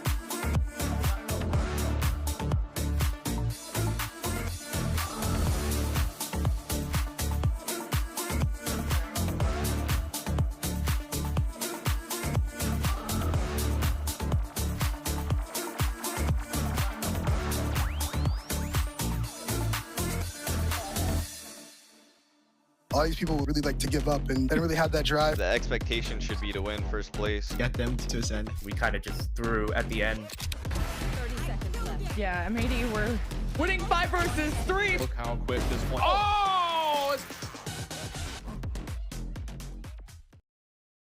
We had set this up as a really close series between two teams that should be in the playoffs already in the first map of the series. Strong for both, but it's going to be TSM that comes out of the gate and doesn't even give Landor a chance. 13-3 to be starting off the series and Landor's map pick. Roy, TSM, they had a couple of chances to qualify. They haven't quite yet, and I think they brought all of that vibes and angers right to this match because boy, did they shut the door on any chance Landor had.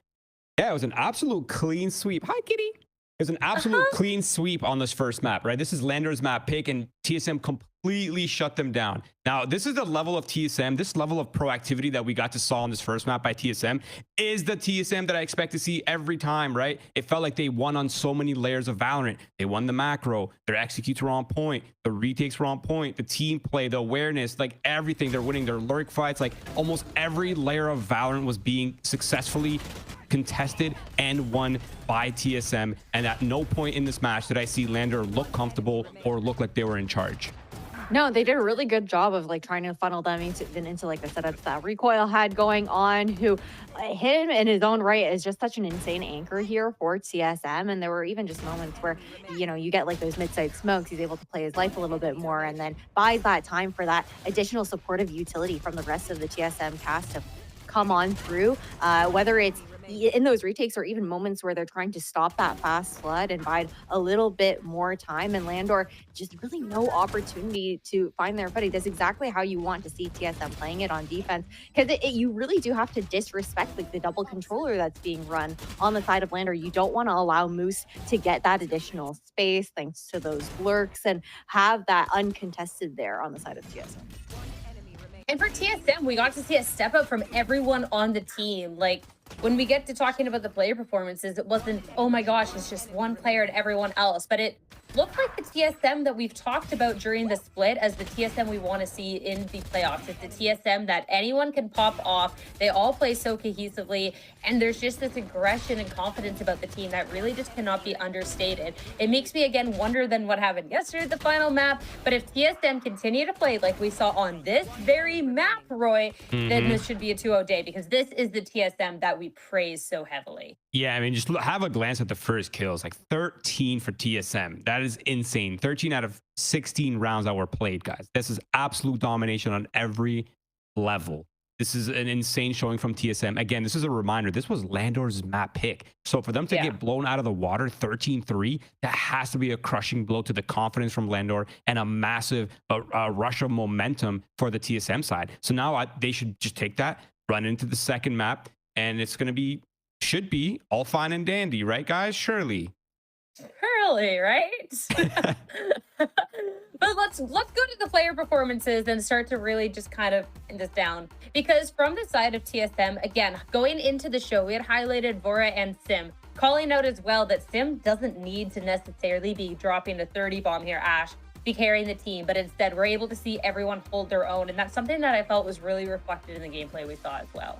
Oh, it definitely was. I think every single player actually had first kill participation on this particular matchup. That's just how well TSM were playing. And for Sim, like you talk about him not having to drop like that crazy numbers, but that's because every single person, you look at like the way that these kills are spread out on the scoreboard here for TSM, everyone was frying in the server. GMD, especially with that 19 and 8. He's been such like a consistent player here for TSM, and for good reason, on the controller play as well. And it just really all came together, I think, for this team. This is the unit in TSM that we've grown to like see over this stage, and the performance that is expected from them at this point. And it's not even just the, if we see this TSM performance, they should make playoffs. If we see this, they can do well in playoffs. If TSM keep playing at that level, that can, like that high performance level that we've gotten to see in Challengers, it's a team that can make an extension and beyond. Because I think that their peak is so strong. It's just the ups and downs. And that is something that TSM have struggled with throughout the series. But surely going to Pearl, their own map pick, we should see something great, Roy. But Pearl is a lot of question marks in terms of the fact that we actually got to see it from them this split. Yeah, I was going to say there's a lot of mystery coming into this map because we haven't seen it being played by either TSM or Landor. Now, what this means to me is that this should be a really good test to see how these teams can problem solve in real time and how good their systems are in like a pure and untainted way, right? Because there's no layers of mind games anymore. This is not a match of anti-strategy anymore. This is just a pure display of how well they can come up with their own game plan, how well they can, concoct a full strategy book, their setups, their retakes, their like how they want to approach their attack, like how their defaults look. Like this is going to be no layers of mind game. It's going to be purely in the moment adaptations, and it's really going to be a massive test to see how these teams can be and how can they can operate in this sort of like vacuum. Yeah, it's going to be interesting to see if they're even going to stick to like the compositions that both these teams ran back in stage 1. Of course, that was with the old roster back when Landor had been known as Trust and Plug there. It would be a mirror matchup if we do end up looking towards that. But it is going to be really interesting. I think there is going to be, again, a lot of pressure on Chaotic. We talk about him being such a big playmaker for the side of Landor. I know that Moose stepped up to the plate there on Split. It just wasn't enough for that team. And for Chaotic, I think that it's difficult because he wasn't really able to get much of a start there on Split either. It felt like everyone on TSM was able to shut him down. I think he had like 7 first deaths that time around. So really not being able to find those opportunities to really find success in those openers, because TSM were so good at just playing like the counter with their utility and not giving him that space to comfortably find any of those opening frags. I think when I'm looking at this next map in the series, the fact that it is the question mark just brings up so many interesting points, because even though we have seen these two teams, even though it's Trust and Plug face off on it before, again, as you hit on Ash, it was a very different Landor team. And we've gotten to see a lot of adjustments made in terms of fixing the role issues, bringing in some really strong players. So I'm then curious with how much of that legacy still kind of sticks around, or if we'll maybe anticipate a role switch going on for today. But if we're talking about the vibes aspect of it, I think TSM are fully holding those tightly to their chest for now. But our agent select is ready. And man, Roy, I just don't know. Just a little drum roll. I think that's about right. Then looking into it, Okay, the Phoenix? That's crazy. You gotta love that. You got the flashes, you got the jet, you got the double entries, of course. But Sacred on that is pretty interesting. Of course, they have the tail as well. They got Moose on the Cypher. This is I'm going to be really looking to see them being very proactive on that defense side, right? They have a lot of flashes. They have a lot of ways to contest map control, especially with the Astra, especially with the Tejo utility. So my eyes are on Landor and how they're going to manipulate this map on the defense side, because this is a very A main centric, B main centric map right now. Mid is awkward for the defenders. So I'm looking to see solutions for the mids, and I'm looking to see how they handle that A main fight with this composition. I 100% agree with you on that, Roy. I think especially drawing my eyes over towards that A main presence there, TSM are going to expect that. I think Landor will be gunning for that ult orb a lot more frequently just to try and cycle up into that run it back there for Sacred. It's going to be a really fun matchup here as well, although this Landor roster looks very different. The last time we did see the core of Sacred and Teague on this map was up against a TSM that took them 13-9, and now under new leadership for Teague to try and lead them to success and take us to a third map. Well, Landor are definitely pulling out every stop possible to try and take this into a map 3 with elimination on the line. Is the double duelist and the Phoenix going to be enough, or is it TSM 2-0 into the playoffs? It's time to head into Pearl and over to your casters. Shift Advance for their thoughts.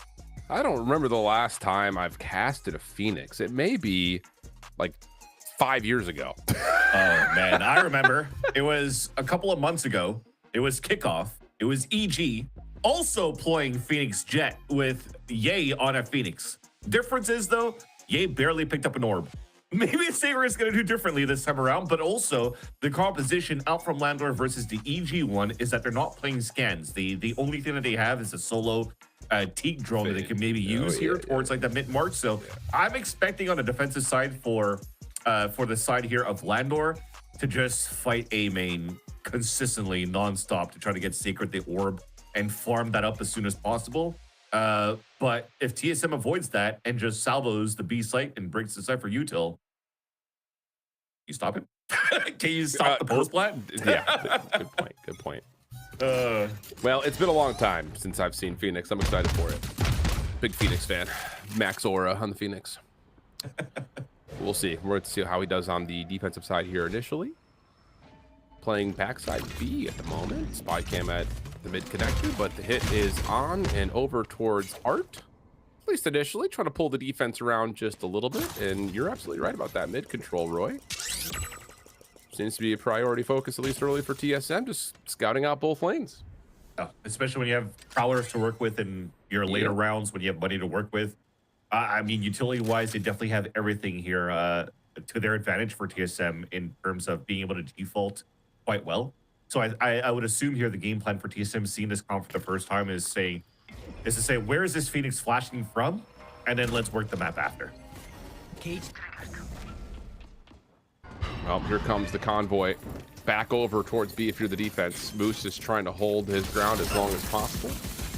And we are faking because look at the clearance deep in towards A. They're going to keep the Yoru around. Sim, if he finds one, that'd be huge, but cannot lock down the shots onto Sacred. But GMD can get to work right here. But look at Landor expecting something cheeky like this. He expected to be on this little heady. Okay, that's not bad. 1 for 1. Spike isn't all the way in yet. And you've got Recoil taking another kind of little bit of a rogue route to try to assist. He doesn't have salvos, so the plant will go down for TSM. And a late alert from Recoil, too.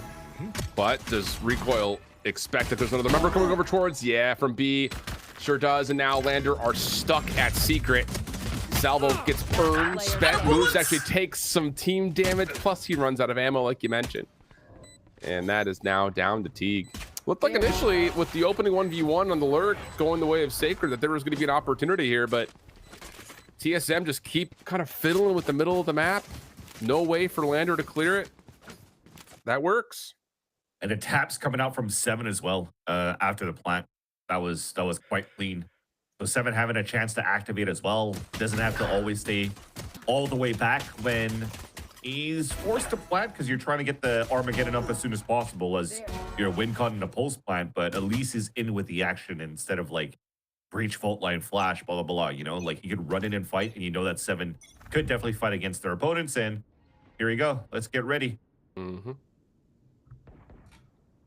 don't think there should be anything that's going to give them a tell, so it's probably just going to be a flash peek to jiggle instead from Secret. Yeah, because, I mean, you're trying to get a first blood and collect a weapon. Problem is, Recoil only has a ghost. It's found not 1, not 2, but 3. That's disgusting and unheard of and shouldn't happen, but Recoil has just come to play today, and whoa, that's going to lead to a saucy defensive side, you would think, especially. Add 2 letters to your name, just no. No, you can't fight against me, and just no Recoil, because that was actually quite clean. I would just transfer to all 3 shots there with the ghost, nice little taps, and yeah, last 2 guys just died as Spike because 7 is farming so far in the first 2 rounds. I mean, they are going to group together, and I would expect for them to control themselves to not give up their lives.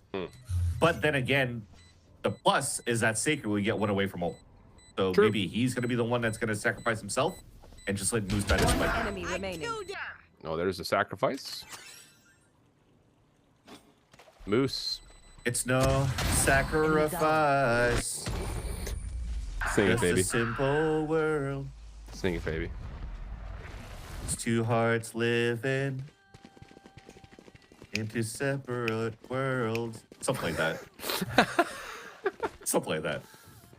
Wait, did our ops team just snipe the record player too, so that we can have a little background music? Was that intentional? Like, stop singing, Vance. Yeah. They're trying to mask to the audience. Was that just the comic book store, or is that still Van Silly? Hard to say. Voice like an angel.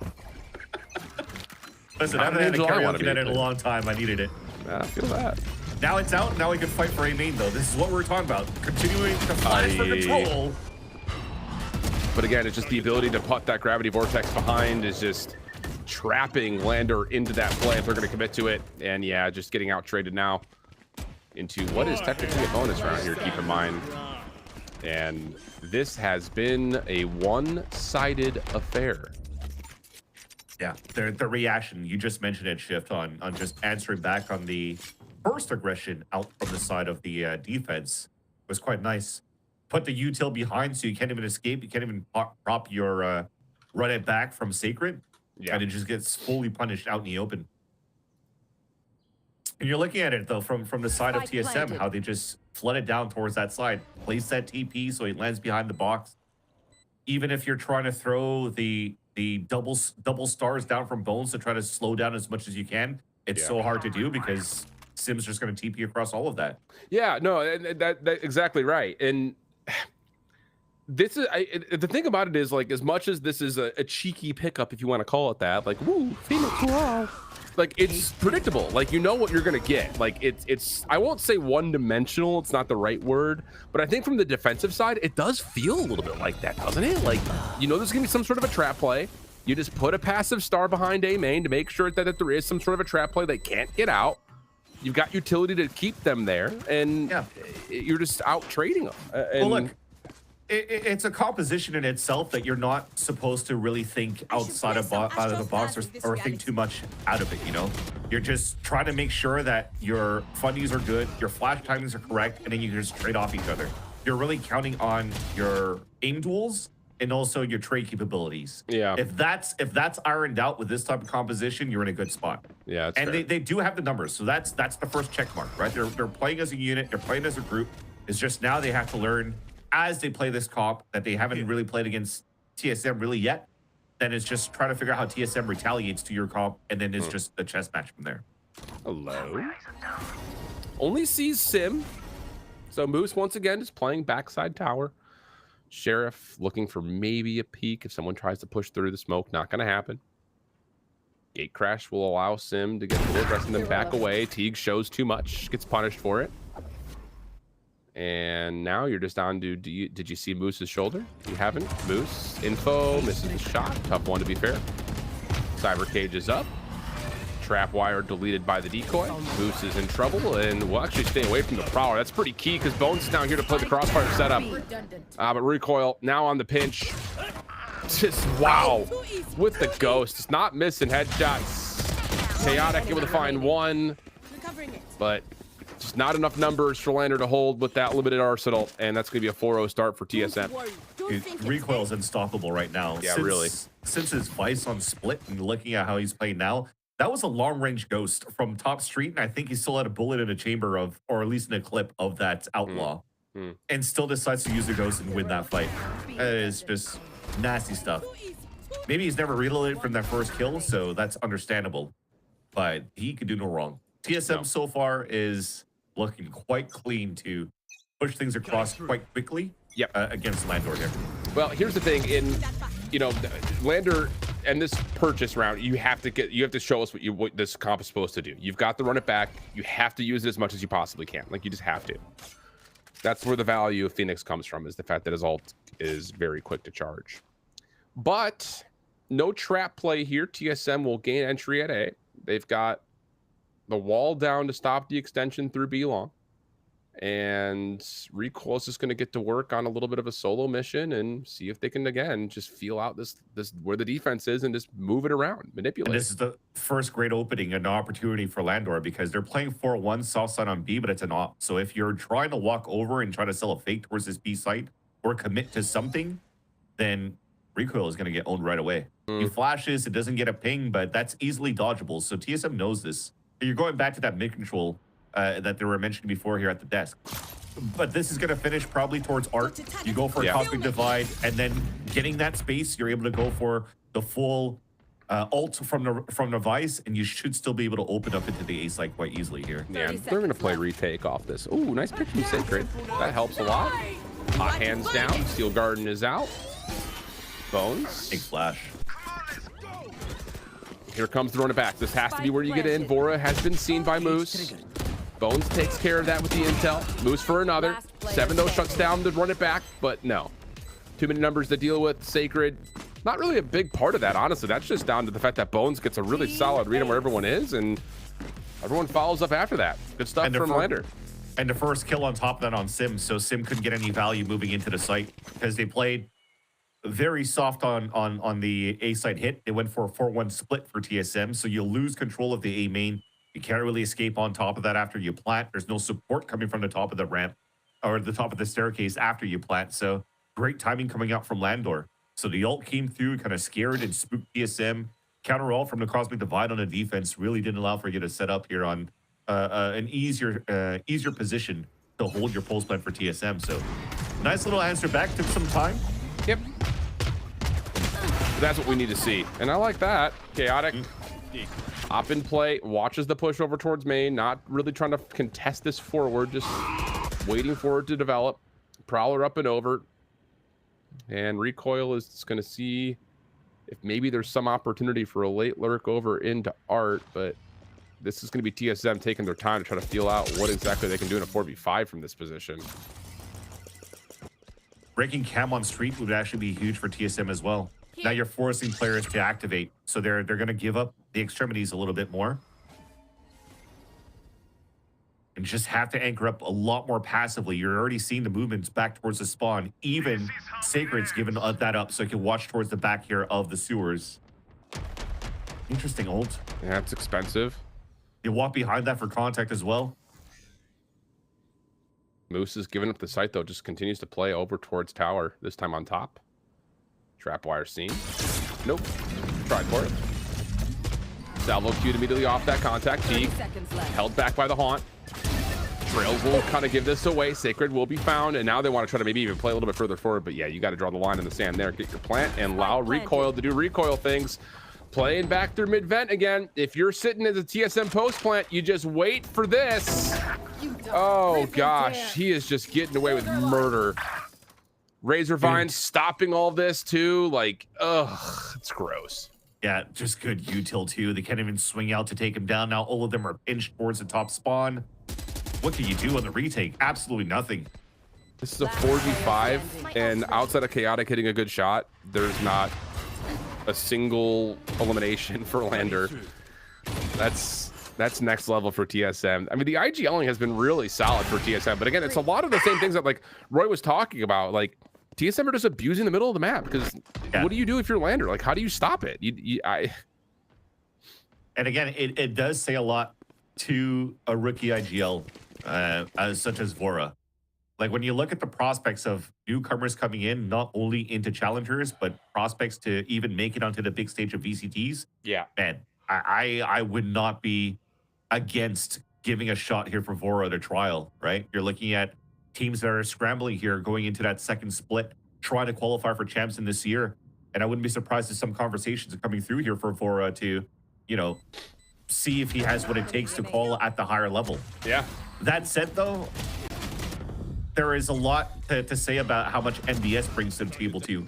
So him coming all the way from Europe to coach here into TSM's side, he hasn't, you know, won big trophy since, like, what, 2021 with Ascent, but has still always coached at a high level in EMEA, which is, you're seeing the value come into helping out somebody new like Vora call these type of rounds. Yeah, man. This is the funny thing about it is, and maybe we'll see it again before we get into this next round.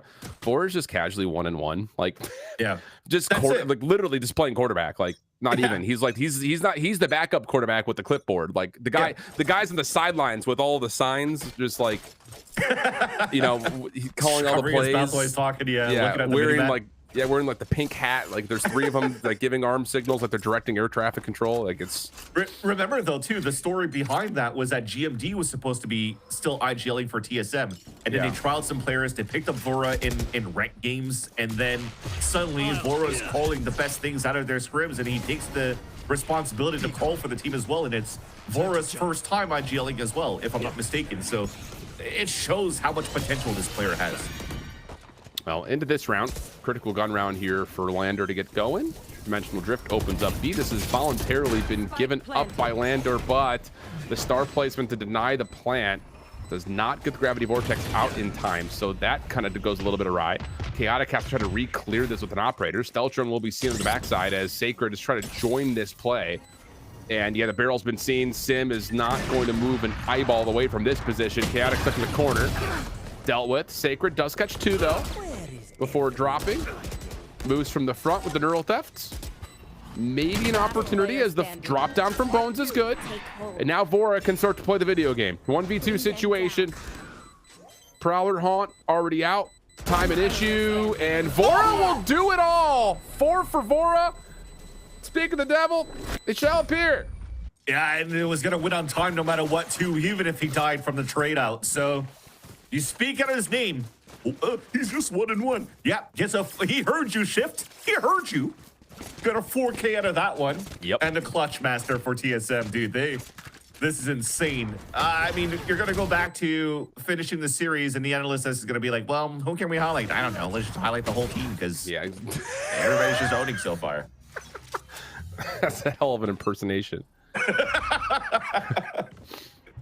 But it's true, though. I mean, it is. It's just like, this is the TSM that we would have expected to have seen way earlier in the Swiss stage. And Landor have... And they did. They just fell off a little bit towards the midseason because you just mentioned it. They had to play against all the teams that qualified, so they didn't have the best of routes, and also putting Sierra on that call. But now coming back with a vengeance and playing against the other teams that you're getting to a point where everybody's like kind of like 3-3. It's like the battle of the, I hate to say it this way, but like the battle of the mids to try to make it through, and then TSM comes back in full force. Yeah, that is back to the TSM from the beginning of the split.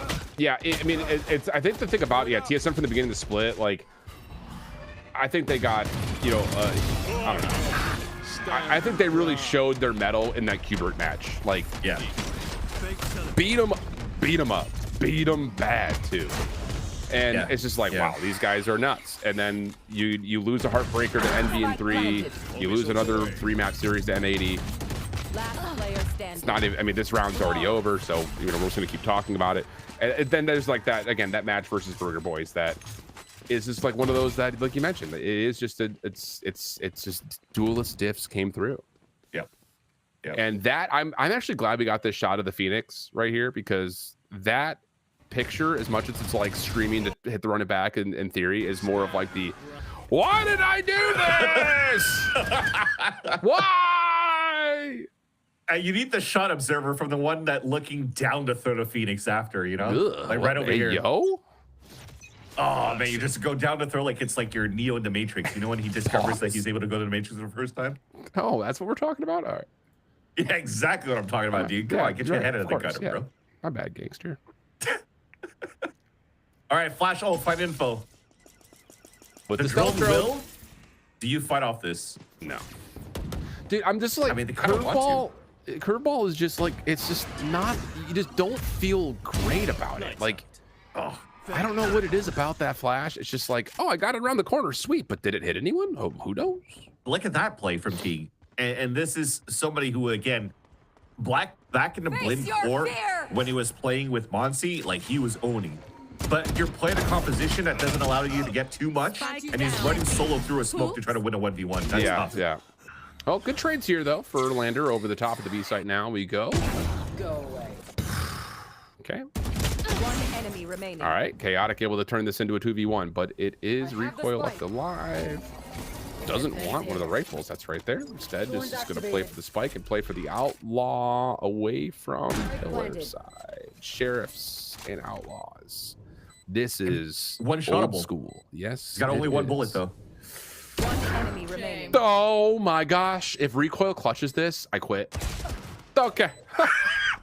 I was like, come on, no, I don't want to cast solo because it was definitely doable. You're still talking about, you're literally talking about recoil has been owning for the 2 maps. And you're saying that if he doesn't clutch, you're quitting.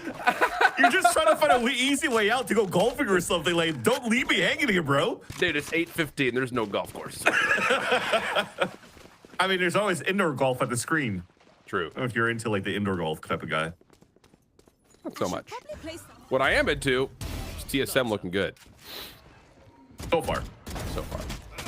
But again, critical. I don't want them to fall into the trap of what is this comp that they're running? We just run it down and then suddenly, you get this story all over again. No, true. And again, that is to be fair, that is a very important round for Landor, like just to get things going. Yeah. Feel like you actually are able to win some gunfights. Gate Crash can be seen here. Spam towards the orb. Sim takes a lot of damage, but the Dimensional Drift does get earned. Prowler with this.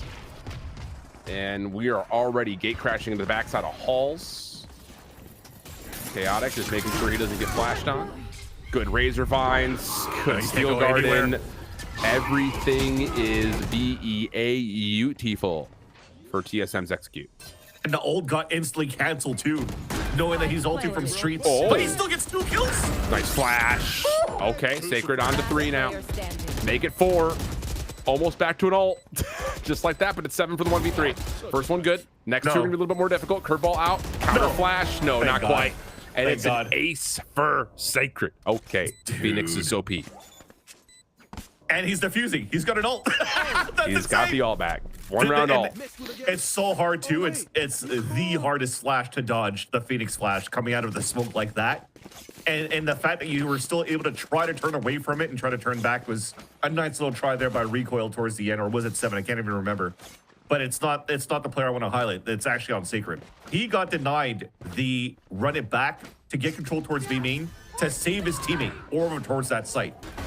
And then suddenly he comes through like that and gets these picks. And I wonder, I don't know if I'm wrong out of this one too, but like that was actually a steel guard that came out of Recoil. Yeah. And did he actually die from his run it back before it popped, so he still has his gun? I'm not too sure what happened there. He did, I think, because his run it back was placed over towards the B connector, which was way outside the steel garden. So I imagine that timing was like that. Yeah. Cosmic Divide out. First time we've seen really a full-on execute towards A in a while. Run it back.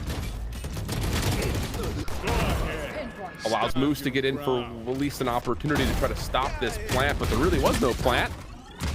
And TSM are now trying to find the ability, and Sacred, he's back, but he's gone again. It was an opportunity for sure, but 2v2, defense still hanging. Good info here for Bones. Finds the first, damage onto the second, and that will be where it finishes off. So, okay, after another convincing start, we've got ourselves a really solid bounce back for Landor. Yeah, and back on our 2v2, GMD just got missed. He got timing twice, looking at spots where he should have had that kill into the dugout, should have had the kill towards flower pots, and now you're sounding the alarm finally here for the side of TSM. Using, and this is different, by the way, Chad, if you're not used to this UI, this is the first time I'm being called by TSM. They still have one left, so it isn't blinking for the ones that are remaining. That said, though, for TSM, the fact that they stop it right now just to make sure that they can get an 8 for a half is quite the thing to do, because you're starting to feel it here on the side of Sacred, and you need to calm him down and cool him down for a bit. You're absolutely right. So there's been some trouble for Landor, obviously, in terms of like how schematically you want to try to build out this defense, but apparently all you got to do is just play the Phoenix like you'd play Arena. Yeah, and there's the look at it. You saw it right there. Sacred did what he was in his teleport back as the Steel Garden came through. So good call on that, Vans. That's just a good And that kind of allows awareness for him to point. get the ace, right? Because everybody's running through thinking you're playing against pistols, and boom, he just wipes everybody off. Very true, very true. So now we go from why to right back Super at it. Saiyan 2. Exactly. I'm gonna carry us over at 14, 9, and 5. Catch up, boys. Dude, I'm having fun today. Thanks for casting with me, Shift. You're welcome. I didn't have a choice, but you're still welcome. Ooh, a little counterplay here with the Arc Rose. Nearly works out. A little bit of healing off the firewall, but nothing too crazy. In terms of first contact, at least decoy out. Teague. Why? Like just in case that Sim just... Durka's done it. Durka's done it in an official VCT game. Yeah, I remember. Trying to qualify for kickoff or an elimination game in the lower brackets, and still does it. Durka's just different though. Like if there's anyone who could, it's him. I mean, are you saying Sim's not different? Sim? Yeah, Sim's kind of him too, though. Yeah. Yeah. Simothy is what we like to call him. Simothy Chalamet. Why? Is he like Dune? Is he? Yeah, it could be. You don't know. You don't know. You don't know him. No, there's a flash coming soon though from Sacred. No. Yeah, this is actually a really solid read though for Landor. Yeah. Oh, I was gonna say Bones can win this whole play towards Halls. Could be big. Flash out. That will work. Sacred is teeing it off, guys. He's insane. Dude, Phoenix OP, please nerf. Vora counter. Or 1v3. Chaotic insane. only has the op. There's weapons available, but they're all on the low ground. So he didn't see his link. He didn't see his link. Teammates, please come. No. Chaotic gets a 5-7 half. How about that? Oh my god, dude. Switching sides. 2 sick rounds coming out from Sacred. And as much as we were saying, like, okay, well, Sacred's gonna have to try to farm orb control on maybe on attack here for sure, but on defense, the value that he was getting fighting just on site has been tremendous for Landor to stay close in this game. Yeah. Kind of sick. Yeah. Kind of sick what's going on so far. Very sick. Very, very sick. This is going to go to a map 3, isn't it? Yep. Because now here comes Landor on offense with this double duelist. And Sacred is having his way. I'm here for it. Oh! And recoil has been seen here too. That's good damage. Oh my god. Brother. Spike down mid. Are we kidding? That's the one way to dodge it. Play in front of the flash. Yeah, it's true. 2v2 though. Yep. Full health for both. Defense has to rotate over. Moose is going to get a post plant, which is likely going to lean towards pillar side here, and it will. Both of them have ghosts as well. So all 4 players, this is going to be just be good on trades, be good on duels, tap the spike, waste out the salvos first. Got to tap it. Stealth drone. Droning it. Deleted. Haunt. There's the salvos. There's the peek. 1 for 1. Moose still full HP. Vora tagged. His armor. Toggle again. Moose gets tagged. 1 more. Oh my god. Moose gets back over towards the heady. Can jump peek it. Not enough time. Yeah. Gets good position too when he jumped across as well. That was the biggest thing. Yeah. Vora had to land the shots when he was still trying to jump across the corner or at least get it at half. But the fact that Moose was able to jump across and stay alive, you're playing the time. Moose, of course, a player that's gone up into the VCTs, down back here into Challengers, is not a person to discount in these one-on-one situations when it comes down to the experience that he brings in this roster for Landor. Oh, yeah. Absolutely. Okay. 5 in a row for Landor, plus the anti-eco coming up with some solid rifling. A little bit of aggression here from TSM, and I say a little, it's a lot. Trying to trap in front of that gravity vortex, not quite able to get anyone though. And does TSM choose to go further? Oh, toggle the orb, see if you can get someone to peek. Follow up. It's pistols and a shorty. No contact. 4 is there. Oh my, Chaotic's very lucky to be alive. Aren't we all? What a life we live in. That's my analysis. That's valid. One dead. It is an anti-eco. I mean, they did try to trap play out of that one. Didn't work out, so we're just running through the garbage time once again. So, if anything, though, this is what we want coming out from Sacred. Allow him for him to farm a little bit more. Yeah. And thankfully for the side of TSM, he was only able to get 1 kill out of that. So there's a fighting chance on the side of TSM's side, but you're definitely starting to see the double duelists that you just mentioned here at the beginning of the half. Is not only just on Sacred now, but Chaotic is also starting to activate on the entries that he's getting, the info that he's getting, and also both duelists are staying together, so they really want to be oppressive in these gun rounds. Mm-hmm. Yeah, I wouldn't rule out this bonus at all right now for Landor based on the tempo that they're playing at. Plus, you still have 4 members now on light armor in value of trying to get the equipment up for TSM. Once again, just trying to play through A main. 7 will collect the orb and they will bail, leaving Sim left alone. Of course, Gate Crash can out. Nova Pulse not going to hit. Nice. But the Cloud Burst will work out. Plus the Crossfire setup. That's a good long range shot with the Stinger from Sacred. GMD flashed. Oh, wrong time. And now he's just hoping he can find timing. Gets the first one. Firewall up. How? The recoil also shuts down one more over towards Art. So 2v2.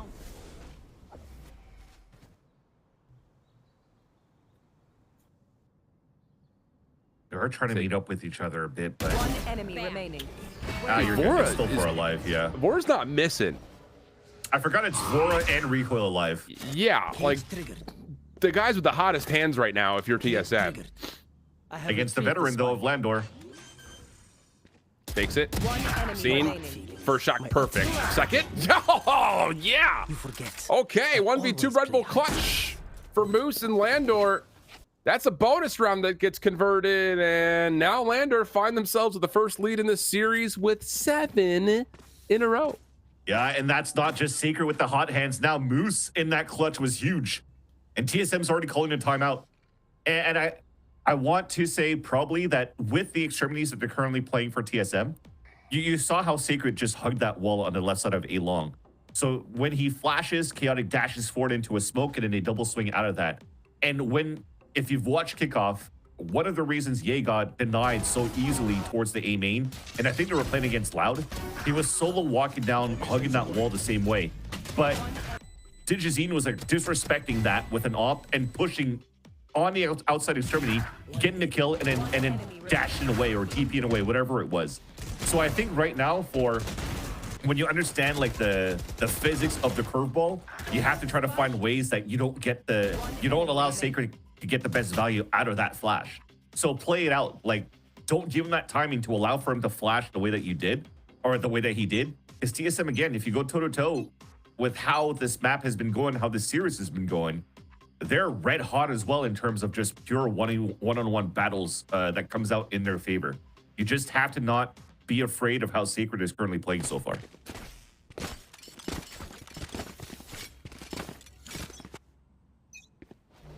See what TSM can do to try to reset how this map has been going in the last 7. Okay. Orb. Thank you. Run it back. Surely we don't use it in a round against Sheriffs and Pistols.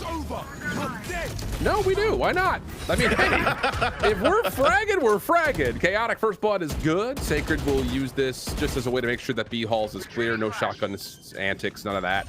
Salvo's out as Teague tries to plant. Defense is starting to kind of envelop this play. Ooh. That's tough. Sim just not quite able to land the shots. And Sheriff would say the Astral mode starts to get queued up at almost the wrong time for Landor, but no worries here. It's the Duelists getting it done for Landor. And count them, 8 rounds in a row. Holy hand grenades. Yep. Phoenix on the attack. And again, there's nothing really again, out of the box here for Landor and how they're hitting the sights. Look how fast they are. Just quick hits, big hits, quick hits. Fundamentals, flash, trade off each other, gain that space.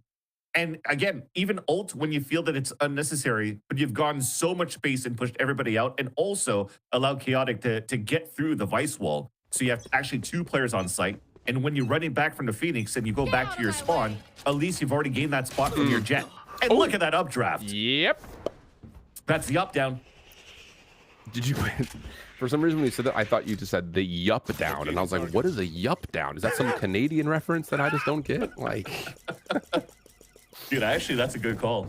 We're gonna have to like define it to like become something. The yup.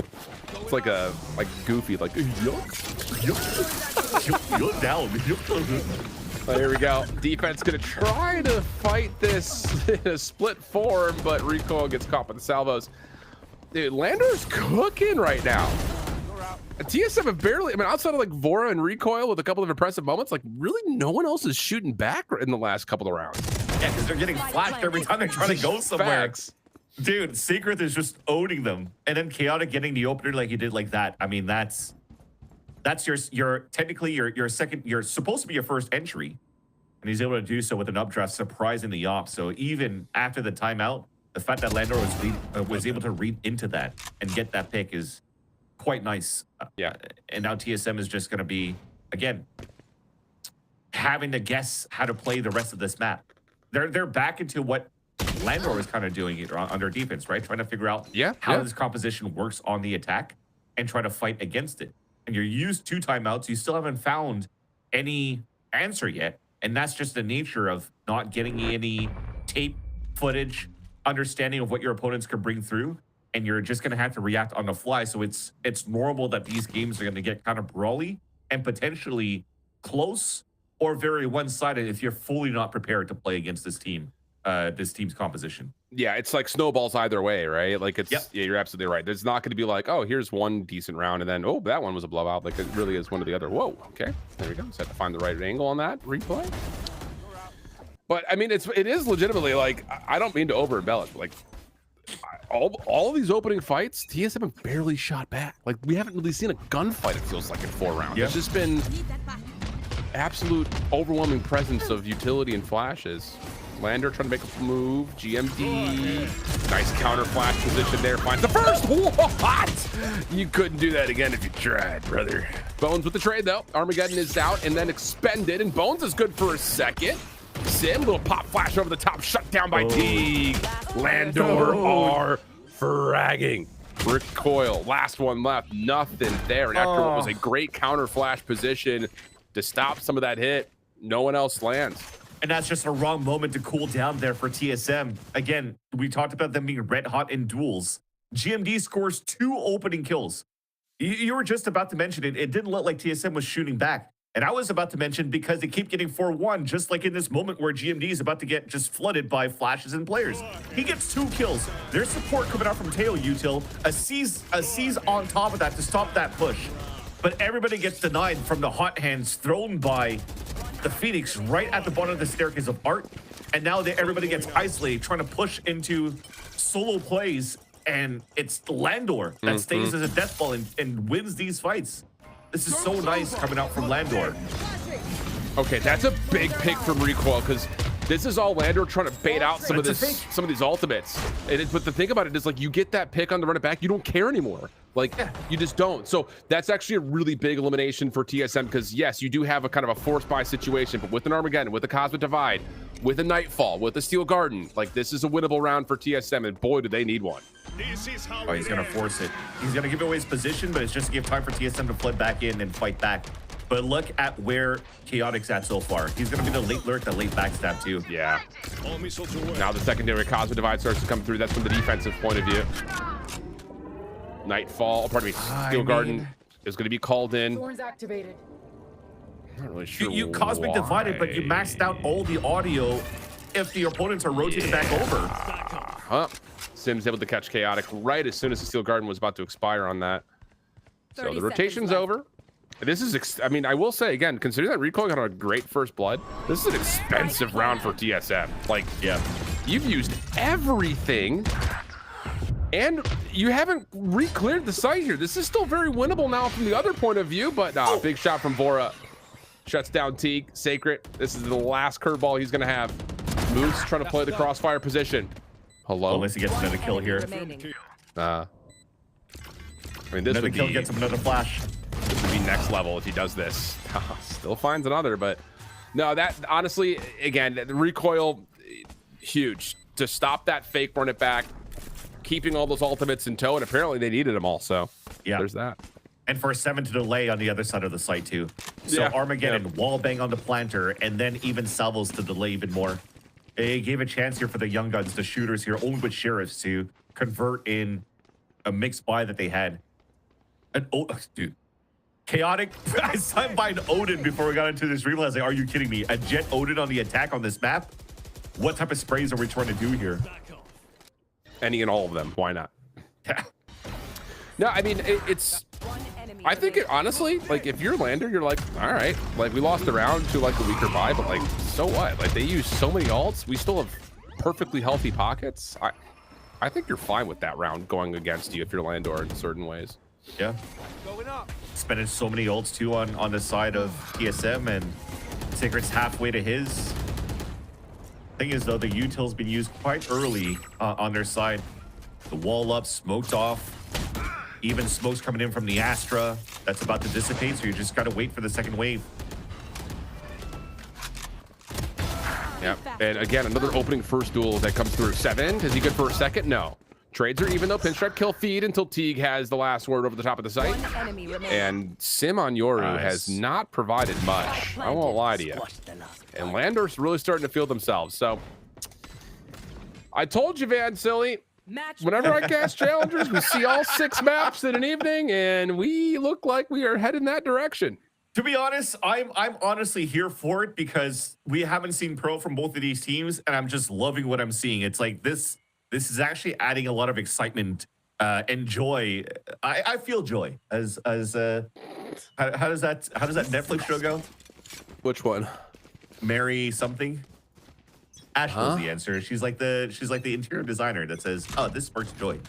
Literally, this sparks joy watching Secret play and this type of composition and getting good value on the attack side.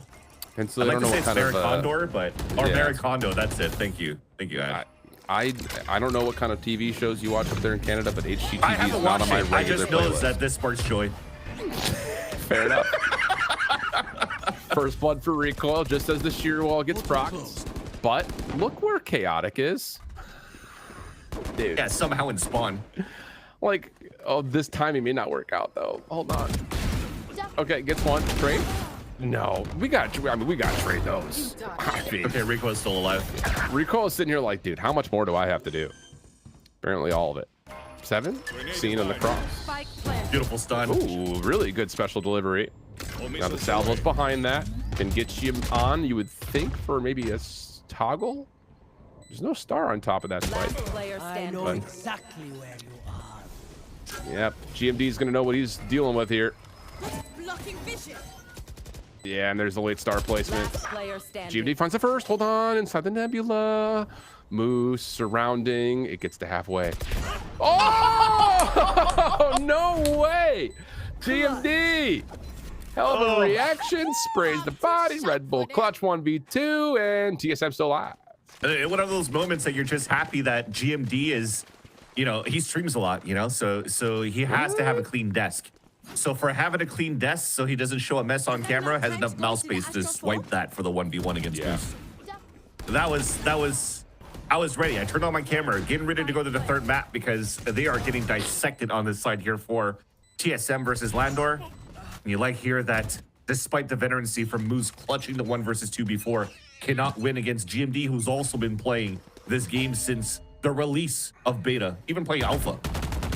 And clutching and keeping the team alive here for TSM, needing 3 more rounds to bring this into overtime. Playing very soft on over the B site, because now you can actually use Dimensional Drift and Armageddon. And you know here that Secret has been so good with the run it back. So they just want to let him use it in the first place. Spike planted. And then you play the retake. Yeah. They're going to try to get isolation onto Moose, and Moose is just like, I'm out of here. I got traps set up. I don't love that dimensional drift usage at all. You're going to be a little bit cautious if you're Landor on the flank, but I don't know. I just don't think this is... No, this is not it. This is not it. So, double duelist play. Looking solid. Vora finds one, nothing more. Judge.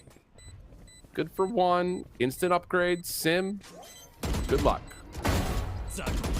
Okay. Thinks there's one behind the box. Not the case. Salvo comes through. No more time. Silver. Yep. It's, as the kids would say, it's Joseph over. It's Jover. Joseph over the 4th. Jover. How did that happen? The fact too that they went for the dimensional drift for information, yes, but also to leave heaven open, allowing the updraft to happen towards heaven, but leaving it unattended. That potentially, and it was the second time that Chaotic does that he gets behind enemy lines by going through the updraft all the way up towards heaven and getting value out of that one. So that, again, is unfortunate on the side of TSM, but a great attacking half coming out from Landor. And that is just so oppressive to deal against. And this is where it's going to get scary, though, Shift, because we're moving into Ascent. And Ascent could also potentially be countered by Landor against TSM. Could be. At one point, it's got to point it out. It was 7-1. And then you look at it again. It was 7-11. It's 10 in a row. My math isn't great, but I can get that one. We're going to send a break. We've got map number 3 and the back side of it. Fans and I are having a lot of fun. So make sure you do, too. Be right back. Bye.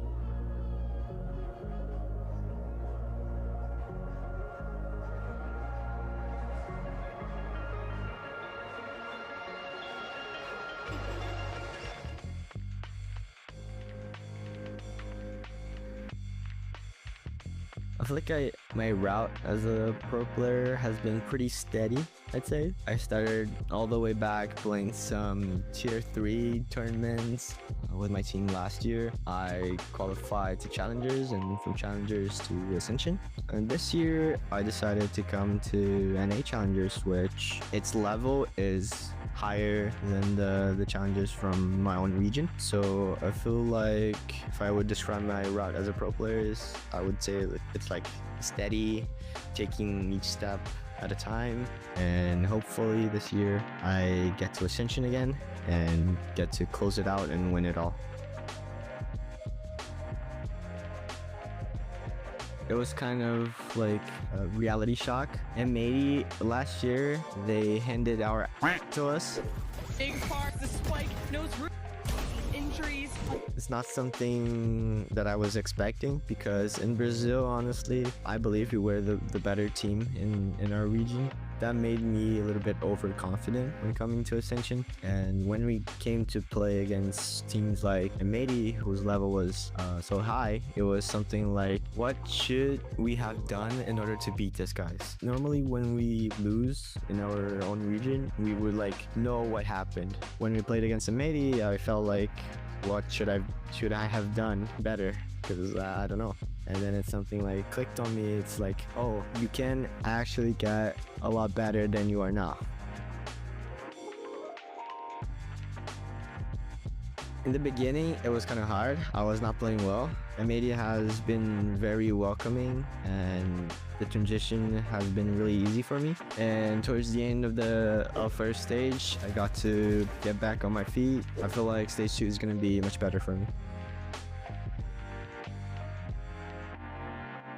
Personally, to win it all, no? Win stage 2, win the next tournaments, and go to Ascension and get M80 that 3rd participation, and honestly get them the win and get them to Ascend.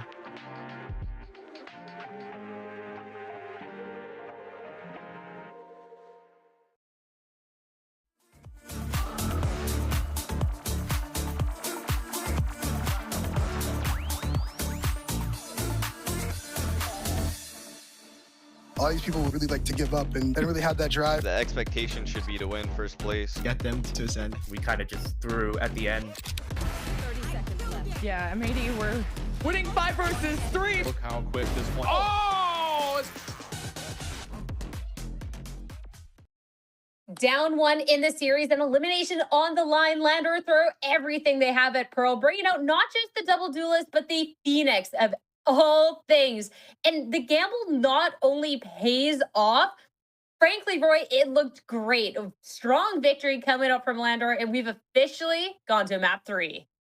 Yeah, I can't believe we're here. Honestly, I'm going to go ahead and just blame Shift and Vancilli. Before they made fun of the Phoenix in the beginning of the map before we loaded in, and then the dude dropped almost a 30 bomb by the end. I mean, it's just blame the casters. It's a caster's curse day. Now we're going to go to the 3rd map. No one on the desk, no one on the casting booth say anything.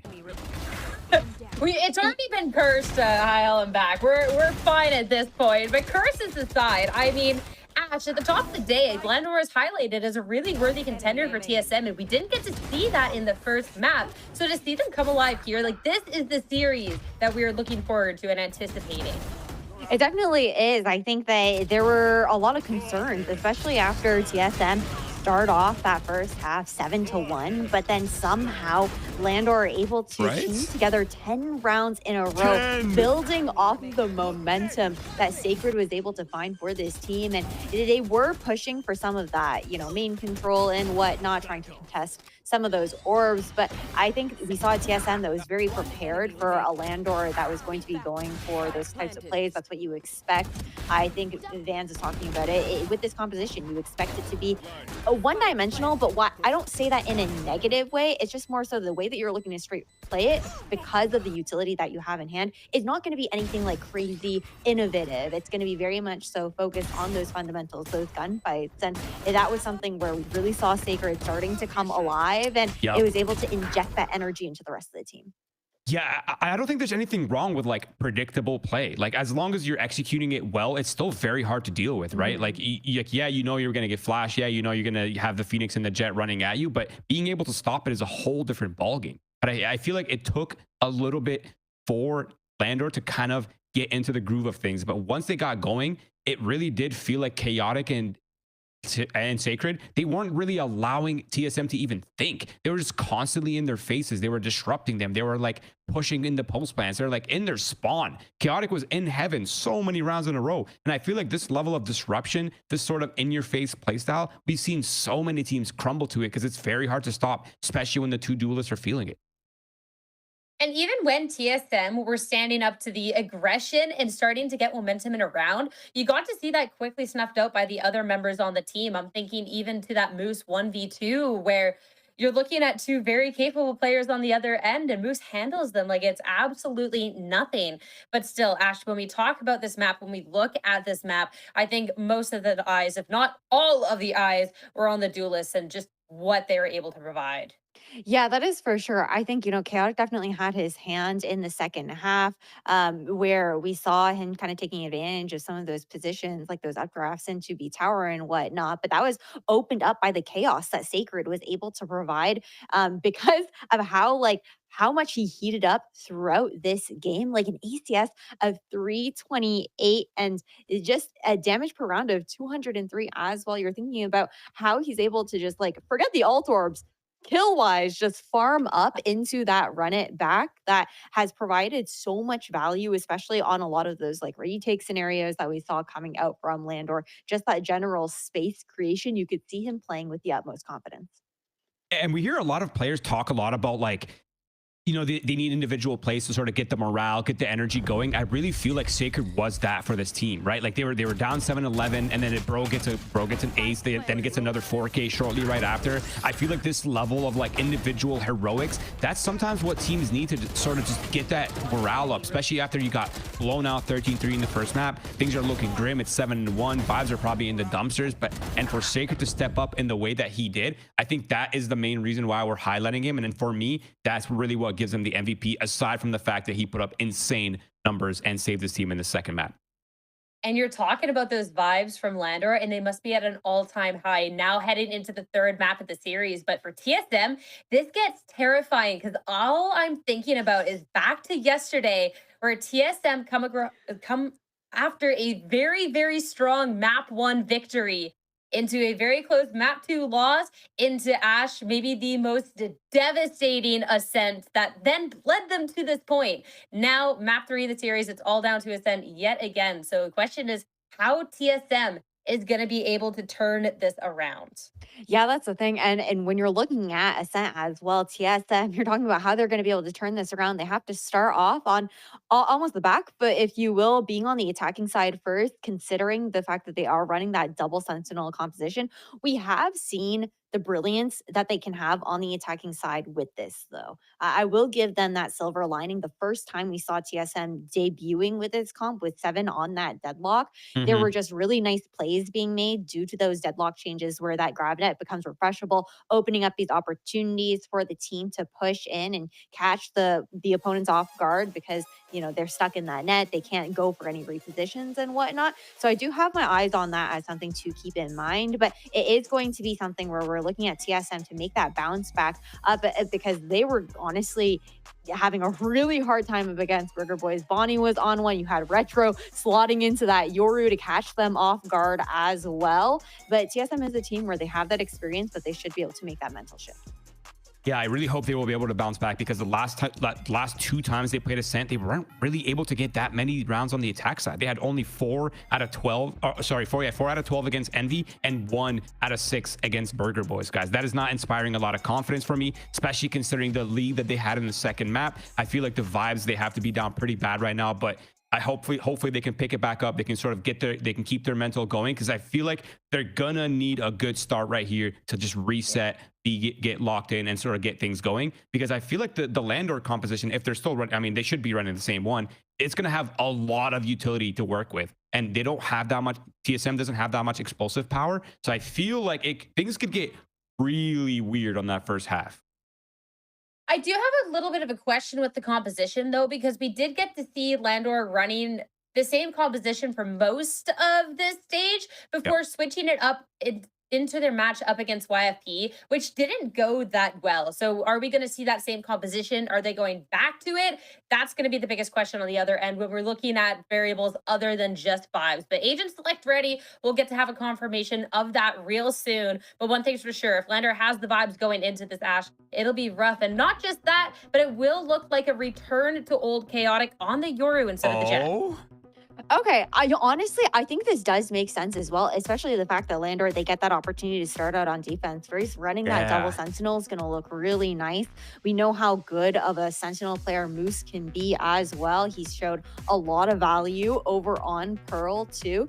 And also knowing that they're going to be heading up against a Vice on recoil there, I think the Yoru pick makes a lot of sense with that cloned play into the wall.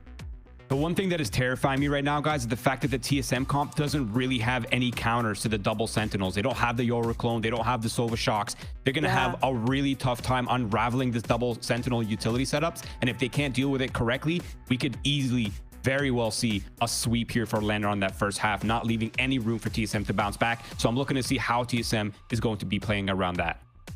And it all comes down to this Ascent final map in the series for the final playoff spot. Will it be TSM to finally claim it for themselves, or is it going to be a Landor after these changes to show that they have what it takes to be one of the top teams here? Ascent is ready. So for the final time today and for this stage, let's head back to your casters, Shift and Vance. Yeah, I love that call from Roy Vance. I mean, I think in the normal circumstances of like what Landor had played most recently, you're essentially getting like a square up where you feel like you're kind of flexing into something that's like a little cheeky with the deadlock, but not having a KO, not having a Sova, a lot of pressure here on Devora to really get the job done playing as the solo initiator. I don't know. It feels a little scary, I think, right now for TSM. 100%. And when you're looking at what they're playing against too, against their opponents, they were even on the side of M80, for example, they played with the Tejo and Sova, and you were still able to get a very strong one-sided victory for this roster of Landor. Although a lot of it happened on the attack side as well with this comp, so they do definitely have a way to work with this composition where TSM on their attack side was not present against Burger Boys nor their defense at all. So you're just hoping here that Landor is going to fall into some mistakes of over peaking in these moments. So far, you have a nice little slip through the net from the Jet. Oh, Chaotic still gets one. Goodness. Dude, I thought it was going to get spotted by at least on the side of 7. Yep. And he TPs into the ace stack as well, dude. This is with sentries here and a spy cam and a trap wire. Like, wow, this sucks. If you're TSM, like, how do you get through this? You don't. You just got to win your fights, and you're not. Chaotic's got 4, so he's almost got a dimensional drip. Yeah, dude, this is insane. Wow. Already halfway towards that one, and even when TSM wanted to start activating here towards the A side, you already saw the util from the minimap. But the most important thing was the camera from Moose tagging Sim forced him to dash away already. So it doesn't allow for TSM to get the type of entry that they were known to do with the catwalk hit. It's basically paranoia into the generator, updraft, and TP on the top, or dash on top of the generator to get value. And because of that camera, it's going to nullify any type of hit TSM is going to try to do. Very, very nice by Moose. And we're just going to farm now. Yep. Wow, dude. Not a good start, because I think the thing about this here for TSM, just to like dissect this a touch, like you have to figure out where the Sentinel setups are. And it'll likely be in 3 of the 4 choke points that you kind of see right down the 50-yard line, the horizontal split of the map. Then you have to go through the one that's not congested by utility and then run into likely a double stack where Chaotic can get a free peek and then bail. Like, I don't know, man. I think Roy hit this one on the head. Like, in terms of like, how do you deal with this particular double Sentinel setup? I think you would rather have something like a KO or a Sova. Like, I just don't think that this Tejo is going to feel great if you're in the hands of Vora right now. Like, Vora's going to have to really put together a masterclass.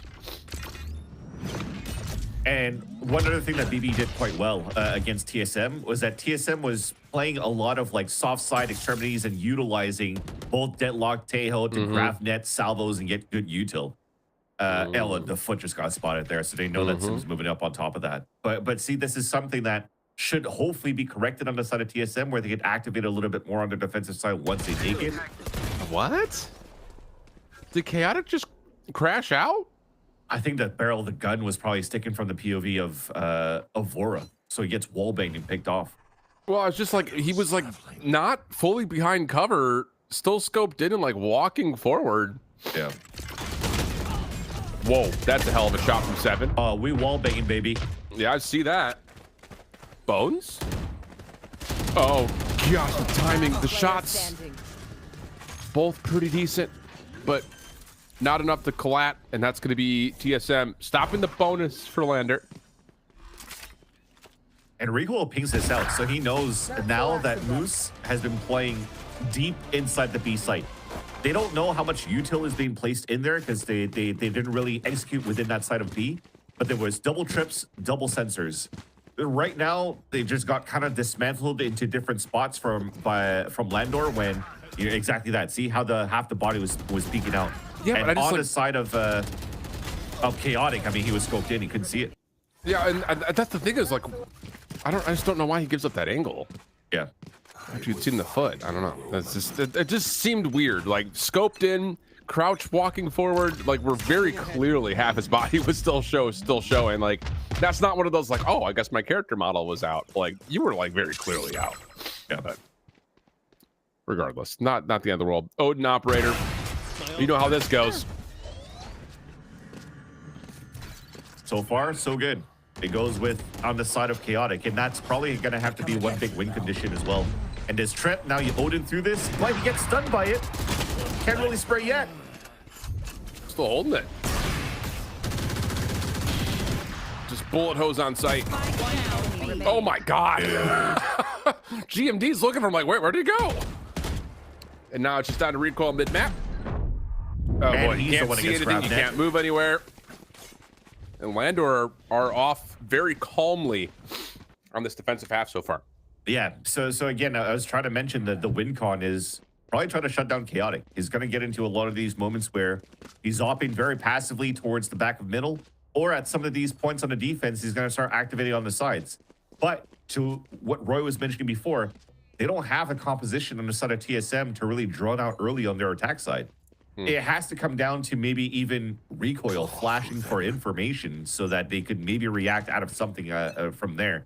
If not, you're body peeking every single time, or you're droning off the gates, and it's not going to be the easiest of results for you to get when you're so deprived on the amount of information that you're able to garnish from the lack of it because of the composition. Yeah, absolutely. No, that's.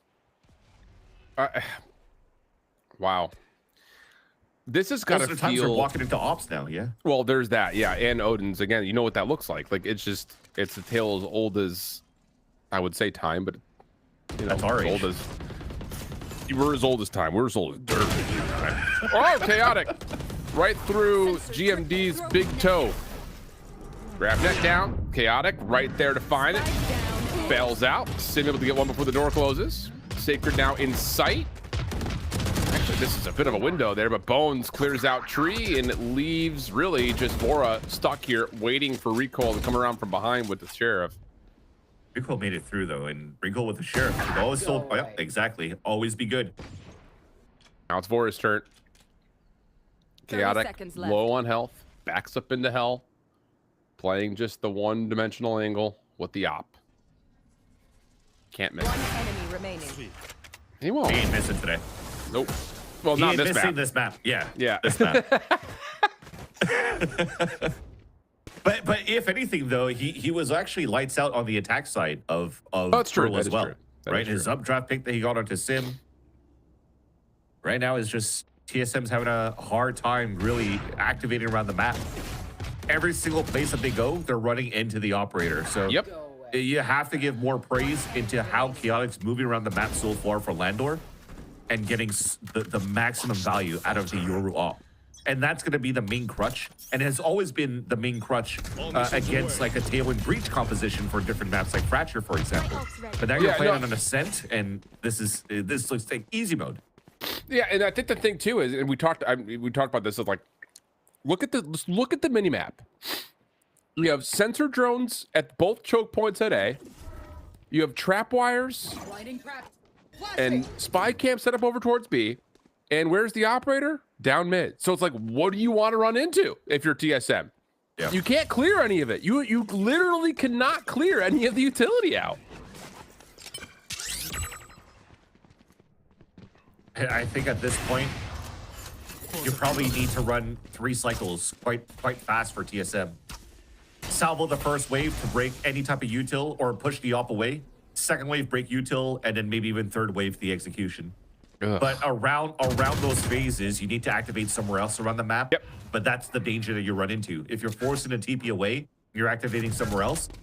Your Yoru could have TP where you're trying to sell the fake.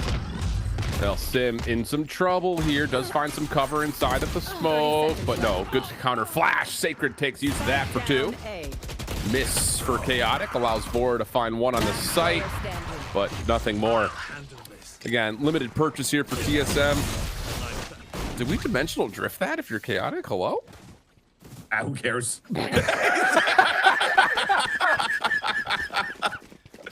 I mean, he's 12-1, bro.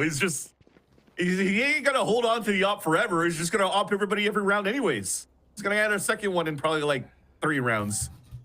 But that's also the other thing too, is once you start escaping the op and you're able to get into sites, if you're not breaking that util, you're running to the Bones' Odin on top of the util coming through. So if anything, Sacred Moose and Teague are playing easy mode on Ascent right now. They could just sit back, relax, because these guys are just not missing. Once they finally start missing or start getting figured out, potentially from TSM's timeout here, then maybe we're gonna start seeing more layers into the defense of Landor. But so far, it's shoot op, don't miss, own him. No, yeah, that's it. No, absolutely. I mean, this, yeah. I'm just gonna keep making noises because I don't know what words to say. Like, you know, it's just like, sounds like you're just eating. Well, bro, hasn't had dinner yet, so. No, I had a protein shake. I'm chilling right now. There you go. What the cat? Here we go. Light armors, Armageddon, Steel Garden, Annihilation. You have to win this round if you're TSM. You just have to win it. Like, this is your, I won't say one chance to win a round because you've already won one, but it's your second chance to win a round. Gate crash out. Chaotic does take some damage. And that's just to, pull out the Hunter's Fury and get a little bit of a deeper shear wall, I guess, if you want to call that a win. But yeah, they're kind of doing what you said they wanted them to do. Just run around the map a little bit more. Yeah. They force the op away. Here's the second phase. But this time they're using a lot of ults in the process of doing so. But we have to start seeing a little bit more towards the defaults now. Oh, dude, he still gets an Annihilation hits the decoy, my guy. We're getting antsy. We're getting just real panicky right now for TSM. All them towards you. Armageddon. All them towards you, especially when the sonic sensor got some information. Here. Salvos first. Now we've got the trigger ready. Just waiting to see when this retake's going to unfold. Trades out. There's the Armageddon. And Yoru will be stuck by this. Shorty, no. Denied. And Armageddon does hit just in time. Grabbing that down though for 7. Denied almost immediately. Shot lands. Teague picks up the op. Hits 1, but is, well, looking for more? Should be okay. Yeah, I'm just going to back out. Save the op 2 into the next round. I mean, now you're looking at it from the side of TSM, right? They used, what, 3 ults? Armageddon, Steel Garden, Annihilation, just to get 1 round. And that was off the timeout to expend everything to be able to convert that round. This time, you don't have the same type of util to work with. Potentially maybe with a GMD ult, just because how... you can't even TP behind enemy lines, now that I think about it. Because there's really only Chaotic, the one that's really trying to op. And even then, he's opting fairly passively. So you can't really ult behind enemy lines. So now you just have to go into those phases, as I mentioned before. Rotate, move around the map. Yeah. What do you think the match number here for TSM is? You looking for 4? Well, hold on. You're gonna get 3 most likely. You should get 3 here. You don't get 3 here, we got problems. Great start on the side of TSM, but yeah, now you could pick any site. You've known so far that Moose has always been playing towards the B site. You could try to decide to push against them and fight, but now that the second pushed out towards Catwalk, you got picked off. Just play numbers. You're on a 5v2. Doesn't really matter who's on site or not. You should be able to trade out anything. Yeah, should be able to. The Odin is still in play though for Bones. Oh, and they line up for Moose. Oh, if he gets the 3rd. Shock dart out. No, not this time. So TSM will get their 3rd. Money's still going to be fine for Landor here. And I kind of go back to the question again. I mean, there is a level of the problems we're talking about for TSM on offense. Like, those things will not be exclusive to them. Correct. It does look a little bit different for Landor because you've got the Yoru. So, you know, and I think that the biggest thing about it, if you're Landor, knowing that you're playing up against just a Tejo initiators, like as soon as the salvo's out and you can commit, then you can get on and set up a nasty post plant with the deadlock utility. But yeah, we'll definitely get to that point once we get to that half. Yeah. But if anything, they still have some pretty decent space making for lining up the TPs into sites, right? But we'll hold that thought. There's already action back from the replay. The main control team is slowed. Oh, surely yep. Okay, good secondary peek though for Bones. Limits that play just a touch. I have the spike. Spike does get collected. Chaotic almost. All the tags there at the end. Arc Rose, sure, why not? Whatever. And the rest of the defense over towards. I'm actually surprised that the offense is not just going to stack back up here, hit through mid, hit through B main, take your numbers advantage. Like, if they hit this and lose this round, I'm going to be camera taken out. Unhappy. Unhappy boy. There's that dash. Okay, good. Although, Spike down A. And that's the thing. Yeah, but this time Moose not tagging into camera thinking that, or even if you got tagged, at this point for Sim, he didn't want to dash away. So he's going to have to play the selfish play. He dashes forward, gets a spot, even gets an entry, so that allows TSM to really move in. So I like that change. Again, it doesn't matter to try to manipulate the map. You now have a 4-on-2 scenario. Don't give him that respect. I think it's probably with this conversation coming up from MBS. Like, don't give him that respect. Even if they're opping us down the way that they are, if we are playing numbers, just brute force them, you know? And they're doing it. They've salvaged so far this half to get 4 rounds on the attack, which is kind of what you wanted. Converting 3 rounds out of a timeout when it looked so one-sided for Landor in the very beginning is quite nice to answer back here for TSM. But also, it's been a change of tempo shift. Ever since this timeout, you saw that Landor also wanted to press forward on our defense. The push up on Catwalk was double punished. This time on that previous round, the push towards B main was punished. So they weren't really playing the same type of style that allowed Chaotic to get just easy picks with the op before. They actually got punished trying to not allow TSM to set their foot on their attack side after the timeout by trying to deny that space, and they got punished for it. So you thinking that off this timeout, Landor's just going to go back to normal? Yep. Not try to get as greedy? Yeah, and then finish the half, what was it, 8-4? 8-4 maybe? Yeah. That's obviously that's ideal in terms of where we currently stand, but the thing is, it won't happen because they don't have the op. This timeout is for the next round, so there's still a possibility for TSM to tie things on a 5-5. You don't have big ults to go for a trap play for Landor either. Yeah.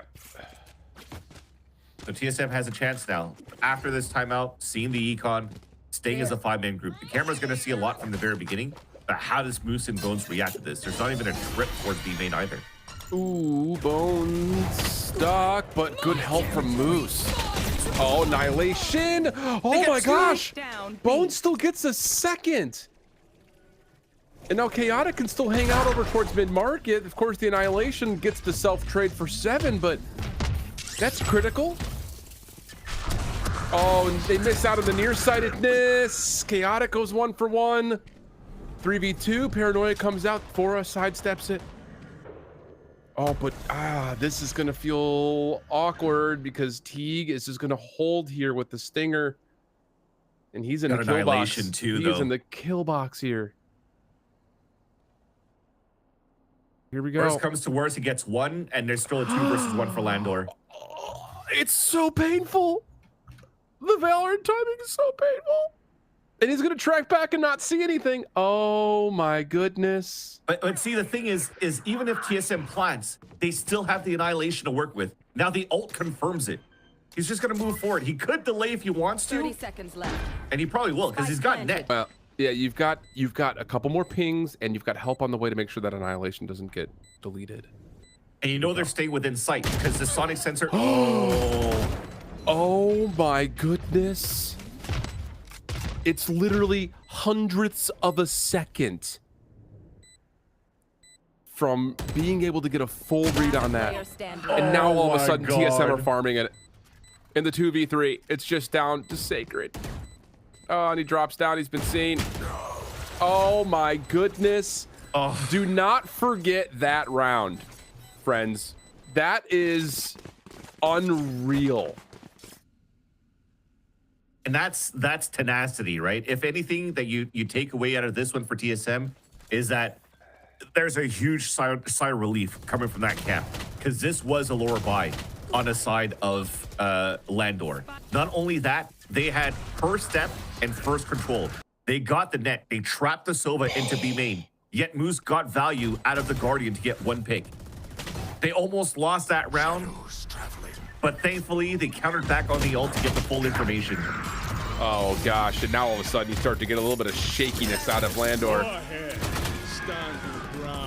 Barrier mesh out, Armageddon called. That's going to allow entry into the site. Sensor drone is still in play. Sim initially baited by the decoy, but Seven just spraying down heaven with the node. And oh my goodness. After a flawless start, this is how it starts to unfold with just another round to play.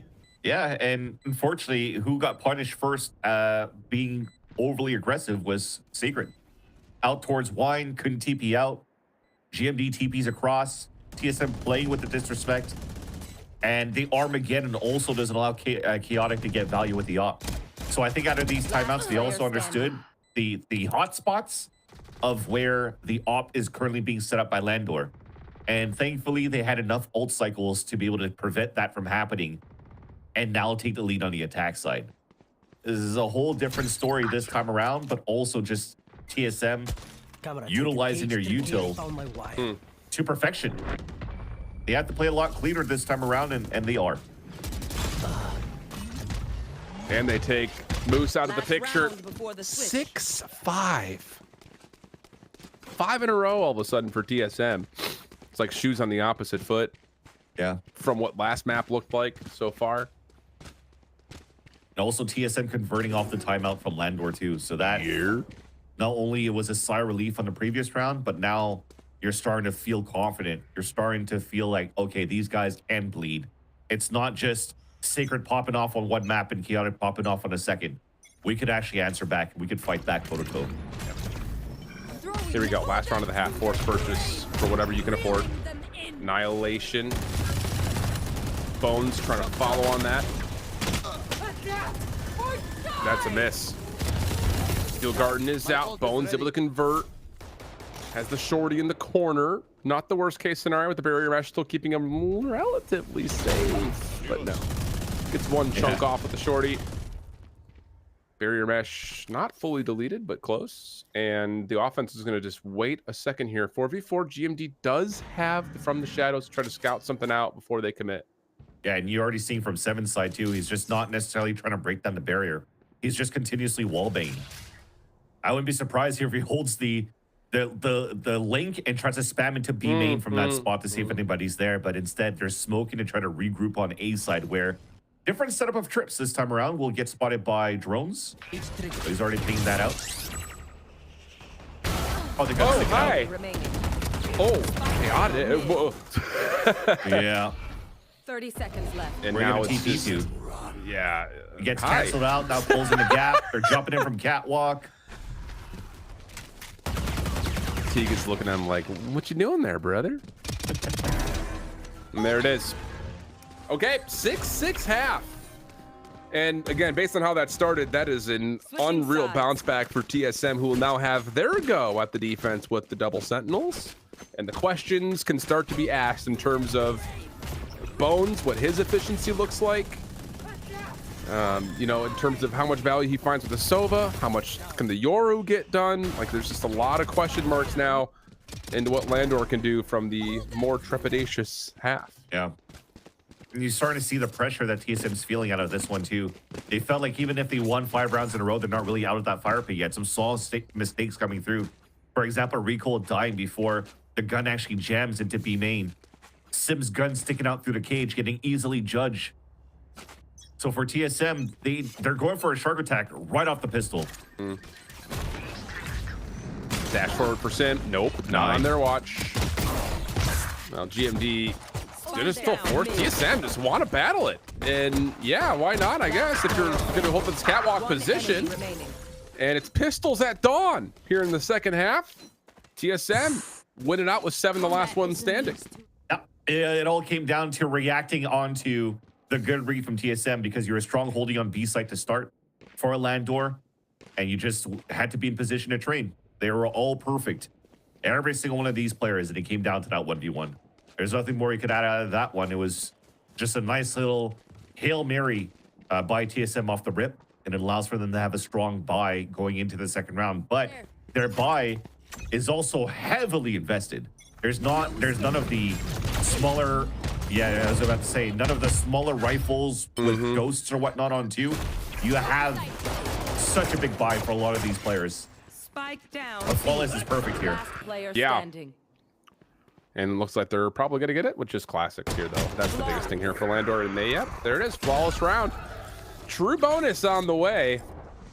And now we need to start to see what Landor wants to do, because as much as we obviously gave a lot of credit off the pistol, off the fallout from Landor, TSM are also showing levels of aggression here to really kind of stop Landor from even getting a setup. So you talk about, like, how are they going to break the double sentinel setup? Well, they don't even get a chance to stage a battleground in the first place right now. We'll see. See the value they get as well. Now not getting any plants on the attack either. So forcing the armors in this round, but the util is not fully there. No trips here for Moose. Already Chaotic gets headshotted. Bruh. The drone's already being used at 130. Yep. I was just about to say, like, if we're gonna commit an owl drone at a minute 30, why are we peeking before the owl drone is out? And you get the wall and the follow-up. Uh-oh. Are the wheels off? Icon. If anything, training wheels are off for Moose and Teague. Could be. We talked about it. Bones and Chaotic, the ones that activate on the first half, they get dropped down first. It's time for the other 3 to start stepping up. Training wheels. Weight. How do you call them? Weight downs? What are they? What? Training weights? Training weights. There you go. Training weights? Those also get dropped. Training wheels to training weights? Yeah, you know. Ooh, what a shot from saying. Moose. Okay. Spike makes its way onto B. They were biking with training weights. Not just speeding through. You're crazy. 30 seconds left. Holy thunder. I don't know if you guys heard that or not. I hear your Amazon, Alexa, I hear everything. I love that. All right, see how they try to play this for a retake. Teek's going to hold deep in towards B main. Wait for the battle to start to ensue on the site before peeking. Might not even ensue because Moose is just teeing off. Hey, how does that go, chat? Who's on the loose? Moose is on the loose. Yeah. Throwing net. Grafton is not going to hit anybody, though, so... Yeah, I mean, a decent bonus. Yeah. If you keep them both inside the radius here.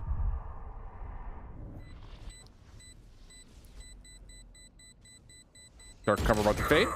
Wow, nice shot from 7. One enemy remaining. Followed up, finds the limb. Moose is loose. 4 in a row for the Moose man. But again, bonus is punishing, to say it plainly, as TSM hold the narrow edge, and the purchase on the other side for Landor is going to be less than comfortable. Yep. And you're already seeing it from Landor's side. They're kind of just juggling on what type of buys to get. 2 great openers, by the way, from Sim. But now their gun round is good. Not only do they have strong weapons to work with versus a lower buy from Landor, but I think an Annihilation is already ready for a 7. So they do have, they're very close here to even cycling a couple more ults around Vora. Landor's not out of this one yet. No, not at all. Tight setup here at mid-market for TSM. Owl drone again being used early, and now Chaotic peaks. Didn't you know it? So nice. Oh, wow. Even better. Through the smoke, team cuts another. Or is that just through the paranoia? Hard to say. They both looked about the same. I mean, Sim tried, you know, trying to just time the L11 and jump spot and just quick scope for a pick. But Chaotic was just ready the whole time. That was just beautiful wait by Chaotic. Beautiful patience as well. And then because of that, that was the whole trap play, trying to activate through that, run through the salvos, and you just have more bodies on the side of Landor. You just spam all those players down, and GMD falls. Well, Laura comes up huge here, right? Yeah, well, he's going to have to. Recon Dart pushes him all the way into Arches. The defense on A has not moved yet, so this is all on what Vora can produce. 30 seconds. He's hearing all the footsteps, and now you're crouched. Yep. Oy, okay. Should be the round, should be the save here for TSM, and we're going to be tied at 8. Planted. And it would have been such a good, momentous push here from TSM if they're able to shut things down. Look at the buy, or the credits that are remaining after the buy here from Landor. Yeah. It would have been an opportunity for TSM to really run away with this one, but instead, it's them having to hopefully get value out of the Annihilation in the next round. I think if there's still a timeout left, even though it seems very early in that second half, I think MBS has to call it. You need to find some good value here.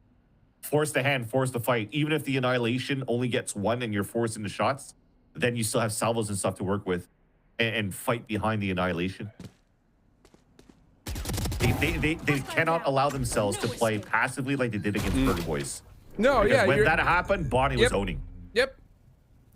I love that call. I think that's just, again, turning reflection into reaction, right? Like, you have to play your game here if you're TSM. And I think the thing, too, is just like, you know, there's something to be said about that. Like, when you're in an instance where you're do or die as a team that everyone's looking at as being a major favorite, we've seen what already happened to Shopify Rebellion, just kind of caught in their own skin a little bit. Like, you have to step up. Like, you cannot just figure based on the notoriety that your roster brings that you're just going to walk through a qualifier like this. Yeah, it's a simple thing that even coaches in the VCTs and players in the VCTs talk about, right? You're talking about being a favorite team, SRB winning split 1, TSM being the clear favorites almost to make it a deep run into Ascension this year. So you're playing with so much pressure while the other ones are just like, well, we got free reign. We could just play loose. And you saw what happened when Landor played loose on that previous map. It gets very difficult when TSM realizes, oh crap, we are vulnerable. We're not at the top of the chain and we could almost get eliminated here. So any type of round that Landor is able to catch up on this time around is going to potentially make TSM falter more and more and more, and potentially even crumble in adversity. Sorry. Keep an eye on this play here at the mid. Sim, you know he's going to want to try to check this. Little dance back and forth. There's the first check. Easy.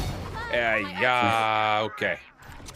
Nothing there. Annihilation, not going to connect. But TSM 5v3. He still has his. Yep. Smoke down. Barrier mesh down. But Sim. Oh! Catches one before dropping, but this is still very doable. 2v3. There's some bodies available if Moose wants to try to go back for the neural depth instead. They're going to try teamwork forward, and Recoil meets him for the 1v2. Oh. Nice little entries to start things off towards the pizza to almost turn it around for the side of Landor. Recoil finally getting challenged into the B site. Not enough util to get him out of space. I was expecting potentially even utilizing that Annihilation to take control here of the B site. But got caught off guard, play out in the open. And it surprised Landor. Oh, this is a nice spot. Thankfully, this time around, though, there is a dimensional drift. So staying as a group, probably leveraging Teague with the Annihilation as well. Wouldn't be surprised here with this ping. You're going to try to ult through, get through the smoke, get information. Who's next? And now it should be a little bit easier. You probably don't need to use the ult yet because you've already scanned into M1. You saw nobody there. Now you know it's a passive play towards Catwalk. You can split into the A site now. There. But look at the setup here. You've got Sim, who's going to close the door at mid-market and just hold with all of this Sentinel utility around recoil. Into the backside of the spawn. TSM going to play for retake here. Yeah.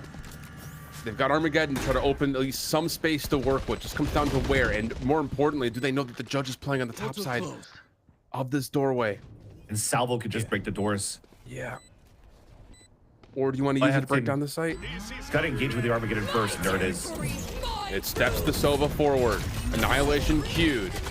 Does not connect? Sim? Can't get through this cloud burst, though, and that's going to be enough to, let that judge just sing a song over towards the door. And there's just nowhere for TSM to go. So, yeah, good breakdown here. Recoil's going to try to give us the old 1-2 college try. And it's done well, but time is running out. And Landor will get us tied at 9. I like the idea. I like the design, and it all works out pretty perfectly. Yeah, it felt like they expected maybe more players to play outside of sight, especially when it's Bones playing. I don't know if he already had the Hunter's Fury or not, but they were just trying to make sure that they break that out of sight so that they could actually move into the A site. But we didn't split fast enough into door and heaven, and everything was actually slowed down when Teagues' Annihilation actually did hit somebody. I think he hit 7. But he got immediately freed right after, yeah. So it made it very difficult for TSM to really scale through, and it canceled out the dash value that Sim had. Who's now trying to find value with his dash, and unfortunately dashes away when nobody was trying to hold towards tiles. Salvo, GravNet combo trying to get through. Doesn't really work out. Trade between barrier meshes out. Neural theft can be called for the offense. Landor looking to go quickly. Or will they? It's tough. Smokes are down. Yeah. Sensor destroyed. Oh, good sensor, but it doesn't matter. Devora hits that perfectly, but Chaotic still gets 2. Sim, quick to try to contest. Gate crashing away, though, is Chaotic, and we've got ourselves a 4v2 situation. Sim, one of those moments, you're just looking for him to do Sim things, but no, it's Chaotic for 4 in the round. That is so massive because it's 10-9. And now you're 2 off from another dimensional drift, which just convincingly won you the round prior. That's massive. Yeah. I mean, I would probably Stinger buy here. I'd probably Stinger buy and try to turn it around here with the Steel Garden. I would like to think that with the Stinger buy, you should still be able to buy in the next round, and you just got to flood against Landor. But instead, maybe they didn't have enough money, which is why your Sheriff no armor across the board. Hoping for 1 click. This is all this round is. They're able to do so for sure. Seen Vora do it. Recoil do it on split. Earl as well. And look at the amount of util trying to stall the B main push. You have Sonic Sensor and Razor Vines. Yeah. As soon as the wall comes up, a flash to allow Recoil to maybe swing out, isolate a 1v1 with that wall. Closed. Good intel off the Arc Rose. Shear's also going to be procced. Dark Cover will replace it. And Sim is just looking for any sort of a cross. Not going to happen, though. Landor going to take their time, kill the noise. Yes, they have no information on middle either. So as much as Landor doesn't have any information to retake middle, and they're just going to have to slow clear it, even if they break this wall because it was thrown so early, it's going to force to rotate and leave Recoil alone inside B again. So this fake towards Catwalk to re-pivot into a mid to B split. Perfect call by Landor so far. 30 seconds left. Oh, he slips through? Yeah, I mean, Recoil is so stuck. Yeah, and Chaotic's going to get to GMD, hoping for timing. No Sacred Turns, finds a kill. It's going to be 11. Chaotic's in a dimensional drift for another. Yep. And we're knocking at the door here of our stage 1 champs being knocked out and another major favorite not making it to stage 2 playoffs. Yeah. And that's the second 4K round for Chaotic.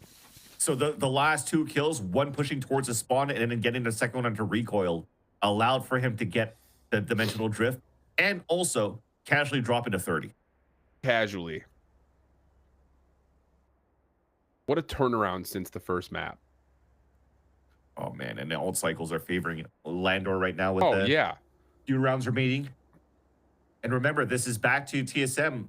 We mentioned it against Burger Boys, not getting the best value out of the defensive round, their defensive side rather. They had 6 rounds on the attack, which is great, at least to start things off. But now on the defense, it's very similar stories. Yes, they are being a little bit more proactive by not playing soft side B and stacking like the GrafNet Teo salvos, but they have been focusing a lot on like tiles crunch, right? So instead of really just going for mid control, it was a lot of push forward and try to find some kills. Until, you know, Sim is able to play a little bit more passively towards market and have some players focus on that side. You're seeing that Landor are actually focusing a lot on the extremities this time around in the last few rounds, and it's been difficult here for TSM to answer back on that. Well, Sim's going to have to hit with the op here. You need to funnel it to Sim's direction. He just has to hit. Problem is, if you can read that where the op is, you can just dimensional drift it away. Like it's just exactly what they're doing. They're doing the same thing as they did before. Smoke, recon dart towards M1, ult, find information. It's gonna find Sim towards the back of M3. Oh, he faked DPs instead of ulting. Okay. Interesting. Dimensional drift. Hunter Sphere are going to be used to try to call this out. Does 7 get tagged by it? Yeah, there's the first, but stays alive. Here comes the pop out. Immediately gate crash back. That's not bad. TSM's going to survive through that. That's pretty critical. Now, the secondary hit is the one that's going to be really precarious because your defense is trying to rewrap back just in case, and it's not going to be a rewrap. It is all commitment into A, and TSM just has to hope they can stay alive. 7 gets one before dropping, but GMD not able to provide. Trade from Sim. 3v3. Post plant setup. Annihilation? No, sorry, Steel Garden. Right here. You gotta hurry up though. 2 of them are hit by that. Into the corner. Back. Wow, missed opportunity. Recoil still lands for another. Down to Moose. 1v3 off of his own plant. No, just too many bodies to look at, and what a turning point in this map. 11-10, but TSM survived through the dimensional drift Hunter's Fury combination. I respect that towards the end. I forgot that they had the Hunter's Fury on their side on the attack as well for Landor. So instead of going, if anything, they did some conditioning on that smoke and recon dart towards M1. And then when you heard the dimensional drift, you think that he was going to go towards the back pathing of M3 and then come back towards Garden. It was just to try to combine here the Hunter's Fury with the dimensional drift. That 7 survived the whole time and got a kill before. That was huge. Huge play coming out from 7 to keep TSM in the game and prevent that push from happening from Landor and potentially even closing the game. Yes. And honestly, the ultimate economy kind of swings hands here a little bit. Annihilation, Armageddon starting to become a little bit closer. Probably not going to get it for Vora unless you find a couple of kills here. Decoy out, all drone there. Vora finds the first. Hey, how's that decoy going? He could have stayed in that too because he had dash procced up. So go for the pick, dash away, getting it out. But now that he actually took it out, they know that there's presence towards the back of spawn. Right now, Landor for me seems like they just want to wait off this wall from the deadlock, actually shoot it out, and try to activate Teague and market. And here comes the play. God, Sim connects when it matters most. On to the guy who's 33 and 10. One enemy remaining. And the follow-up from TSM is perfect. You want a tie game? How about it? Flawless round, 11-11. Make a wish. And only Rico received a tad of damage against the opponents. Well, we're back. We're back, not necessarily in control of this game because there's still somewhat of a decent buy out of Landor. Only Sacred is the one that's broke as a joke, but Chaotic can still buy. Question is, do they want to try to go for an attack side op to try to fight against Sim? Because Chaotic has been has not been missing that rather when it was using the op, but it hasn't really been using any on the attack side because, as we mentioned before, they kind of need him on the entries when they're going to try to execute into these sites. This is a tough call right now for Landor. Yeah. It's like, this is like the do you play for the tide or you go for two type conversation. Like, you buy here, it very well may be the game. But you win it, it still very well may be the game. Like, you can win still. Like, that's just, I don't know, man. This is what dreams are made of, or something like that, as we're fighting to stave off elimination. Don't let your dreams be dreams. Just do it after this timeout. But the thing is also TSM winning flawlessly in that previous round keeps them in the game, right? You could buy for the rest of this half. Vance, you're or you closing out, or you bring to OT. You're a prophet. Yeah. We need to see what they're going to try to do. They know that Sim has been playing either towards tree or mid. Almost like I watch this game too much. You watch a lot of this game. You watch a lot of it. And you're trying to find him though. The M1s, now it's open. You're going to start scaling up. Try to go for that fight onto M3. You probably need to re-smoke Cat on top of that. Oh, what a first blood, but can't save recoil him. Will be, whoa. As they pulled back, he almost gets canceled out with that double peek, but now it's the battle! Does that determine the game? It very well might. What a shot from Sim. What an opener from recoil. And Landor stuck at B main. I almost jinxed it too. Ever since I called the 30 bomb, the casual 30 bomb at what, 11-7, I think it was? I can't remember. But Chaotic has not been landing any more kills since then. And now TSM in prime position to take the lead and even put themselves at series point. Yep. As Landor is trying to walk contact in. Oh, he hits one.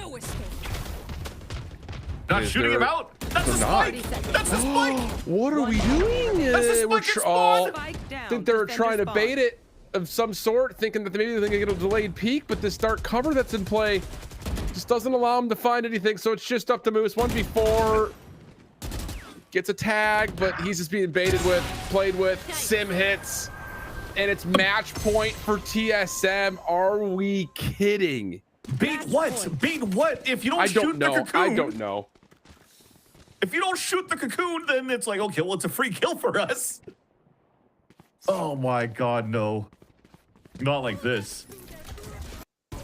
Not dropping to 30 and losing. What is this, son of Car? Icebox?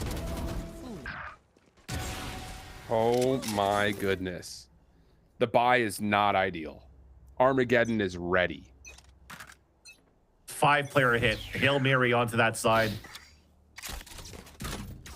And look at that triple high-low on middle instead. Yep. You got the grab net to slow it down. And a follow-up from 7. Here we go. Could be the game. Barrier meshes out. Oh, Landor did not get separated by that. That is pretty close. Armageddon not going to be used, surprisingly, would kill actually. so many people.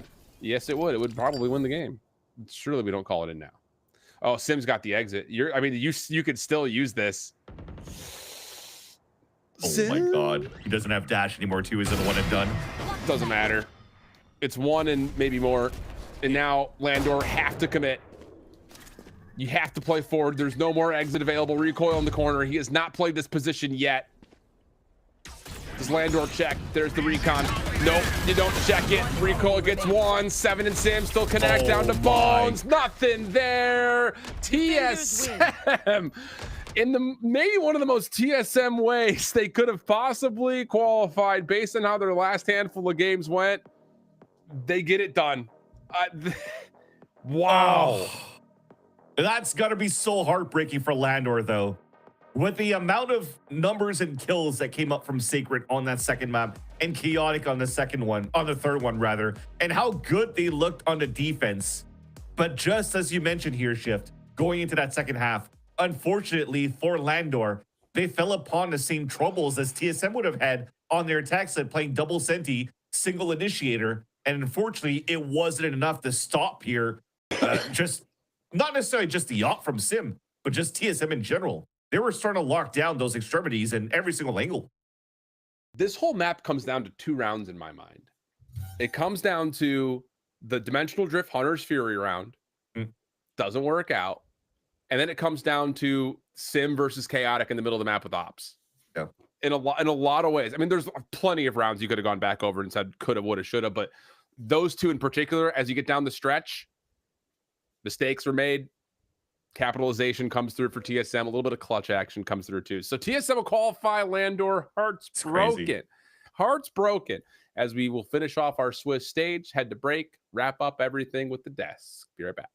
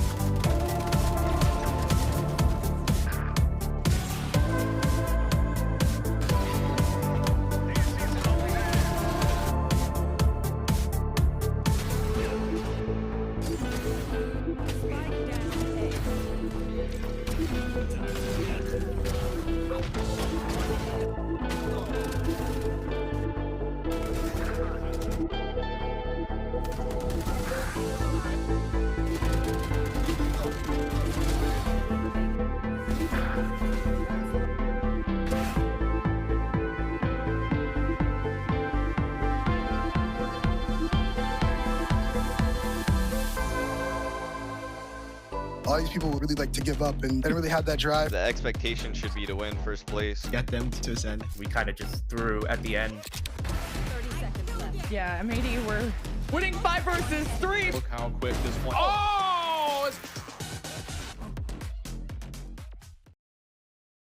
Cinema in this final map of stage 2. It all comes down to Ascent, a struggle for TSM in the past, and for Landor, a chance to get the upset for playoffs. And in the end, TSM 13-11. Roy, that was a map of Valorant, all right. That was an entire series of Valorant, Sierra. That was absolutely insane. Obviously, heartbreaker for Landor, but congratulations to TSM for having the grit, the grind to go through not only a 3-0 start, but to grind out 3 losses in a row and to almost lose grip on this final map and to bring it back. That requires a lot of grit. That requires a lot of resilience. And I'm happy to see it come out here for TSM. This was like the craziest series. Not one that I expected after the very first one. Because reminder, that very first map in the series, we looked at it complete domination from TSM over on Split. The Landor's pick, but then Ash, that bounce back from Landor on the second map to get so close. This was the series that we had painted at the start of the day, and to see it come to fruition was really, really nice. It really was. And it was such like a game of momentum between these two teams as well when you look at those first two maps that we saw. And then even at the beginning of Ascent, it seemed like Landor were going to run away with the series in that reverse sweep when they started up that 5-1. But the fact that TSM are able to claw back into a 6-6 half when they started out on the attacking side as well with that composition where they are running that double sentinel. And we saw so much value coming out from Recoil on that lurk positioning as well, constantly keeping Moose on his toes and forcing him to anchor closer over towards that B site and almost occupying maybe a little bit too much mind space in that regard. But overall, yeah, you also have to give flowers over to Landor, though. Like, Chaotic was doing the most in this series, and it was unfortunate to see him slow down towards the end there once TSM found their footing. Yeah, I'm really sad that we won't be able to get to see this Landor squad compete in playoffs, because I think how they were able to keep this toe-to-toe, the momentum they were able to bring, and the different ideas on Pearl would have been so worthy. But the fact that it was a series this close, I think there's a lot to be proud of for the team, especially seeing the 30 bomb coming out from Chaotic. That was incredible. But TSM, especially near the tail end, those last-ditch efforts to really be able to shut it down, Roy. I mean, I'm thinking of Sim and a couple of those op shots. We get to see that annihilation right at the end. Like, it was the smallest of margins, truly, to end that off. I mean, speaking of small margins, and just look at the stats: 13-11 scoreline, 13-11 on the first kill, 6-6 pulse plant, 5-6 pulse plant. Like, almost nothing came down to clutches. It was just pure trades happening, just an even brawl all the way through for both of these teams. But no, there's like this one clips here that's like engraved in my mind, and it's that really sick flick from Sim to take down Chaotic. At that point in the round, I was like, oh man, he just killed the hard carry. I mean, look at bro has 30 kills. Like, that is mad respect. He did his best to kind of push his team to the finish line, but unfortunately, TSM, they held on. Love to see that from them. And I'm happy to see them in playoffs, obviously. Yeah, for sure. I even like 30 kills. You have it was 11 first bloods there for Landor, and 8 of them being from Chaotic. But then for TSM, it was more about seeing kind of that synergy coming together for the team to manifest this win. And it looked nice towards the end. The adjustments coming out from TSM were great. I think that we did see, things getting a little bit dicey. But then once that timeout was called, I think it was around like round 21 or something like that on the side of TSM. That's when they were looking to really lock into closing this map out. They take advantage of that round 23 loss after the timeout coming out from Landor as well, where we had both annihilations being fired. 7 manages to take Bones, grabs that spike along with it for like that next day delivery. And it's just like, okay, that was when we knew the map was done. Love it. The fact that it came down all the way into that, though, is still crazy. And I'm really curious, too, looking back on this, how TSM feel about this one in particular and going on forward into the playoffs. Because, again, this is a TSM that had almost qualified a couple rounds ago, right? To then make it this close at the end. But it's not about how you start. It's all about how you finish. So I'm really excited to see them move on to playoffs, and surely might see a little couple of ideas or maybe even just bringing that momentum forward. But it's time to hear not just from us, but instead we have none other than GMD on the line so we can get the insight from the team, especially after this really close series. GMD, that was... You made us sweat over here. Like, this was a chaotic series. Like, how are you feeling after that? I mean, I feel a bit of relief, honestly, because we almost beat everyone 2-0. I think we should have one against NV 2-0. I think we should have one against M80 as well. And I think we should have definitely one against Barrier Boys. And today, we almost did the same thing today. I was about to be very sad, but I'm glad we pulled through. Good the timeouts from the coach. I think good composure from the guys. Shout out NBS for calling that timeout on attack. I think it was slipping away from us. And I think coach put everyone back on track. And yeah, I'm grateful for that. Have a different result today if that didn't happen. Yeah, we got to talk about the fact that there has been a lot of series that, as you call it, should have been 2-0 and really realistically could have been. We saw that first up against Envy back in round 4. And after that, it was just, I don't know, it seemed like the most hit head against wall, these 1-2s over and over. Was it to a point where it started getting frustrating that it took so long for the team to qualify? Like, how do you keep the mental? Keep the mental by going out with my roommates, trying to keep my sanity. But honestly, I mean, it kind of felt like Ascension last year for us. Like we won against the first game against Galleries in Mexico, and then started losing every third map, just back to back to back. And obviously, as a competitor, you try not to think about it too much, but at some point, it gets you. Like you keep losing these. Like we were one map away from qualifying in Mexico for 4 different games, couldn't do it. Obviously, it gets you ahead, and then but you gotta keep it mental. Like I think we have a good team for that. We have a good coach for that as well. We're all like a big family here, and I know it's cliche, but that's how you keep it mental. Say nobody hates each other. You messed up that round, I messed up that round. It is what it is, you know. So I think your coaching staff is good for that, and I think your a little family here is really, really. We have a tight group, and I think that's why we kept our sanity the whole time. I'm glad to hear that, especially too looking into this series. It was one where you guys were tested a little bit. So that was a great first result to come out on Split. We get into map 2. This is your guys' pick, and there's a Phoenix on the other end. We didn't know what to expect from either team. We certainly didn't expect that. Was that a pick that kind of caught you guys off guard, or? Definitely off guard, but I think we're up 7-1, and I don't know what happened. I think the lights turned off, and just it was 13-9 after, and that was it. That was game.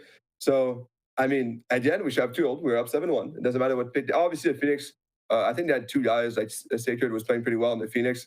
When someone's having a good game, it is like doesn't matter the agent really. Like he's having a pop off game. He also gets the ult like twice as many rounds. So it is hard. It definitely caught us off guard. We adapted pretty quick, I thought, but we let it slip again. We're up 7-1. I think you should close out every game that you're up 7-1, right? So it was hard on the mental, but again, coach kept us in check. The third map was pretty confident, and yeah, it definitely caught us off guard though.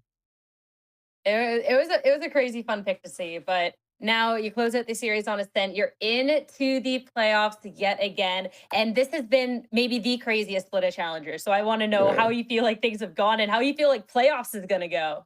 I don't know. We went 3-0, I think, and then we played Envy, and we just started losing. So I don't know. I mean, obviously, I know it's cliche to say, but I like to think that losing is helpful sometimes throughout. Like the best teams have to lose at some point. It is hard. I think it does like make us a better team at the end of the day. As long as you qualify for playoffs, I think after that, I mean, anything can happen. But yeah, I'm pretty confident. I still think we're a top team in that league. I know it didn't look like it for 3 weeks, but we're back now, and hopefully we can show what we've been working on during these losses. I think we improved a lot in these losses, and hopefully we can show it and not make it as a cliche and more of a actual statement, you know. Yeah, you definitely have to lose to win sometimes, and I think that it's all about how you continue on forward. But I know it's been a long one. I'll let you go. GMD, thank you so much for the chat. Congratulations on the playoffs. Thank you so much. Have a nice rest of your day. You as well. You as well. Back over to the analyst desk for us. Love to hear the insight. I mean, the fact that, Roy, these were maps, these were series, like a couple of times they tried to qualify. They could have been 2-0s. I'm curious in the takeaways going on forward, but he's right. TSM, one of the top teams, and I'm excited to see the run continue. Yeah, I mean, he said it best. I think the frustration definitely mounts. It's like, okay, you lose 1 series in that way, you can brush it off. 2 series in a row, okay, maybe you can brush it off, but almost 4 in a row is pretty crazy. But the fact that, they get along in and outside the server, I'm sure that helps a ton. But like we said, I'm happy to see TSM. I fully believe him when he said he's learned a lot from these mistakes. I think these types of losses build a lot of mental resilience and a lot of fortitude. And I think you kind of need that going into such a high pressure situation like Split 2 playoffs, and obviously going into Split 3 as well. And that's going to be a win to get them into the playoffs. And congratulations to TSM for being the final team to qualify for the playoffs after what has, again, Ash, been maybe the craziest stage of challengers. The fact that we were at this point, the fact that we have seen the craziest stuff coming out. I'm so excited to see what's next, because again, you just do not know at this point. No, you definitely don't. I think taking a look at the playoffs bracket that we're going to be working with here going into that playoffs first week and whatnot, that rematch from M80 versus TSM is going to be a heater, because this is an M80 that TSM has not been able to beat since they knocked them out of playoffs in lower round 2, I believe, during the first stage. And that's a really hard first match to be going up against as well. But overall, I think you look at the teams that are even making it into this playoffs bracket, there are a lot that we did expect, such as M80, TSM, Envy, YFP finally making it there as well as like Winthrop and Hubert. But Ambrosia and Burger Boys are kind of like the dark horses, I think, when you look at this playoffs bracket. The teams that we didn't necessarily expect at the beginning of this split to make it here. But I feel like a team like Ambrosia, Roy, has definitely proven themselves as that dark contender. Absolutely. I mean, I think there are multiple dark contenders in here, right? YFP, everyone's been sleeping on. Ambrosia, we did not expect them to have such a clean split too. And obviously Burger Boys having the turnaround towards the end of the split. This is going to be insane first round. I think even the second round is going to be absolutely crazy, guys. I'm very excited. I literally cannot wait for this to happen. I think this next week is going to allow these teams to tighten up a lot of some of their flaws on their map, some of their flaws in how they're approaching the game. And we're going to see a much higher level of competition going into playoffs.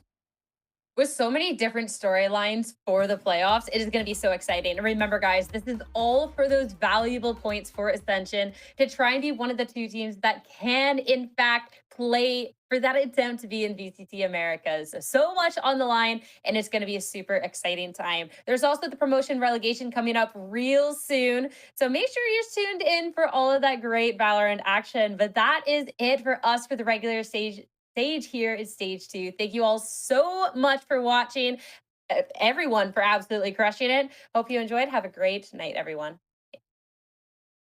From Heaven 2, just a good read on how Blue Water just dismantled that defense from YFP. He escaped, but he's got a bulldog, man. He's gonna get one only. Well, that's a good participation in the round from Thief, getting 3. Salvo out. Zeke is low, but will escape it. Gets back over towards main, even tags. Oh, and then through the wall, spams it down. How? Throw the kitchen sink at him. Judge? No. GG. Wow. So as impressed as you were for Blue Otter for being able to come out on top on split. But you not have any faith on Zeke?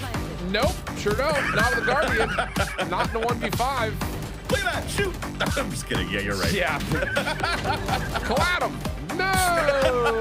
Blue Otter trying to play right up close and personal. Penny just going to get to work, trying to spam this out with the overdrive. Hit is still on, though, and Fair finds one through the smoke. Penny can do a lot of damage with the overdrive and is absolutely doing just that. Fast lane. And actually didn't get the spike there for 7 to get closer to the Rolling Thunder. He already had the Cosmic Divide, but it's a 2v2 still. Oh, and 7, another key win. GMD. Oh my gosh. Yeah, this is actually a really solid read though for Landor. Yeah. Oh, I was gonna say Bones can win this. Bones plays for Talls, could be big. Flash out. That will work. Sacred is teeing off, guys. Insane. Dude, Phoenix OP, please nerf. For a counter. Or. Oh, good sensor, but all doesn't matter. Bora hits that perfectly, but Chaotic still gets 2. Sim, quick to try to contest. Gate crashing away, though, is Chaotic, and we've got ourselves a 4v2 situation. Sim, one of those moments, yeah, you're just looking for him to do Sim things, but no, it's Chaotic for 4 in the round. That